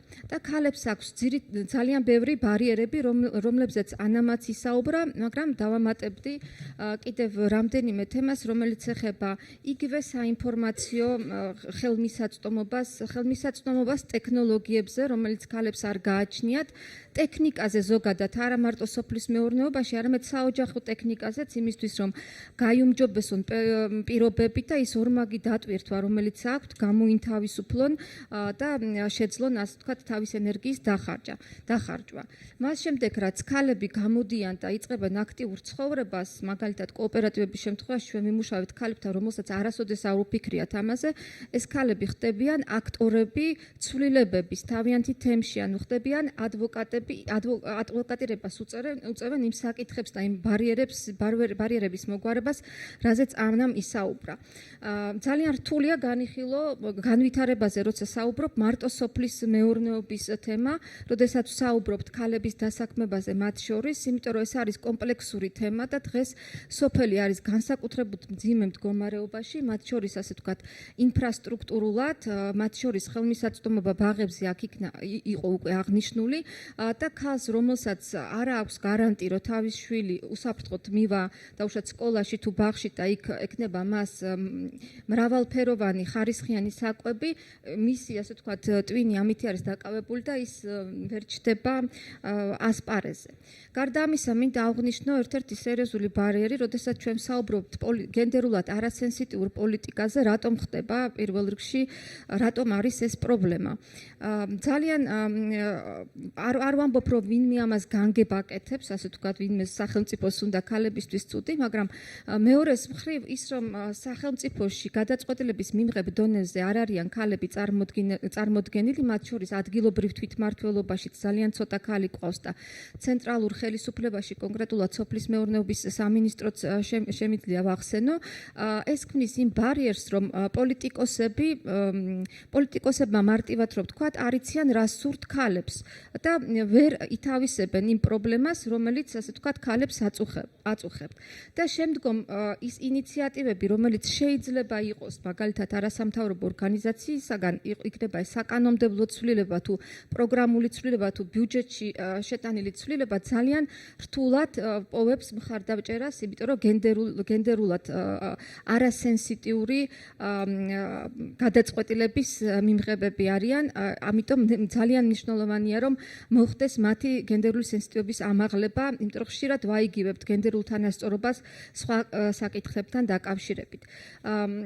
ძალიან მნიშვნელოვანი რეფორმა იყო ნამდვილად გატარებული და ძალიან მნიშვნელოვანი მხარდამჭერაა ეს კოოპერატივების მხარდაჭერა და მათ შორის საერთაშორისო ორგანიზაციების მხრიდან, რა თქმა უნდა, ეს პოლიტიკა უნდა გაგრძელდეს, მაგრამ მე მინდა ვახსენო მაგალითად გუშინდელი პრეზენტაცია, რომელიც ეხებოდა სოფლის მეურნეობის განვითარების სტრატეგიას და როდესაც ჩვენ საუბრობთ, მაგალითად პირველი სტრატეგია იყო ქალთა დასაქმებისთვის კონკურენტუნარიანი გარემოს შექმნა, ქალი ვერანაირ კონკურენციას ამ სიტუაციაში ვერ გაუწევს, იმიტომ რომ როგორც უკვე აღვნიშნე, არ არის ცდომა სხვადასხვა ტიპის რესურსებზე.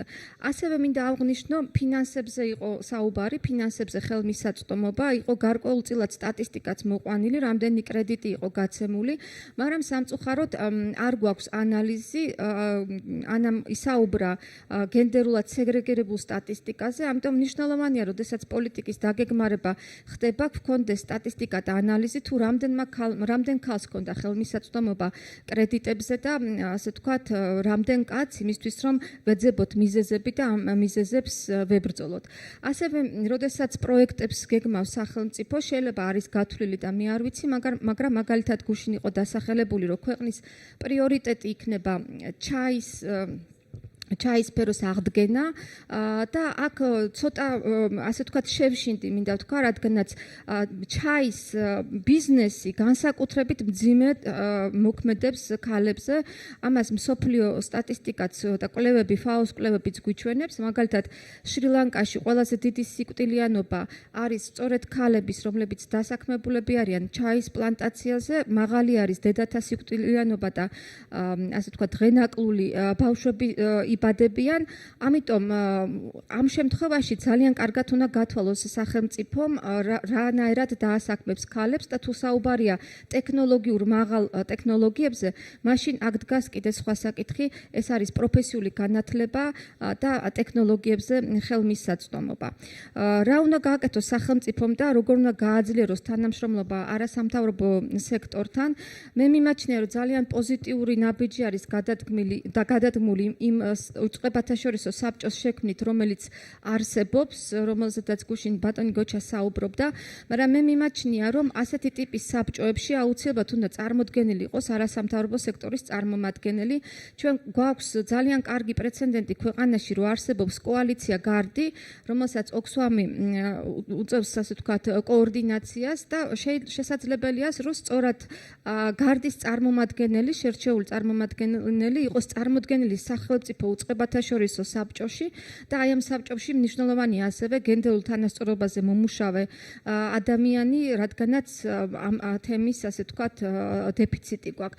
ასეთი ტიპის გამოცდილება თანამშრომლობის გაეროს ქალთა ორგანიზაციასთან ჩვენ გვქონდა სხვა სამოქმედო გეგმის განხორციელების დროს 13 გაეროს უშიშროების საბჭოს რეზოლუციის და ამან ძალიან კარგად იმუშავა. ასეთი ტიპის საბჭოში ორი არასამთავრობო ორგანიზაცია იყო წარმოდგენილი და ასევე კონკრეტულად ბენეფიციარი და ეს იძლევა იმის საშუალებას, რომ მივიტანოთ სახელმწიფომდე ის საჭიროებები, ის გამოწვევები და ის პოტენციალი, რაც არსებობს და სახელმწიფოსგან ავიღოთ ის რა ხდება სახელმწიფოში, რა გეგმები არსებობს და რა პოლიტიკა იმისთვის, რომ მივიტანოთ ჩვენს ბენეფიციარამდე. დიდი მადლობა ყურადღებისათვის. დიდი მადლობა მაიკო. მე მგონი ძალიან სწორედ აღნიშნე, რომ ხშირ შემთხვევაში მიუხედავად იმისა, რომ ადგილი აქვს გენდერულად არასენსიტიურ პოლიტიკას, განსაკუთრებით სოფლის მეურნეობის პოლიტიკასთან დაკავშირებით არის რელევანტური, მიუხედავად ამისა, ხშირად საქმე გვაქვს არა მიზან მიმართულ მცდელობასთან, რომ ჩვენი პოლიტიკა იყოს არა გენდერულად სენსიტიური, არამედ ხშირ შემთხვევაში პოლიტიკის მიმღებ ადამიანებს არ გააჩნიათ საკმარისი და სენსიტიურობა ამ საკითხთან დაკავშირებით. აქედან გამომდინარე, ალბათ დამეთანხმები, რომ ძალიან დიდი არის სამოქალაქო საზოგადოების, მათ შორის ქალთა ორგანიზაციების როლი იმისათვის, რომ გაძლიერდეს მუშაობა სამოქალაქო სექტორსა და ამ შემთხვევაში სოფლის მეურნეობის სამინისტროს შორის და კიდევ უფრო აქტიურად ვიმუშაოთ მათთან ერთად, რომ გავაძლიეროთ, შევუწყოთ ხელი იმას, რომ მათი სენსიტიურობა ამაღლდეს, მათი კომპეტენცია ამ მიმართულებით, ამ კონკრეტული მიმართულებით იყოს უფრო მაღალი და მე ნამდვილად ხედავ ძალიან ბევრ სივრცეს იმისათვის, რომ ასეთი თანამშრომლობა კიდევ უფრო გაძლიერდეს მომავალში. ანუ აშკარაა, რომ სურვილი სახელმწიფოსგან არის, უბრალოდ ჩვენ უნდა ვეძებოთ ერთად გზები, როგორ გავაუმჯობესოთ ეს ურთიერთთანამშრომლობა, რომ გავიდეთ შედეგებზე, რომელიც ასახული იქნება დადებითი შედეგები მოსახლეობაზე, როგორც ქალზე, ისე კაცზე.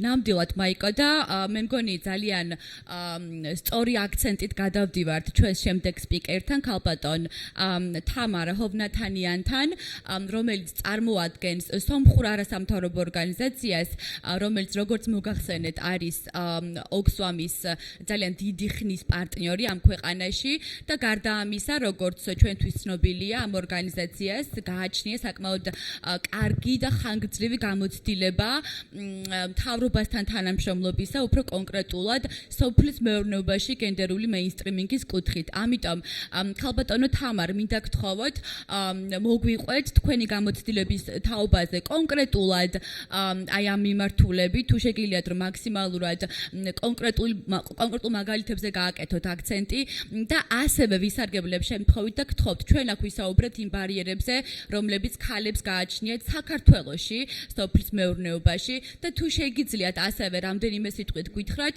თუ არის თუ არა იდენტური ეს ბარიერები სომხეთში, იმიტომ რომ კონტექსტი საკმაოდ იდენტური არის, ალბათ დამეთანხმები და თუ დაამატებდით, თუ არსებობს სომხეთში ისეთი ტიპის პრობლემები, გამოწვევები, რომლებზეც დღეს არ გვისაუბრია.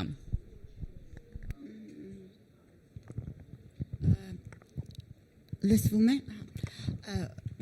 անշուշտ սկսեմ ձեր վերջին հարցադրումից անշուշտ հիմնախնդիրները նման են ու մենք նմանատիպ հետազոտություն էինք նաև կատարել Հայաստանում 2011-ին եւ պետք է ասեմ, որ նույնիսկ թվերի որոշ եւ հարցադրումների առումով բավականին նմանություն կար այն եզրակացությունների մեջ, որոնք արվել էին մեր հետազոտության մեջ եւ ներկայացված հանգարժան կոլեգայի կողմից հետազոտության եւ դա երևի բնական է որ նմանություն այնուամենայնիվ կա ես կփորձեմ ցույց տալ այն դրամաբանական քայլերի դրամաբանությունը որոնք որ արվել են նշված հիմնախնդիրները հաղթահարելու եւ նաեւ այն քայլերի մասին որոնք մենք դեռևս տեսնում ենք որ պետք է արվեն Ասեմ, որ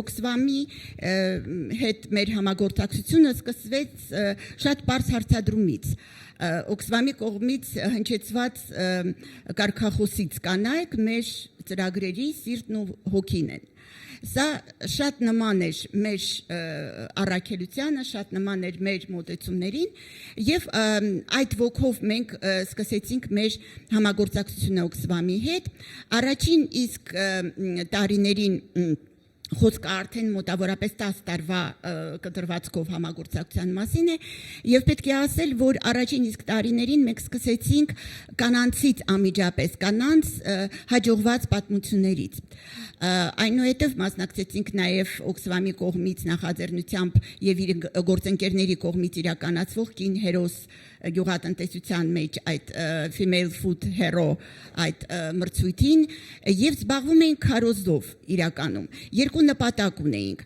առաջինը տեսանելի դարձնել գյուղի կանանց ողջ հանրապետության համար երկրորդը նաեւ փորձել ուսումնասիրել հիմնախնդիրները Եվ այստեղ, որ երկրորդ ուղղությունը, որի հետ մենք համագործակցում ենք Օքսվամի հետ, դա հետազոտություններն էին։ Ինչպես արդեն նշեցի, 2011-ին հենց առաջի հետազոտությունը կատարվեց, որը որ փորձեց ցույց տալ կանանց դերը գյուղմթերքի արտադրության շղթայում։ Հաջորդ քայլը անմիջապես դրանից հետո այն հիմնված էր այն փաստի գիտացման վրա, որ եթե մենք ուզում ենք ինչ որ բան փոխել կանանց իրավիճակում, եթե մենք ուզում ենք որ կանանց հիմնախնդիրները լուծվեն, ապա մենք պետքա անպայման ունենանք այդ հիմնախնդիրները զարգացման ծրագրերում զետեղված, որովհետև եթե ծրագրային որպես հիմնախնդիր դա չի դիտարկվում պետության կողմից, ապա նա լուծումները չի ստանա։ Եվ այստեղ որ մենք գնացինք արդեն սոցիալ-տնտեսական զարգացման գենդերային ուղղորդման ճանապարհով։ Եվ դա պետք է ասել առաջի փորձն էր երևի ընդհանրապես ծրագրերի գենդերային ուղղորդման հանրապետությունում եւ արվեց փաստորեն Օքսվամի հետ գործընկերությամբ։ Մենք սկսեցինք Տավուշի մարզից, որտեղ որ հիմնականում աշխատում է Օքսվամը եւ պետք է ասել, որ դա կաբինետային աշխատանք չէր։ Այսինքն մենք ոչ թե նստած կաբինետում որևէ եւ մեր ծրագիրը մեր աչքների առաջ դրած փորձում ենք այն ուղղորդել, այլ մենք նաեւ փորձում ենք խոսել կանանց հետ անմիջապես տեղերում խնդիրների մասին, ֆոկուս խմբեր փորձագետների հետ, ֆոկուս խմբեր իշխանության ներկայացուցիչների հետ եւ նաեւ այստեղ շատ կարեւոր էր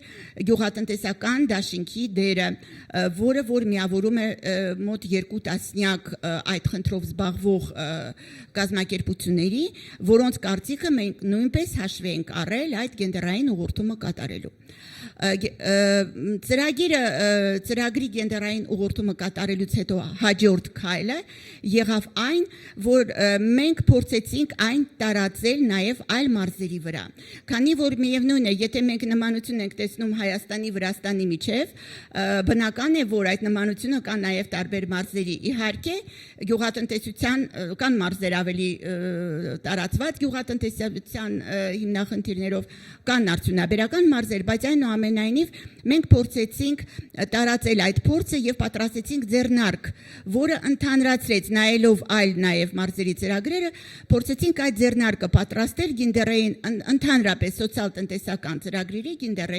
գենդերային ուղղորդման։ Միաժամանակ Դաշինքի հետ միասին պատրաստեցինք փաստաթուղթ policy paper, որը որ հենց գենդերային հիմնախնդիրներին էր վերաբերված եւ որը ներկայացվեց Դաշինքի անունից նաև կառավարությանը։ Ամիջապես հաջորդ քայլը դրանից հետո եղավ արդեն ռազմավարական ծրագրերի գենդերային ուղղորդումը։ Այսինքն մի բան է, որ սոցիալ-տնտեսական ծրագիրը առնվազն ասենք, որը 2-3 տարվա կտրվածքով է, եւ մեկ այլ բան է, որ արդեն գենդերային ուղղորդում է ստանում ռազմավարական ծրագիրը, որը որ առնվազն 10-15 տարվա կտրվածքով է։ Եվ այստեղ է, որ մենք դարձանք նաև անդամ այն աշխատանքային խմբի, որը աշխատում էր գյուղատնտեսության զարգացման ռազմավարական ծրագրի վրա, մինչև 2025 թվականն է, եւ այնտեղ փորձեցինք այն մոտեցումները, որոնք որ արդեն մենք ունեինք եւ այն փորձը, որ ունեինք մարզի մակարդակով, նաև որպեսի ինքը տեղ գտնի նաև գյուղատնտեսության զարգացման ռազմավարական ծրագրում։ Եվ այստեղ նաև պետք է ես ասեմ, որ հաջորդ քայլը ինչպիսին ենք մենք տեսնում։ Մեր ամիջապես հաջորդ քայլը մենք տեսնում ենք նրանում, որ այդ ծրագրերը, իհարկե վերջնական դեռ պետք է ասեմ, որ այդ ռազմավարական ծրագիրը դեռևս չի ընդունվել, բայց այստեղ ուղղակի տեխնիկական հարց է, երևի 1-2 ամսվա ընթացքում նա կընդունվի, եւ մենք ունենք շատ կարեւոր փաստաթուղթ եւ ունենք շատ կարեւոր հաջողություն փաստորեն այդ առումով, որ գոնե ունենք գենդերային առումով տեսլական այդ ծրագրում եւ հաջորդ քայլը այն է, որ նա իրականություն դառնա։ Ոչ մի ծրագիր չի դառնա իրականություն, եթե նա ներքևից չունի այդ ներուժը, որը որ այդ ծրագիրը իրականացնելու է։ Եվ այդ ներուժը այդ յուղի կանայք են, որոնց հետ աշխատանքը պետք է անշուշտ շարունակվի։ Ստեղ այս անշուշտ շատ կարևոր է Օքսվամի այդ փորձը կանանց կոոպերատիվների առումով, որոնք աննախադեպ էին ընդհանուր առմամբ հանրապետությունում եւ որոնք շատ կարեւոր եզրակացությունների հանգեցրեցին, դա այն է, որ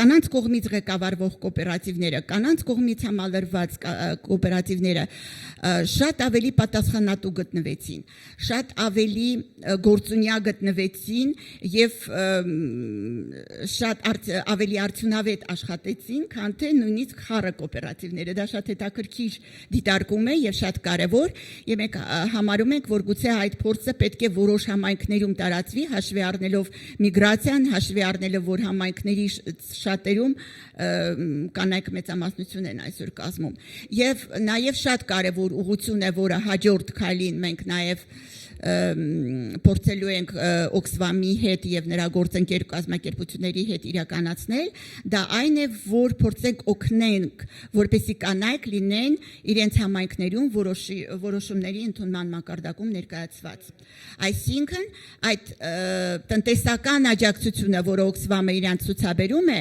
մենք ուզում ենք նաեւ, որ նա ունենա քաղաքական մակարդակում իր ուրեմն արդյունքը եւ կանայք ներկայացված լինեն նաեւ իրենց համայնքների որոշումների մակարդակում, որպեսզի նրանք ազդեցություն ունենան այն հեղինակությունը, որոնք իրենք ձեռք են բերել կոոպերատիվներում, նրանք օգտագործեն նաեւ համայնքների զարգացման վրա ազդելու համար։ Այսքանը երևի կարճ, իհարկե անշուշտ ամբողջը ներկայացնել 10 րոպեում շատ դժվար է, բայց ինձ թվում է ես տրամաբանությունը այնուամենայնիվ փորձեցի ներկայացնել։ Խնդրեմ, եթե հարցեր կան։ Եվ պետք է ասել այս մեր թերթն է, որ մենք նաև լույս է տեսնում նաև Օքսվամի աջակցությամբ նույնպես։ Այստեղ այդ փորձում ենք մենք այդ կանանց հաջողված պատմությունները եւ կայքի միջոցով եւ թերթի միջոցով ցուցադրել։ Դուք կարող եք նաև on-line այդ նորությունները կարդալ նաև անգլերեն մեր կայքում։ Thank you so much, Tamara, for your very insightful presentation. The experience with introducing the manual on gender analysis and mainstreaming with the government sounds like a very interesting initiative, and I'm sure that some of our colleagues from the civil society organizations in this room would like to further explore that. So I'm sure that we're going to have a lot more questions on that in the Q&A session. Thank you again for sharing that experience. Now, I would like to ask Nino Janashia to contribute to the panel. Nino, you represent Bridge, and it's a relatively new organization, but at the same time, I know that you have a rather ambitious program when it comes to mainstreaming gender in agricultural and food security programs. And as a newly created organization with a mandate to work in this regard, what type of engagement do you envisage with the government, and what type of policies and programs would you be willing to advocate for in order to ensure that gender equality is promoted in the sector? Thank you. Thank you very much. Hello, everyone. I represent Bridge, actually, which is newly founded organization, and I will say, as a representative of completely new organization, a few words about us. Bridge is an Oxfam spin-off organization, and gender equality, it's one of the direction we will be actively working in. So first of all, I would like to start with a question which was asked to us many times, because as you mentioned, we already started to work a little bit in gender equality issues, and the first conference which we organized was about gender and food security. And people, including media, governmental representatives, civil society, they've been asking questions. What's the relationship between gender equality and food security? Because in this country, we are talking about gender and women's representation, gender-based violence, gender rights in many other aspects, but maybe not necessarily in the food security field. To answer to this question, I would like to start with few figures. As you know, and it was mentioned, 52% of Georgian population is women, which means that this represents a very important potential for the economic development of the country. If we are looking at the Gender Global Report, Global Gender Gap Report for 2015, we can see that Georgia has a very bad position. We only rank 82nd among 145 countries according to how we are using in this country economic and political life women's potential. But on the other hand, we have a very nice position in doing business report, but we don't have a very nice position in women's economic opportunity index, which means that in this country, we are not creating very enabling environment for women in order to make them chance to have economic activity. Also, it is very important to mention gender pay gap. We all know gender pay gap exists in every country around the world, and Georgia is not exception, but in Georgia, it's very significant, and it exists in every field of economy, including agricultural field, and it represents 57%. And from 2007, this figure has been doubled. It was mentioned that women represent an important economic workforce in agriculture.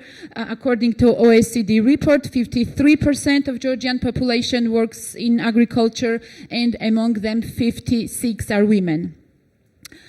So why we have to consider these inequalities while we are discussing food security and nutrition issues? We all know food security covers two main aspects, food production and access to food. And according to now classical FAO definition, food security is ensured when all people have the access to sufficient and nutritious food. And I really believe that by all people, the term itself of all people encompasses in itself men and women, equal representation of men and women in the food production process, and also equal opportunities to them in access to food process. But as a country, we have also internal and international obligations to ensure gender equality. And I think that food security policy should be based also on the implementation of these obligations by the Parliament, by the Ministry of Agriculture, other stakeholders. And let's just have a look. What are these international obligations first, and after we will discuss internal obligations and how we are implementing them today. In 1994, Georgia made an important decision to join the CEDAW Convention, the Convention of Elimination of All Forms of Discrimination Against Women. And CEDAW Convention established a committee, CEDAW Committee, which verifies every 2 years the compliance of the country with the obligations we have undertaken under this convention. And 2014 was the last examination for Georgia, and we have to answer in July 2016 to these recommendations. So what CEDAW committee recommended? CEDAW committee thinks that rural women have to have adequate accesses to basic services. CEDAW committee also thinks that women have to have equal opportunities comparing to men. Also, women have to participate equally in the political life of the country, especially in the agricultural sector. And another recommendations, and right now we are discussing this recommendation very often in Georgia, it's to have gender segregated data of land ownership. So what we are doing in order to respond to these recommendations? Gender differences, and I will not repeat the figures which we already mentioned, gender differences are observed in various resources such as land, water, their use, their ownership. Regarding the economic opportunities, just one example, access to finances in this country, in the agricultural sector, it's much more difficult for women comparing to men. Financial institutions, and statistics can prove this once again, have less confidence toward women-owned business. Regarding the adequate representation of women in the representative bodies at the local, at the central level, I cannot finish this conversation without mentioning what we as a civil society initiated recently this year in the parliament. Gender quotas in the parliamentarian lists, because in Georgia, since the independence, so let's say for 25 years, women's representation in the local and the central bodies did not exceed 11%. So we don't have any kind of evolution, and one of the recommendations of CEDAW Commission is to adopt temporary measures, gender quotas, for the parliamentarian elections and local elections. Unfortunately, Georgian parliament is not ready to ensure gender equality, and this initiative was rejected. Another initiative was also rejected, and I think for the next elections we will be in the situation that we will not be in compliance with this particular recommendation of CEDAW committee. Regarding the gender segregated data, we don't have any official gender segregated data on land ownership, but roughly we know that about 20% of landowners are women. What can we do at this regard? It's due to different kind of gender stereotypes existing in the country, and I think civil society, government, everyone should implement actively awareness-raising campaigns and different kind of programs in order to raise awareness in agricultural sector, in rural areas regarding the women's rights. Internal obligations, just few words. We have law on gender equality of Georgia adopted in 2010, and we also have the national action plan on gender equality. The action plan places emphasis on the support of women involved in agriculture production, including empowerment of their knowledge and skills and their involvement in agricultural business in cooperatives. During the conference, we all agreed that one of the best measures in order to ensure food security is to support smallholder farmers, to support cooperatives, including women cooperatives, especially cooperatives which are owned by women. And as Elena mentioned, there are very few cooperatives. First of all, there are very few people who are involved in cooperatives in the rural area and very few women. Only 25 people, comparing to the whole figures, 25 members of cooperatives are only women. Also, empowerment of women and making them more skilled for having agricultural business. Access to information, it's very problematic in the rural areas, and there are different reasons for it, but one of the reasons may be the double burden. Women have the burden of domestic tasks, of agricultural tasks, and it creates some kind of inequalities when it comes to access to the information. And I just will finish by the question why we are not implementing these obligations. What is our problem? What we need to implement them? We cannot deny that in Georgia, during the last 10 years, we made significant progress by having very exhaustive gender equality legislation. Parliament somehow, due to the pressure from the international community, local NGO sector, was obliged to adopt this legislation. But why it's not implementing? Three main reasons. First of all, there is no clear division of responsibilities. If you go, for example, in the Ministry of Agriculture, you don't know who is in charge of the implementation of gender equality obligations regarding the agriculture. Second problem, there is no resources for it. We have the law, but we don't have budgetary planning for this law. Maybe this shows that there is no clear will from the government to implement this legislation. And third, there is no coordination and no real monitoring. In the Parliament, we have the Body Gender Equality Committee, which is supposed to be in charge of the examination of every law from the gender perspective. And this committee is not really effectively doing this. 99% of laws are not examined from the gender perspective, which means that our legislation lacks terribly gender sensitivity.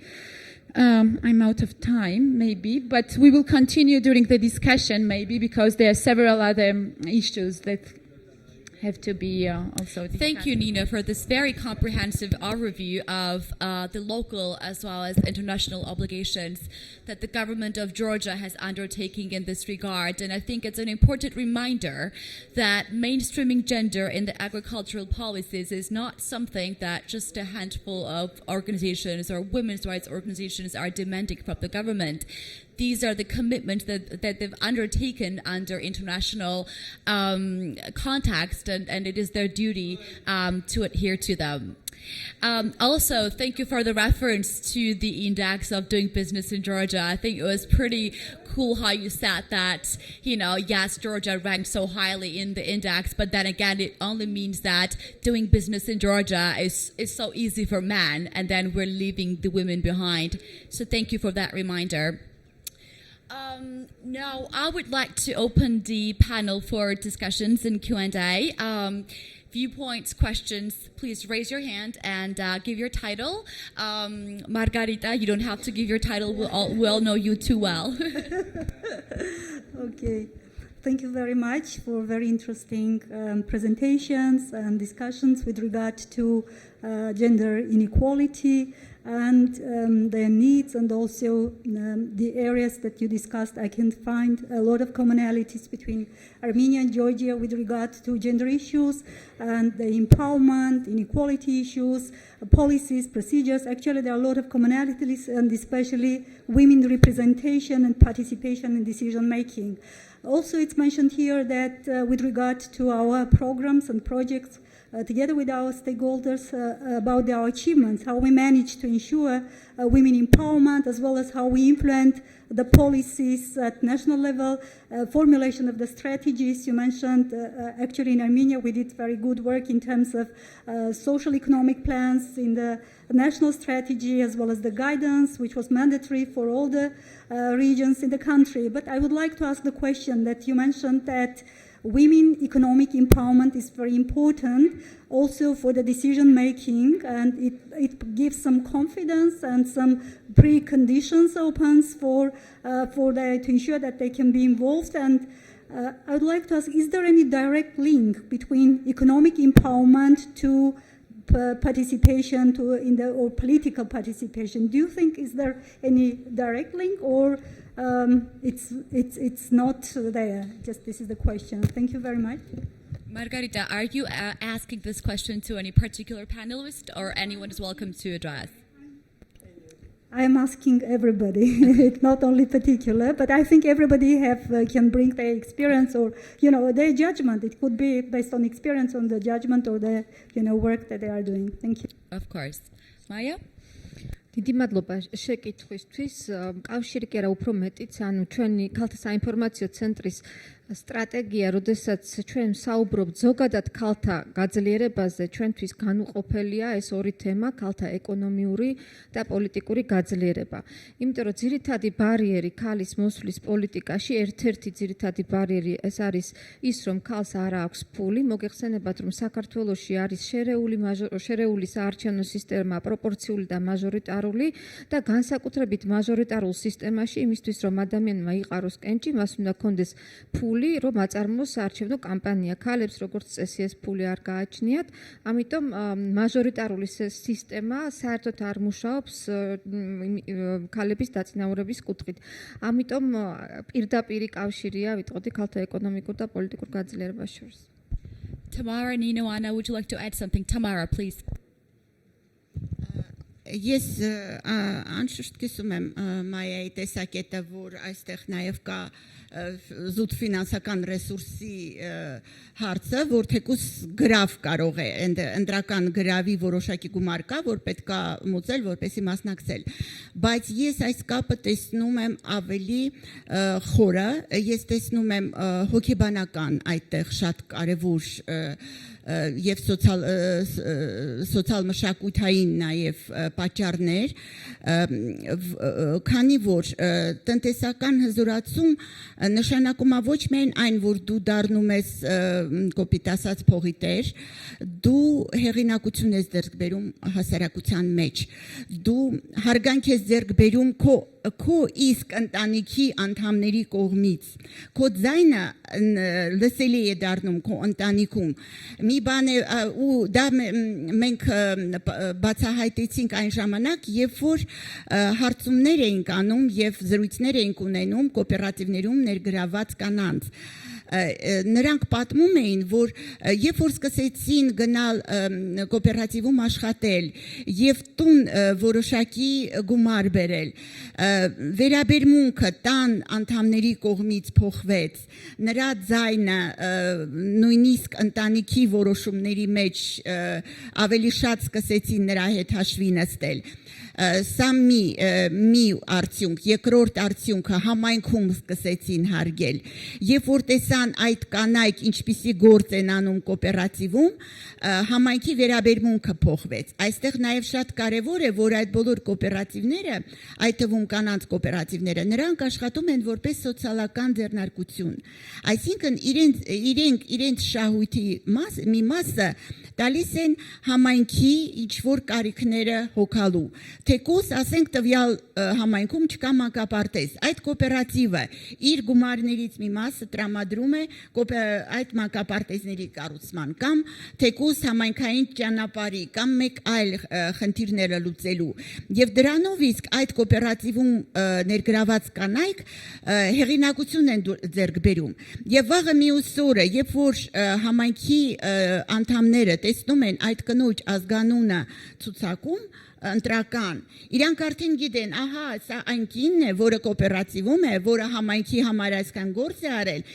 եւ նա մեխանիկորեն ստանում է ձայները այսինքն այստեղ այդ սոցիալ հոգեբանական գործոնը նույնիսկ ավելին է քան թե այն հնարավորությունը որ ինքը կարող է գրավը ծածկել ավելա էֆեկտը Երկրորդ մոմենտը, եթե մենք դա տեսնում էինք մենակ ասենք զրույցների մակարդակով ուսումնասիրության, ապա հիմա հետազոտություն է արել Օքսվամի կողմից Օքսվամի գործընկեր կազմակերպությունը ԵՊՀ գնդերային հետազոտությունների եւ առաջնորդության կենտրոնը մի ամիս առաջ վերջացել է, դեռևս չի հրապարակվել, շնորհանդեսը այս մոտակա ժամանակներում կլինի, հետազոտությունը նվիրված է հենց այդ խնդրին, ինչ չափով է իրականում տնտեսական հնարավորությունների ընդլայնումը ազդում քաղաքական մասնակցության վրա։ Ես պետք է ասեմ, որ սա նաև տրենդ է միջազգային մոտեցումներում։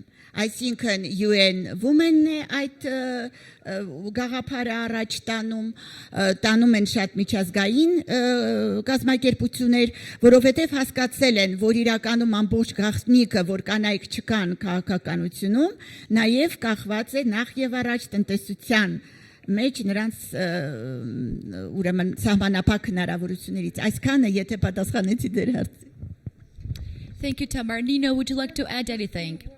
Yes. Just a few words. Yes. What's the link between the representation of women in the legislative bodies, local at the central level, and women's economic empowerment? And I would like to respond by examples. Every single initiative in the Parliament of Georgia regarding women's rights, regarding access to kindergarten, paid leave for pregnancy or childbirth is initiated by women. I don't want to say that men don't really understand what are the gender issues and what can be women issues, but I think women understand better the problematic of other women and the necessity and the needs.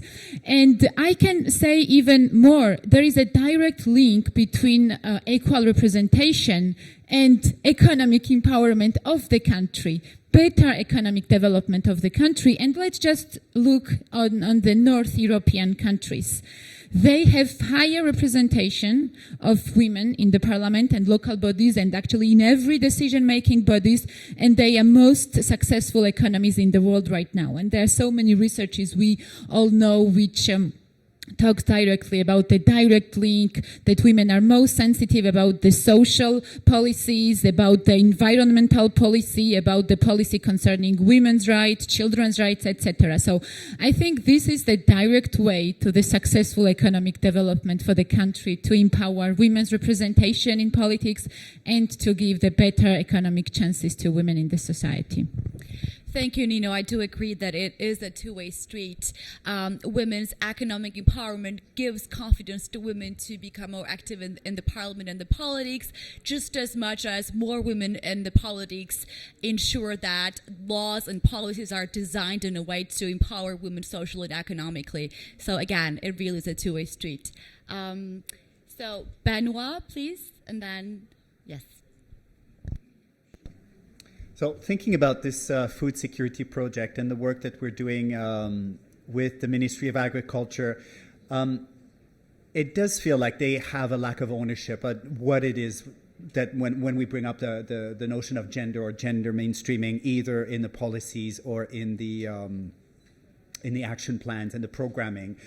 I guess I don't expect quick answers from you, but would you have any idea?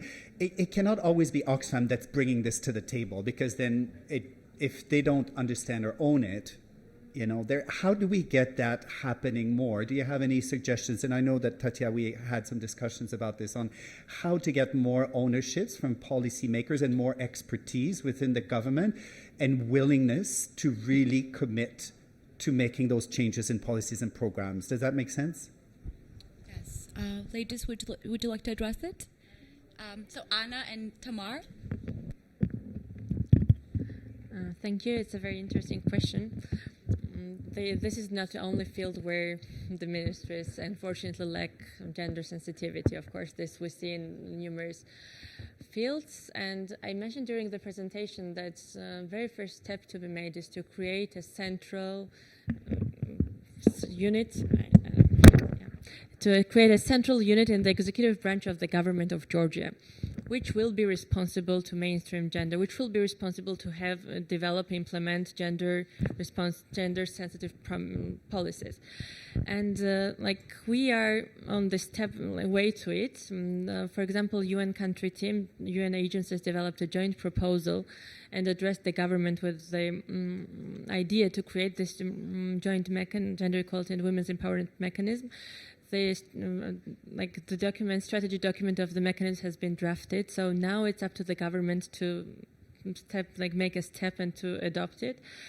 And this will give us the interlocutor, let's say, counterparts with whom we can direct have the dialogue and who will be responsible about this in the government. Now we have the one assistant of the Prime Minister of Georgia in gender and human rights.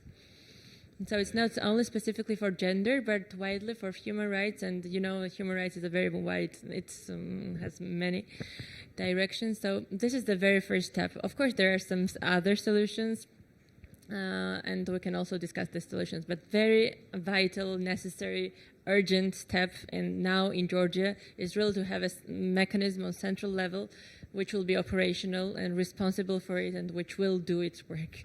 Thank you. Thank you, Anna. Tamar, and then Elena.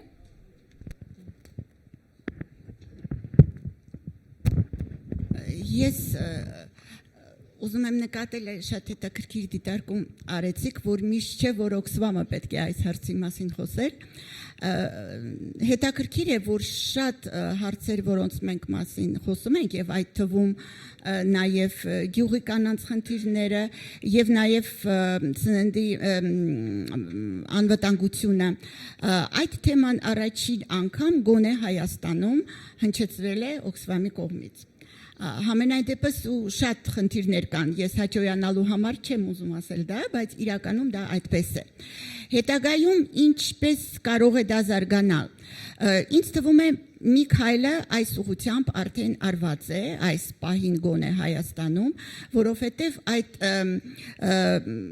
food security հարցը փաստորեն մտել է արդեն գյուղատնտեսության զարգացման ռազմավարական ծրագիր։ Իսկ ռազմավարական ընդ որում առաջի անգամ մտավ եւ հարցը Պարինի անվտանգության եւ գենդերային հարցերը մտան։ Այսինքն, եթե մենք ռազմավարական ծրագրում առնվազն ունենք գոնե այս ուղղությունը արդեն նախանշված, դա հույս է ներշնչում, որ այս հարցերը շարունակվելու են, անկախ նրանից հետագայում Օքսվամ առաջ է տանելու այս խնդիրը, թե չի տանելու, բայց գոնե շարունակվելու են։ Երկրորդ, ասենք, որ գործոնը, որը հույս է ներշնչում, որ այս հարցերը նորից կհնչեցվեն եւ կշարունակվեն, դա այն է, որ Պարինի անվտանգությունը մաս է կազմում կայուն զարգացման նպատակների։ Իսկ կայուն զարգացման նպատակների շրջանակում բոլոր պետությունները որոշակի արդեն պարտավորություններ են վերցրել եւ այս հարցը նույնպես իր շարունակությունը կգտնի։ Եվ երրորդ գործոնը, որը ես նույնպես արդեն գենդերային տեսանկյունից ուզում եմ ասել, որ եթե մենք հաճախ ասում ենք, որ կանայք հանդիսանում են աղքատության խոսնակներ, այսինքն երբ որ պետք է խոսել աղքատության մասին ընտանիքում կամ անմիջապես կինն է բարձրաձայնում այս խնդիրները։ Ու ես համարում եմ, որ սննդի անվտանգության հարցում կանայք նույնպես խոսնակներ են, բայց արդեն դրական առումով։ Այսինքն կանանց միջոցով կարելի է այս հարցերը շատ արագ տարածել եւ շատ լավ արդյունքների հասնել, որովհետեւ վերջապես գոնե ընտանիքի մակարդակով, համայնքի մակարդակով կանայք պատասխանատու են սննդի անվտանգության համար։ Սա իմ կարծիքն է։ Thank you, Tamar. Elena, would you like to add something to this? დიდი მადლობა ძალიან საინტერესო შეკითხვისთვის. დამაფიქრა უფრო მეტად კიდევ ამ შეკითხვამ. ანუ ის რაც ანამ თქვა არის ძალიან მნიშვნელოვანი საუწყებათა შორისო საბჭოების შექმნა და ჩვენის პრაქტიკაში ეს პოზიტიურია, თუმცა ასეთი ტიპის საბჭოები სამწუხაროდ დღესდღეობით ვერ მუშაობს გარე დახმარების გარეშე მაინც, ანუ საერთაშორისო ორგანიზაციების გარეშე და არასამთავრობო ორგანიზაციების გარეშე. და შესაბამისად ჩვენ ვღებულობთ ისეთ სურათს, შემდგომ, როდესაც მარტივად ჩანს, ამას დიდი ანალიზი არ უნდა, მაგალითად, როდესაც ვკითხულობთ სამთავრობო ანგარიშებს, ნახსენები იყო აქ სიდო კომიტეტის ანგარიში ან სხვა ნებისმიერი ანგარიში გენდერის კუთხით, იქ შეიძლება ითქვას, რომ ეს ანგარიში არის არასამთავრობო ორგანიზაციის ან რომელიმე საერთაშორისო ორგანიზაციის მიერ ჩატარებული. ამიტომ ერთ-ერთი გზა ვეთანხმებიან, შეიძლება ამ მიმართულებით გავაგრძელოთ, მაგრამ სხვა რაღაცებიც არის გასაკეთებელი. ერთ-ერთი შეიძლება იყოს კონკურენციის გარემოს შექმნა, იმიტომ რომ სწორედ UN Women-თან თანამშრომლობით ჩვენ მივიღეთ ის შედეგი, რომ მოხდა ძალიან კარგი შედეგი გენდერული მეინსტრიმინგის თავდაცვის სამინისტროში, რის შემდეგაც შინაგან საქმეთა სამინისტრომ გთხოვა თვითონ დახმარება. და კიდევ ერთი მაგალითით ვფიქრობ, ეს არის ყველაზე მნიშვნელოვანი და სავალდებულო ოქსფამთან თანამშრომლობით ჩვენ მივიღეთ არაჩვეულებრივი შედეგი.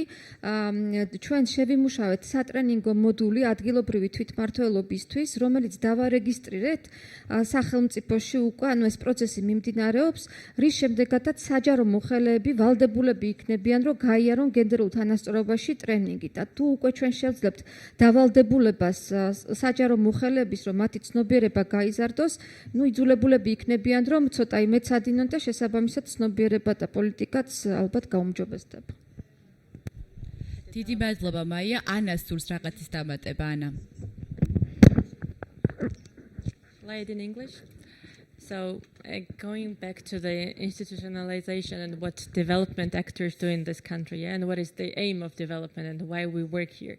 Of course, we have some successful initiatives. For example, like Maya mentioned with MOD, we initiated gender mainstreaming within security sector. It's very successful, but it completely depended on our initiative. The same for Oxfam, like you initiated, and it's based on your initiative. Of course, to make it more sustainable, and I think this is the goal, ultimate goal of every development organization. We're not NGOs, we're development organizations who are working to increase the capacity of the government. We need these mechanisms which will be like playing central role and have ownership, because like this we can mainstream one policy, two policies, we can train one civil servant, two civil servants, but if it's not part of institution and if it's not part of the functioning system, then it's like civil servants change. We know after every election we know that policies change, so it will be like ad hoc initiatives and it will not be sustainable. And I think for us it's very crucial, vital, I will say, to have system, to work with the system, and then which will really have create the ownership of the government. That's like the goal. And of course there are different mechanisms. Of course mainstreaming and good examples and incentives and initiatives are very important, but the goal is, I think, to have something sustainable more. Thank you, Anna. I agree with all the speakers. Absolutely, creation of institutional mechanisms is very important to answer Banua's question, as well as capacity building of governmental organizations. But I also think that there is also a lot of room for creating spaces for dialogue between civil society organizations and the governmental organizations that work in this regard. Maya and Anna both mentioned MOD, successful cooperation with the Ministry of Defense, where gender mainstreaming is going very effectively.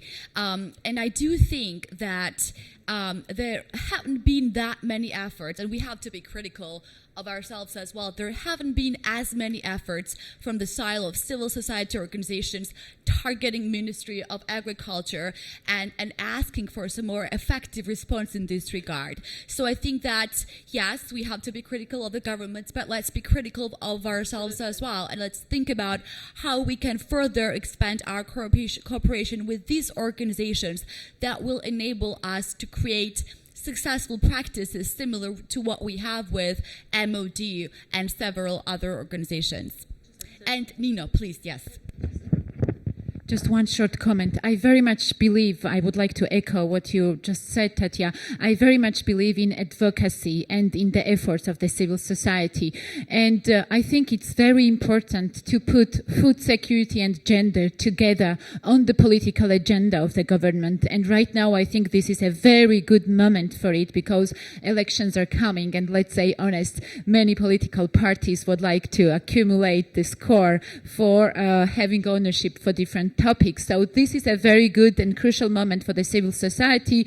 And I have to say, we are doing this already as an alliance of agriculture and rural development.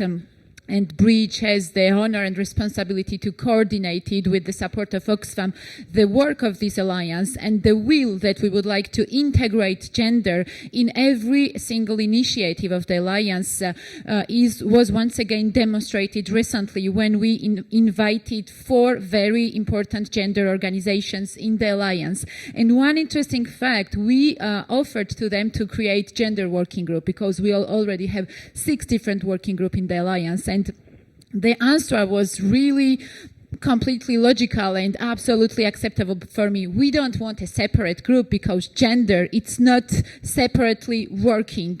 We would like to work in every working group in order to integrate gender and mainstream from the gender perspective every single initiative of the alliance. So I think we should be together, unite the efforts. Maybe it seems pathetic, but I mean, it's very important to unite the efforts and to try to put in the political agenda of the government the concrete topic of food security and gender. Thank you, Nina. Other questions? Yes, please. And then I think over on the table, Anna. There's another lady behind you who would like to speak up. So first and the second. Thank you. მოგესალმებით, ირინე ფხოველიშვილი, ფერმერ ქალთა ასოციაციის თავმჯდომარე. ძალიან მიხარია, რომ ასე კარგად დაისვა საკითხები ქალ ფერმერთა შესახებ და რაც შეიძლება მეტი ქალი სოფლის მეურნეობასა და კოოპერატივებში. უნდა გითხრათ, რომ ეს ორგანიზაცია დაფუძნდა 2013 წლის 20 ივნისს, რაღაც 2-3 დღეში ჩვენ ხვდებით 3 წლის და ორგანიზაცია დააფუძნეს იმ ქალბატონებმა, რომლის პროფესიაც არ ყოფილა სოფლის მეურნეობის რომელიმე დარგი. მათი პროფესიები იყო სხვადასხვა, ექიმი, იურისტი, ინჟინერი და ასე შემდეგ, მაგრამ გაეროს განვითარების პროგრამის დაფუძნებულ ფერმერთა საკონსულტაციო საინფორმაციო ცენტრში, ანუ ექსტენსიის ცენტრში მიღებული ცოდნის შედეგად უკვე მიმართულებები ჩამოყალიბდა და თავდაპირველად დაფუძნება მოხდა მხოლოდ 17 ქალბატონის მხრიდან, ესენი იყვნენ 5 კახეთის რეგიონის 5 რაიონის წარმომადგენელი და დღეისთვის უკვე მთლიანად მოვიცავთ, ასე ვთქვათ, საქართველოს. ჩვენ კვლევებს ვაკეთებთ როგორც კახეთის რეგიონის მასშტაბით, დავამთავრეთ გასვლები შიდა ქართლში, გავდივართ აჭარას, რაჭა-ლეჩხუმსა და ქვემო სვანეთში. რამდენად დღევანდელი ეს შეხვედრა ჩემთვის ძალიან მნიშვნელოვანი იყო და უნდა გითხრათ, რომ ძალიან ბევრ საკითხებში დამეხმარება აქ მიღებული ინფორმაცია და შესაძლებლობა მექნება უფრო უკეთ შევხედო იმ სიტუაციას, რაც არის რეგიონებში. ძალიან ბევრი კვლევა იქნა გამოქვეყნებული, მაგრამ მე მაინც მინდა ყურადღება გავამახვილო ერთ საკითხს. ეს არის ქალების საკუთრებაში არსებული მიწის ნაკვეთები. გეთანხმებით, ეს არის ასე ვთქვათ სტერეოტიპი და ტრადიცია, როდესაც კომლი ჯერ კიდევ ძველი პერიოდზე ვსაუბრობ, როდესაც არსებობდა სასოფლო-სამეურნეო კომლი, როდესაც კომლი იყრებოდა, ქალს არ ეძლეოდა არანაირი წილი ოჯახიდან. მე ვიყავი ერთ-ერთი პირველი საკრებულოების 1991 წელს არჩეული საკრებულოს თავმჯდომარე და ვიცი რა მძიმე მდგომარეობა იყო სოფლებში შექმნილი ამ დროს და პირველი სტერეოტიპის დარღვევაც მაშინ მომიცია, როდესაც ქალს ისევე მივეცი წილი ოჯახიდან როგორც მამაკაცს და ამას ვერ შეეგუენ სამართალდამცავი ორგანოები, მათ შორის რაიონის პროკურორი, მაგრამ საკითხი ბოლომდე იქნა გადანილი და ამან შემდეგში უკვე სიღნაღის რაიონში ტრადიცია დამკვიდრდა და მიიღო ძალიან კარგი შედეგი. ეხლაც ასეთი სიტუაცია გვაქვს. ქალი ოჯახიდან რომ მიდის, მას არაფერი არ ეკუთვნის, ის გათხოვდა და ეკუთვნის ქმრის ოჯახს. როდესაც დგება საკითხი თუნდაც კრედიტის აღებასთან დაკავშირებით, რატომ არის რომ ქალები მცირე რაოდენობით სარგებლობენ საბანკო კრედიტებით? თუნდაც იმიტომ რომ მათ სახელზე არანაირი ქონება არ არის გაფორმებული. ქონებას იღებს ქალი მას შემდეგ რაც მეუღლე უკვდება, ანუ ქვრივდება. არ გვინდა ჩვენ დაქვრივებული ქალები, ჩვენ გვინდა ოჯახიანი ქალები, რომელსაც თავისი საკუთარი ქონება ექნება. უნდა გითხრათ, რომ 3 წლის განმავლობაში იმდენად შეიცვალა დამოკიდებულება ქალსა და სოფლის მეურნეობას შორის, რომ თუ თავდაპირველად 17 დამფუძნებელი იყო მხოლოდ და მხოლოდ ფერმერ ქალთა ასოციაციის, დღეს 170-ზე მეტ წევრს ვითვლით. და ეს რაოდენობა დარწმუნებულად კიდევ გაიზრდება, იმიტომ რომ ძალიან ბევრ რეგიონებში გველოდებიან. ჩვენ კითხულობთ იმ საჭიროებებზე და პრობლემებზე, რაც არის ქალი ფერმერებისთვის და თქვენ წარმოიდგინეთ, რომ დიდი სხვაობა ქალსა და მამაკაც ფერმერ შორის არ არსებობს. საჭიროება თითქმის ერთი და იგივეა. ჩვენ ძალიან ბევრი რამ გვაკლია იმისათვის, რომ სოფლის მეურნეობა მომგებიან ბიზნესად გარდავქმნათ, მაგრამ მეტნაკლებად რაღაც გაკეთდა იმისათვის, რომ იმედი გაჩენილიყო, სოფლის მეურნეობა არის მომგებიანი და საინტერესო. როდესაც მე ვუსმენდი ჩვენს ასე ვთქვათ მეგობარ სომხეთის წარმომადგენელს, აქ იყო ესეთი საკითხი ნათქვამი, რომ პირველ ეტაპზე დავიწყეთ წარმატებული ქალების მოძიებაო. გეთანხმებით, სწორედ წარმატებული ქალების მაგალითმა გამოიწვია ის, რომ ბევრი ქალი გამოვიდა ოჯახიდან. არასდროს არ ვთქვათ ის, რომ ქალი არ ახდენს გავლენას ოჯახში. ქალი ახდენს გავლენას ქმარზე, მაგრამ დგა ჭრდილში. დადგა დრო, რომ ქალი გამოვიდეს გარეთ და თავისი სიტყვა თქვას ხმამაღლა. ერთი რამ მინდა თქვენ დაგისვათ კითხვა. თქვენ თქვით ასეთი რამ, რომ ის ოჯახი, სადაც შემოსავალს ქალი, რომლის შემოსავალი ქალზეა დამოკიდებული, ღარიბია. მაინტერესებს ეს რომელი რეგიონის კვლევიდან გამოვლინდა, იმიტომ რომ ჩვენი წარმატებული ქალები შემოსავლიანი ოჯახები საკმაოდ მყარად და ძლიერად დგას ფეხზე. ხო, აი რა განსხვავება, იმიტომ რომ ძალიან დიდი მნიშვნელობა აქვს თუ ეს არის ეთნიკურ უმცირესობით დასახლებული სოფლების შედეგები, შესაძლებელია გასაგები იყოს.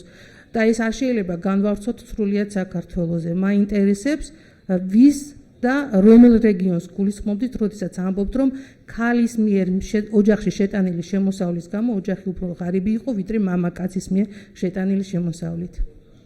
იმიტომ რომ ჩვენ კარგად ვიცით მაგალითი იმის, რომ როდესაც ქვეყანას ყველაზე ძალიან უჭერდა ქალებმა აიღეს თავის თავზე ის მძიმე ტვირთი, რასაც ქვია ოჯახის გადარჩენა და ამ ტვირთს დღესდღეობით ჯერ კიდევ ვეზიდებით, ასე ვთქვათ. დიდი მადლობა ყურადღებისთვის.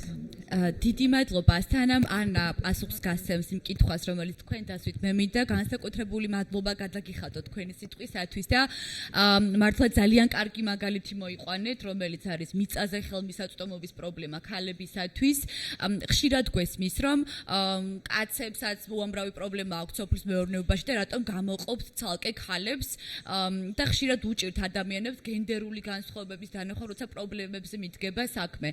და აი ეს პრობლემა მართლაც ერთ-ერთი ყველაზე მთავარი გამოწვევა არის, როცა ვსაუბრობ ქალებზე და სოფლის მეურნეობაზე, რადგან მიუხედავად იმისა, რომ საქართველოს კანონმდებლობა თანაბარ უფლებებს აწესებს, როგორც გოგონებისთვის, ისე ბიჭებისთვის და ქალებს და კაცებს თანაბრად ეკუთვნით მშობლების მემკვიდრეობა, მიუხედავად ამისა, ჩვეულებითი სამართალი მაინც ძლიერი არის, განსაკუთრებით რეგიონებში, თუმცა თბილისში ძალიან გავრცელებული არის ეს პრაქტიკა და რეალურად ოჯახის ქონების უდიდესი ნაწილი, განსაკუთრებით მაშინ, როცა უძრავ ქონებაზე არის საუბარი, გადაეცემა ვაჟებს. რა ხდება ამის შემდგომ?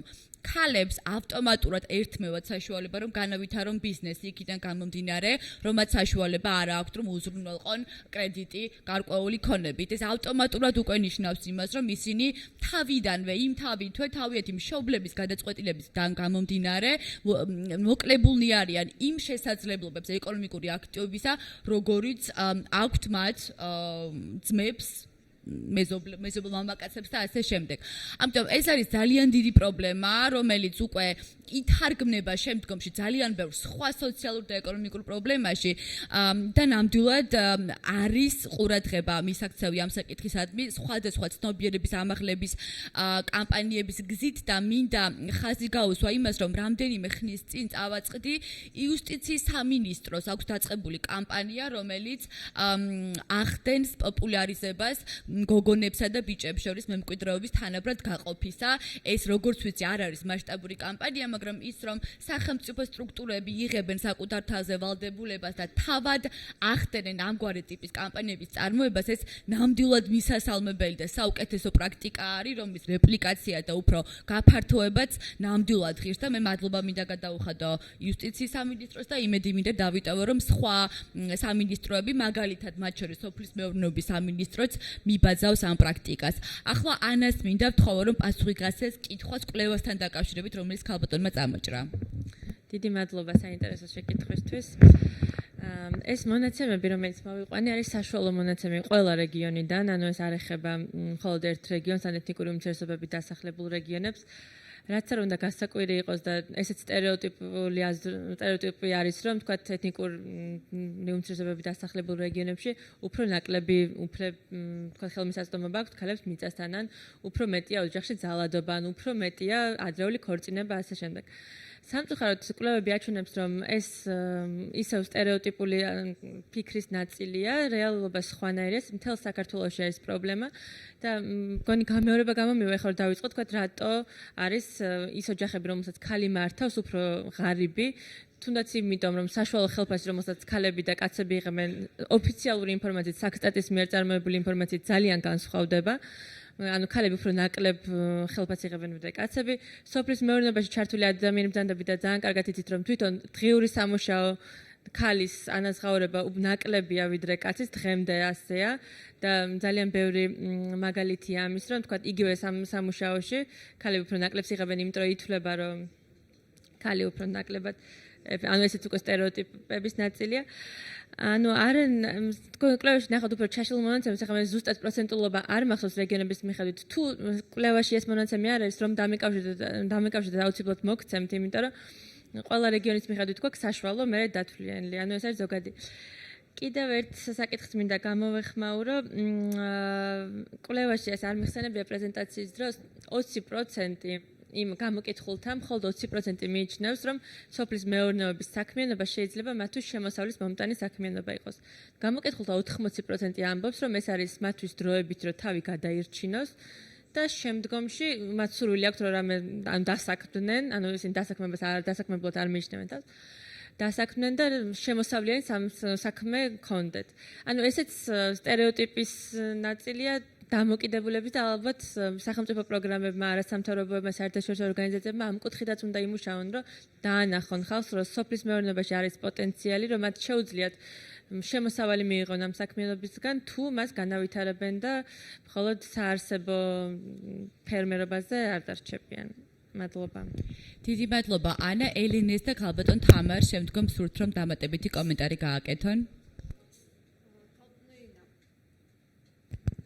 ქალბატონი, ანუ მე არ ვიცი ზუსტად კვლევის მეთოდოლოგია როგორი იყო, მაგრამ მე მგონი ძალიან ნათლად ჩანს და თქვენივე კითხვაში პასუხი ის მოდა, იმიტომ რომ დასაქმებულ ქალთა დიდი ნაწილი არის ქვრივი ქალი და მარტოხელა ქალი, რომლის ოჯახის შემოსავალი არის მხოლოდ მისი შემოსავალი და არ ჯამდება ოჯახის სხვა წევრების. შესაბამისად, ის ნაკლები არის, ვიდრე დაუშვათ ის ოჯახი, სადაც მძღვანელი პირობითად რო ვთქვათ, ასე ვთქვათ, არაგენდერულად სენსიტიურ ტერმინს გამოვიყენებ, სადაც უფროსად ითვლება მამაკაცი და მე ვფიქრობ, რომ ჩემი აზრით სწორედ აი ეს განსხვავება გვიჩვენებს და აქ კიდევ ერთ საინტერესო საკითხს ვაწყდებით, რომ քրիվի քալები და մարտოხელა քալების თავისუფლების ხარისხი უფრო მეტია იმისთვის რომ მან დაიწყოს აქტიური ცხოვრება, საზოგადოებაში ჩართვა და ეკონომიური დამოუკიდებლობა. და წინა შეკითხვას ძალიან პატარა რაღაცას ვიტყვი, რომ ჩვენ ძალიან ბევრს საუბრობთ ინსტიტუციური მექანიზმების საუწყებათაშორისო საბჭოების შექმნას, მაგრამ მე და ჩემს ორგანიზაციას გვაქვს ერთი პასუხი იმისთვის, რომ ინსტიტუციური მექანიზმი გენდერული თანასწორობის საქართველოში იყოს ძლიერი, საჭიროა პარლამენტში არა საბჭო არსებობდეს გენდერული თანასწორობის, არამედ არსებობდეს საპარლამენტო კომიტეტი, ხოლო აღმასრულებელ შტოში არსებობდეს გენდერული სამინისტრო და შეიძლება მაშინ რაღაცა გვეშველოს და არ ქმნათ დაუშვათ აი ამდენი ინსტიტუციები, რომლის კოორდინაცია მერე ძალიან რთულია. ქალბატონო თამარ, please. Ես ուզում էի ձեր հարցին պատասխանելուց ուղղակի Հայաստանի տվյալները բերել, որ նմանատիպ տվյալ է, այսինքն կանանց կողմից ղեկավարվող ընտանիքներ են կոչվում դրանք, եւ այդ ինչ խնդիր կա հա այդտեղ։ Սպասեմ։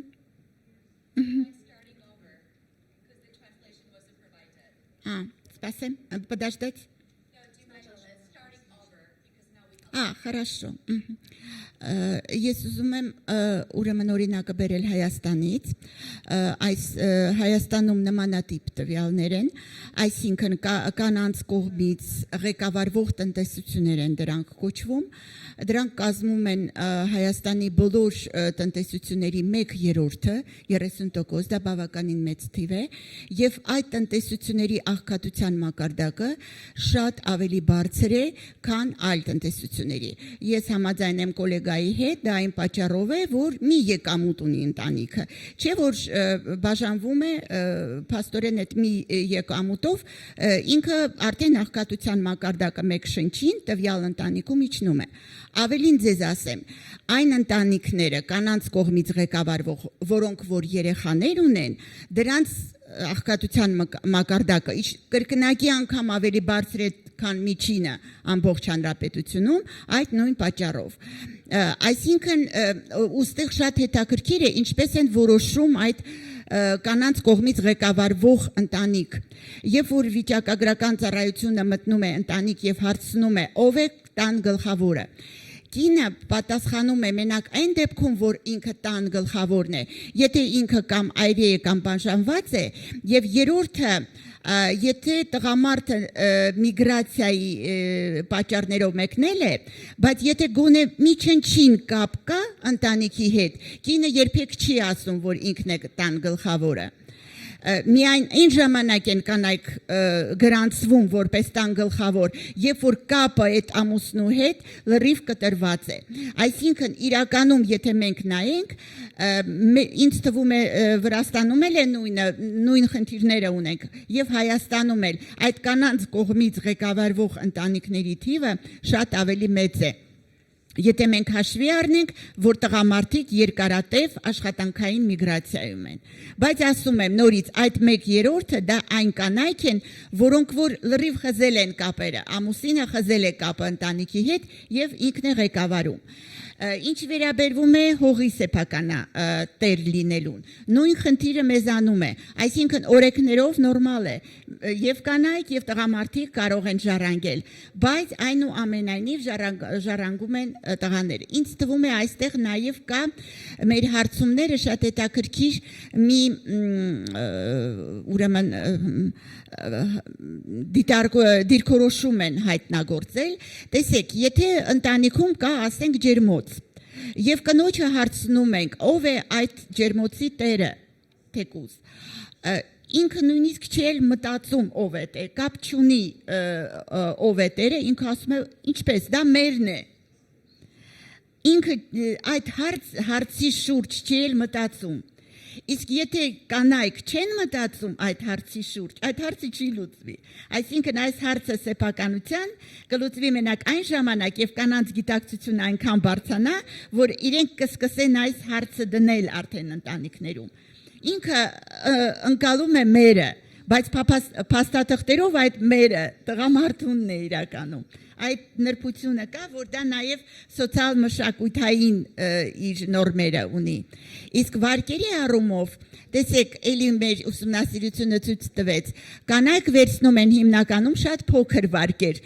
որոնք որ մեծ գրավ չեն պահանջում։ Այսինքն կանանց գրավների թիվը բավականին կանանց վարկերի թիվը մեծ է, բայց դրանք չնչին վարկեր են։ Իսկ որ դիտարկում ես տղամարդկանց կողմից եղած վարկերը, դրանք մեծ վարկեր են, որովհետև այնտեղ արդեն ուրիշ երաշխիքներ են պետք։ Չգիտեմ, էս վիճակը Հայաստանում։ Yes, Tamar, the situation that you described is very similar to the one that we have in Georgia. And I think one quick response to that would be to promote co-registration of spouses for land ownership. And another, sorry, lost it, never mind. We had another question from the table behind the camera. If that's still relevant. Could you present yourself first? Thank you. Թամարա Աբրամյան, Արազա հասարակական կազմակերպություն, իրավապաշտպան կազմակերպություն է։ Ես ուզում եմ հետևյալ հարցը բարձրացնել։ Բոլորս խոսեցինք կառավարության եւ օրենսդրության մակարդակով որոշումների կայացման գործընթացում կանանց пассив ներգրավվածության մասին։ Եվ որևէ մեկս չանդրադարձանք այն հարցին, թե որքանով կանայք իրանք պատրաստ են եւ ակտիվ են եւ պահանջատեր են, որպիսի լինեն ավելի ներգրավված որոշումների կայացման գործընթացում, որովհետեւ ըստ էության Հայաստանում կա բավականին այսպես մոտիվացնող իրավական դաշտ, օրենսդրությունը, ազգային ժողովի կանոնակարգ օրենքը, որը ամրագրում էր մինչև նախորդ ընտրությունները 25% քվոտա կանանց համար, հիմա դառել է 35% նոր ընտրական օրենսգրքի համաձայն, նախարարությունում կարծես թե խնդիրներ չկան, տեղական ընտրական մարմիններում ընդհանրապես կարծես թե կառավարությունը ինքն է շահագրգիռ, որ կանայք լինեն համայնքի ղեկավարներ եւ գիտեմ բազում հասարակական կազմակերպություններ Հայաստանում առնվազն գոնե 3-ին, որոնք տևական ծրագրեր են իրականացնում, ինչպես օրինակ ավականիների միությունը, ինչպես համասարանական կանանց կրթությամբ հասարակական կազմակերպությունը, որոնք կանանց առաջնորդության դպրոցներ ունեն, հատուկ որպիսի մոտիվացնեն եւ նախապատրաստեն ավականիների ընտրություններին։ Եվ այնուամենայնիվ կանայք շատ пассив են, շատ այսպես մի խոսքով пассив են եւ արդյոք արվելիք քայլերը, թիրախները ակտիվացնելու, իրավիճակը փոխելու իմաստ չունի ուղղորդել նաեւ հենց Իրան կնոջը եւ ոչ միայն ասենք կենտրոնացնել պետական մակարդակների, օրենսդրության, ինստիտուտների ձևավորման վրա։ Շնորհակալություն։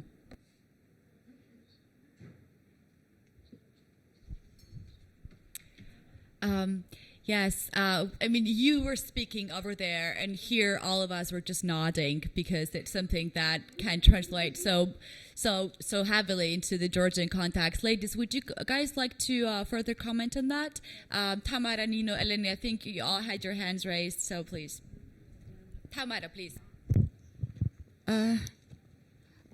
Նախ ուզում եմ իհարկե համաձայնություն հայտնել հարգարժան կոլեգայի հետ, որ անշուշտ կանանց շրջանում այդ ուղղորդման ծրագրերը, լիդերության դպրոցները, կանանց ակտիվությունը բարձրացնելու այդ ամբողջ աշխատանքը, որը արվում է, ինքը անշուշտ պետք է։ Բայց ես դա մի կողմ, դա անհրաժեշտ գործոն է։ Երկրորդ ամենակարևորը երևի ես հարցադրման հետ համաձայն չեմ կոլեգայի։ Ինչու՞։ Տեսեք, երբ որ մենք շատ նման է այն հարցադրմանը, երբ որ մենք ասում ենք աղքատները չեն ուզում հարուստ լինել կամ չեն ուզում աշխատել, որպեսզի հարուստ լինել։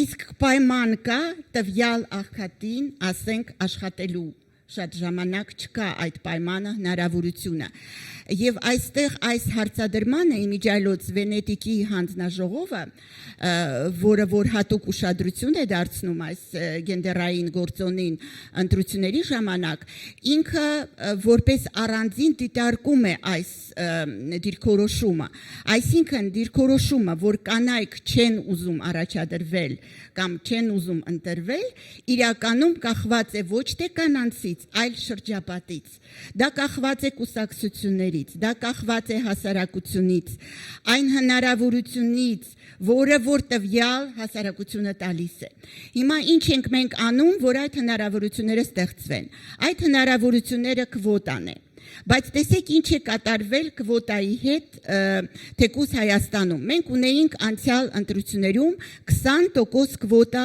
ցուցակներում խորհրդարանական ընտրություններում բայց ընտրվել են 10% ինչու որովհետև կուսակցությունները այդեն ընտրված կանանց առաջարկել են դիմել ինքնաբացարկի եւ կանայք սուսուփուս արդեն ընտրված վիճակով վերցրել են իրենց չեն վերցրել մանդատը նրանց փոխարեն անցել են տղամարդիկ արդյոք մենք կարող ենք այստեղ մեղադրել կանանց կարող ենք մեղադրել մենակ այն առումով որ ինքը թույլ է տվել որ իրեն նման ձևով կուսակցությունը վերաբերվի բայց դա այնուամենայնիվ կուսակցության մեղքն է դրա համար այս ընտրություններում հասարակական սեկտորը արդեն առաջարկել է որ գիտեք ինչ եթե քվոտա է սահմանվում ապա մանդատը ցած դնելու դեպքում այդ կնոջ փոխարեն պետք է անցնի կինը որպեսզի այդ քվոտան պահպանվի այս ընտրություններում էլի հասարակական սեկտորի դրդմամբ ոչ կառավարության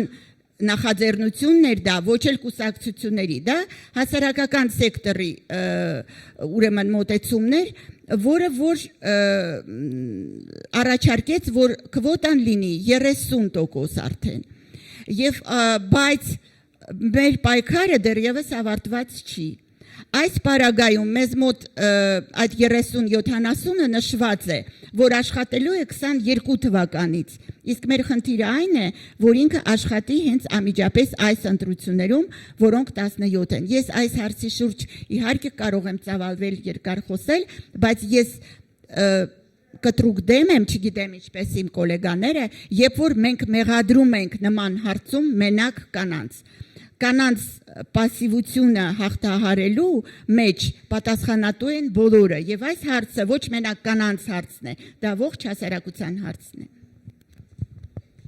This is such a controversial topic that I'm sure that we can be speaking about this for another half an hour, but we do have to be mindful of time. So, Nina, just in a couple of words and then we'll wrap up. Yeah, very short response. And actually, let me kindly disagree with both statements you made regarding the passivity of the women, which was one, and regarding the fact that incentive measures work. Armenia and Georgia are both very patriarchal societies. And during 25 years now, we can see that incentive quotas don't work in our countries.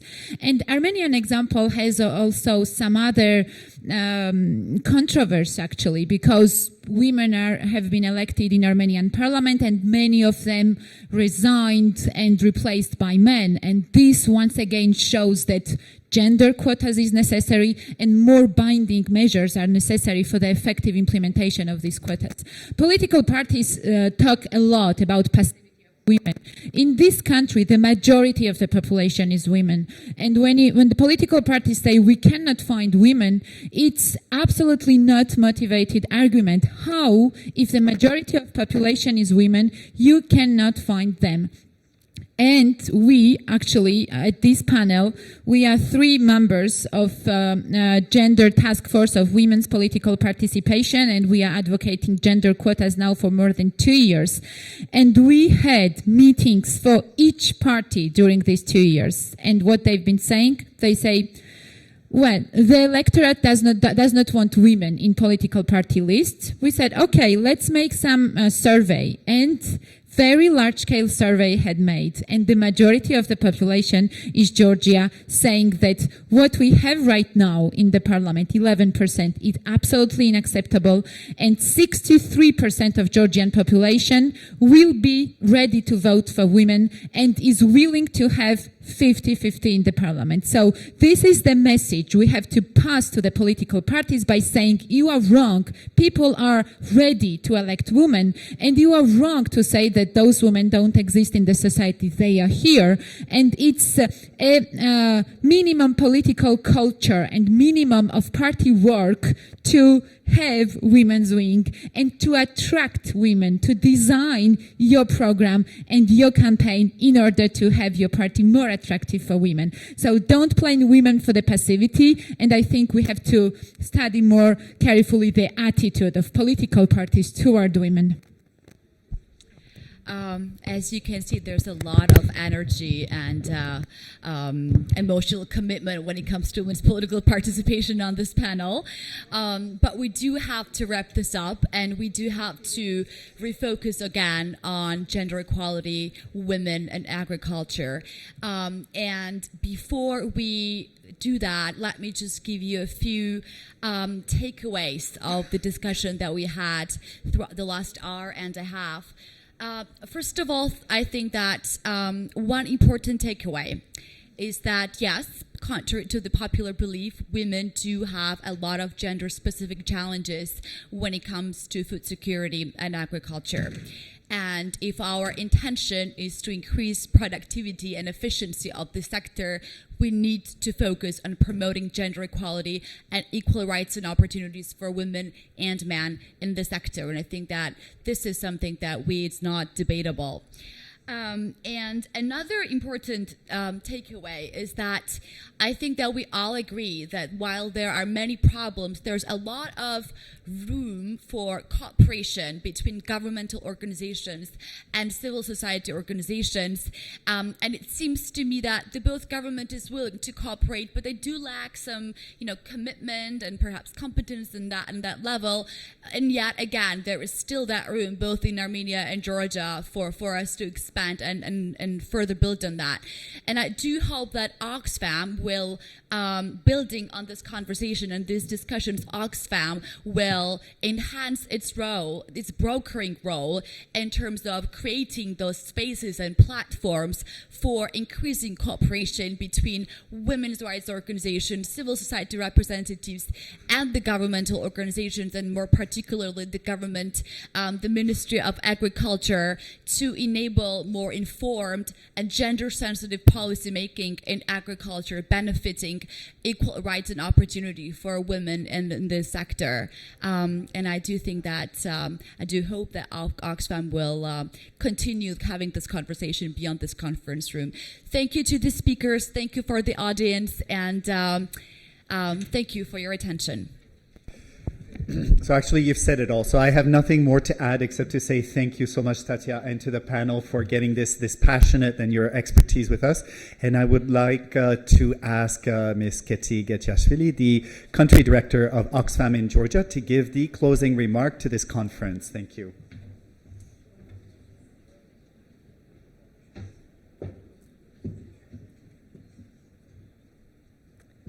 Right.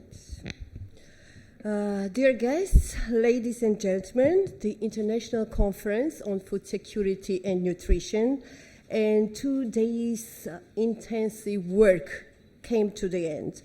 I believe this has been a great learning and knowledge sharing experience, and everyone in this room enhanced its knowledge.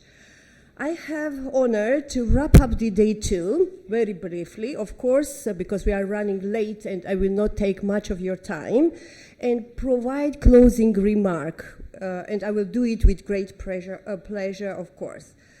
Today we had a very engaging conversation as yesterday.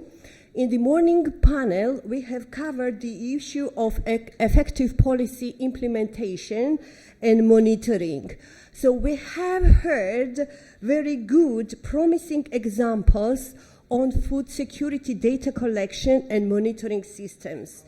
Netka Ivanova presented Bulgarian experience in FSN data collection and addressing the FS problems in respect to smallholder farmers.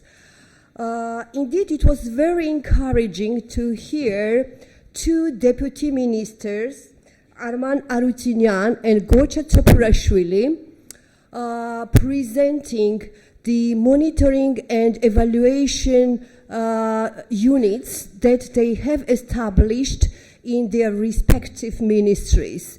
And we could feel how proud they were. And this is really very encouraging that the government representatives, they are really recognizing the need of measuring the progress, the need of measuring the impact of state policies and programs. We also heard the challenges mainly raised by ISET.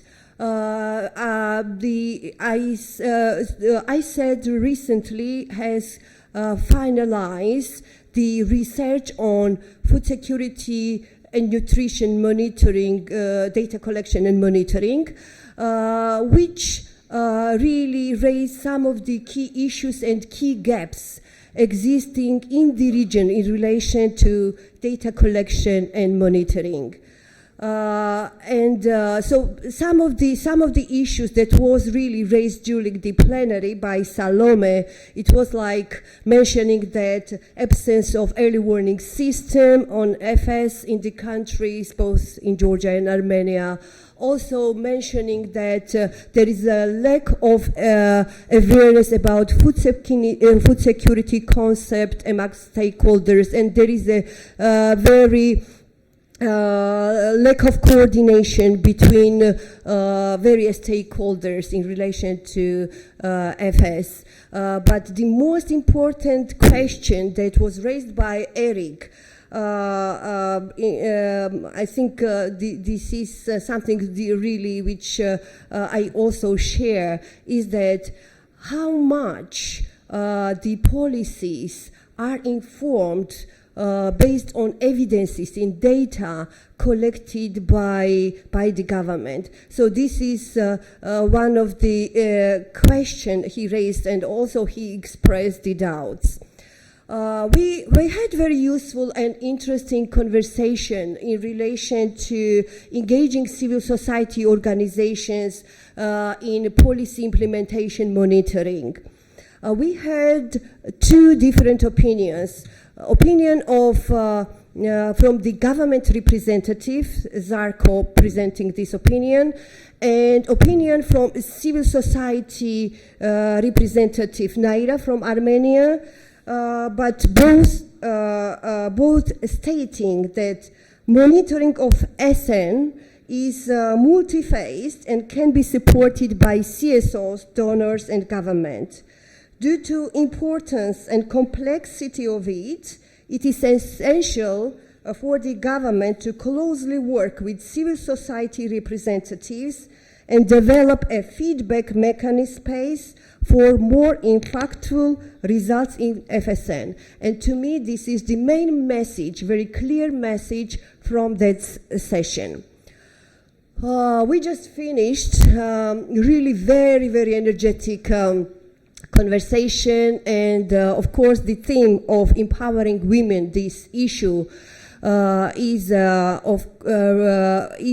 very, very important issue for all of us, I believe, who are in this room.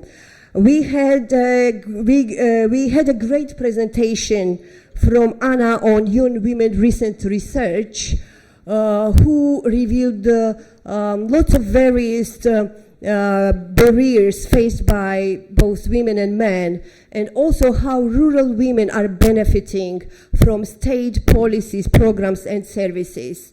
Practical examples provided by Elena and Tamara from Armenia once again confirmed that there is a need to have some practical approaches to ensure that gender is integrated in strategies, policies, and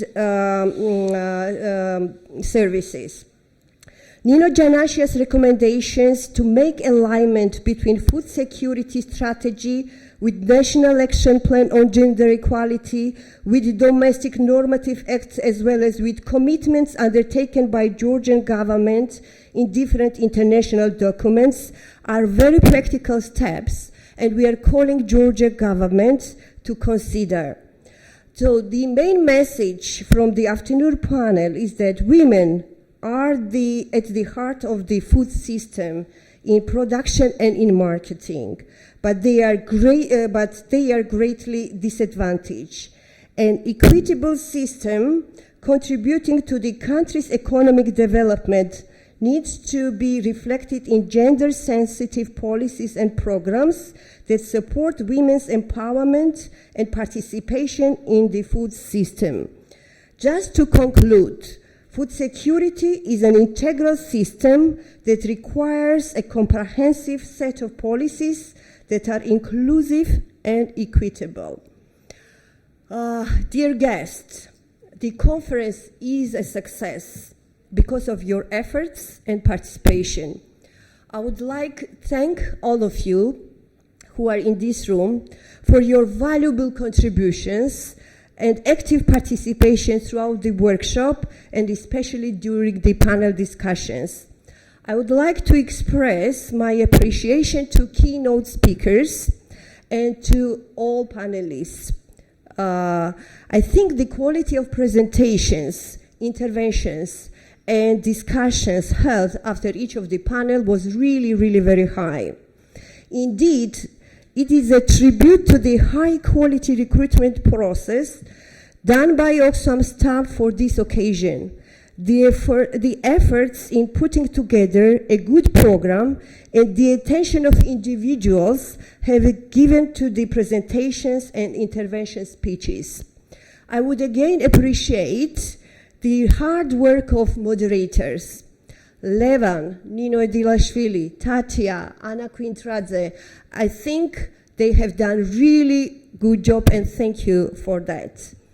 Finally, I would like to thank to all Oxfam team members. These are Benoit, of course. This is Elene, of course. This is Alec. I don't see him in this room, but it is he has contributed a lot. And this is Nanuka, Nino Guyanishvili, and many, many others. And I should not forget also Action Global, who also, and the whole team really worked really, really very hard, and they made this workshop success. Last but not least, big thanks goes to interpreters for their patience and good work. Thank you very much once again, and I hope to see you again. Thank you.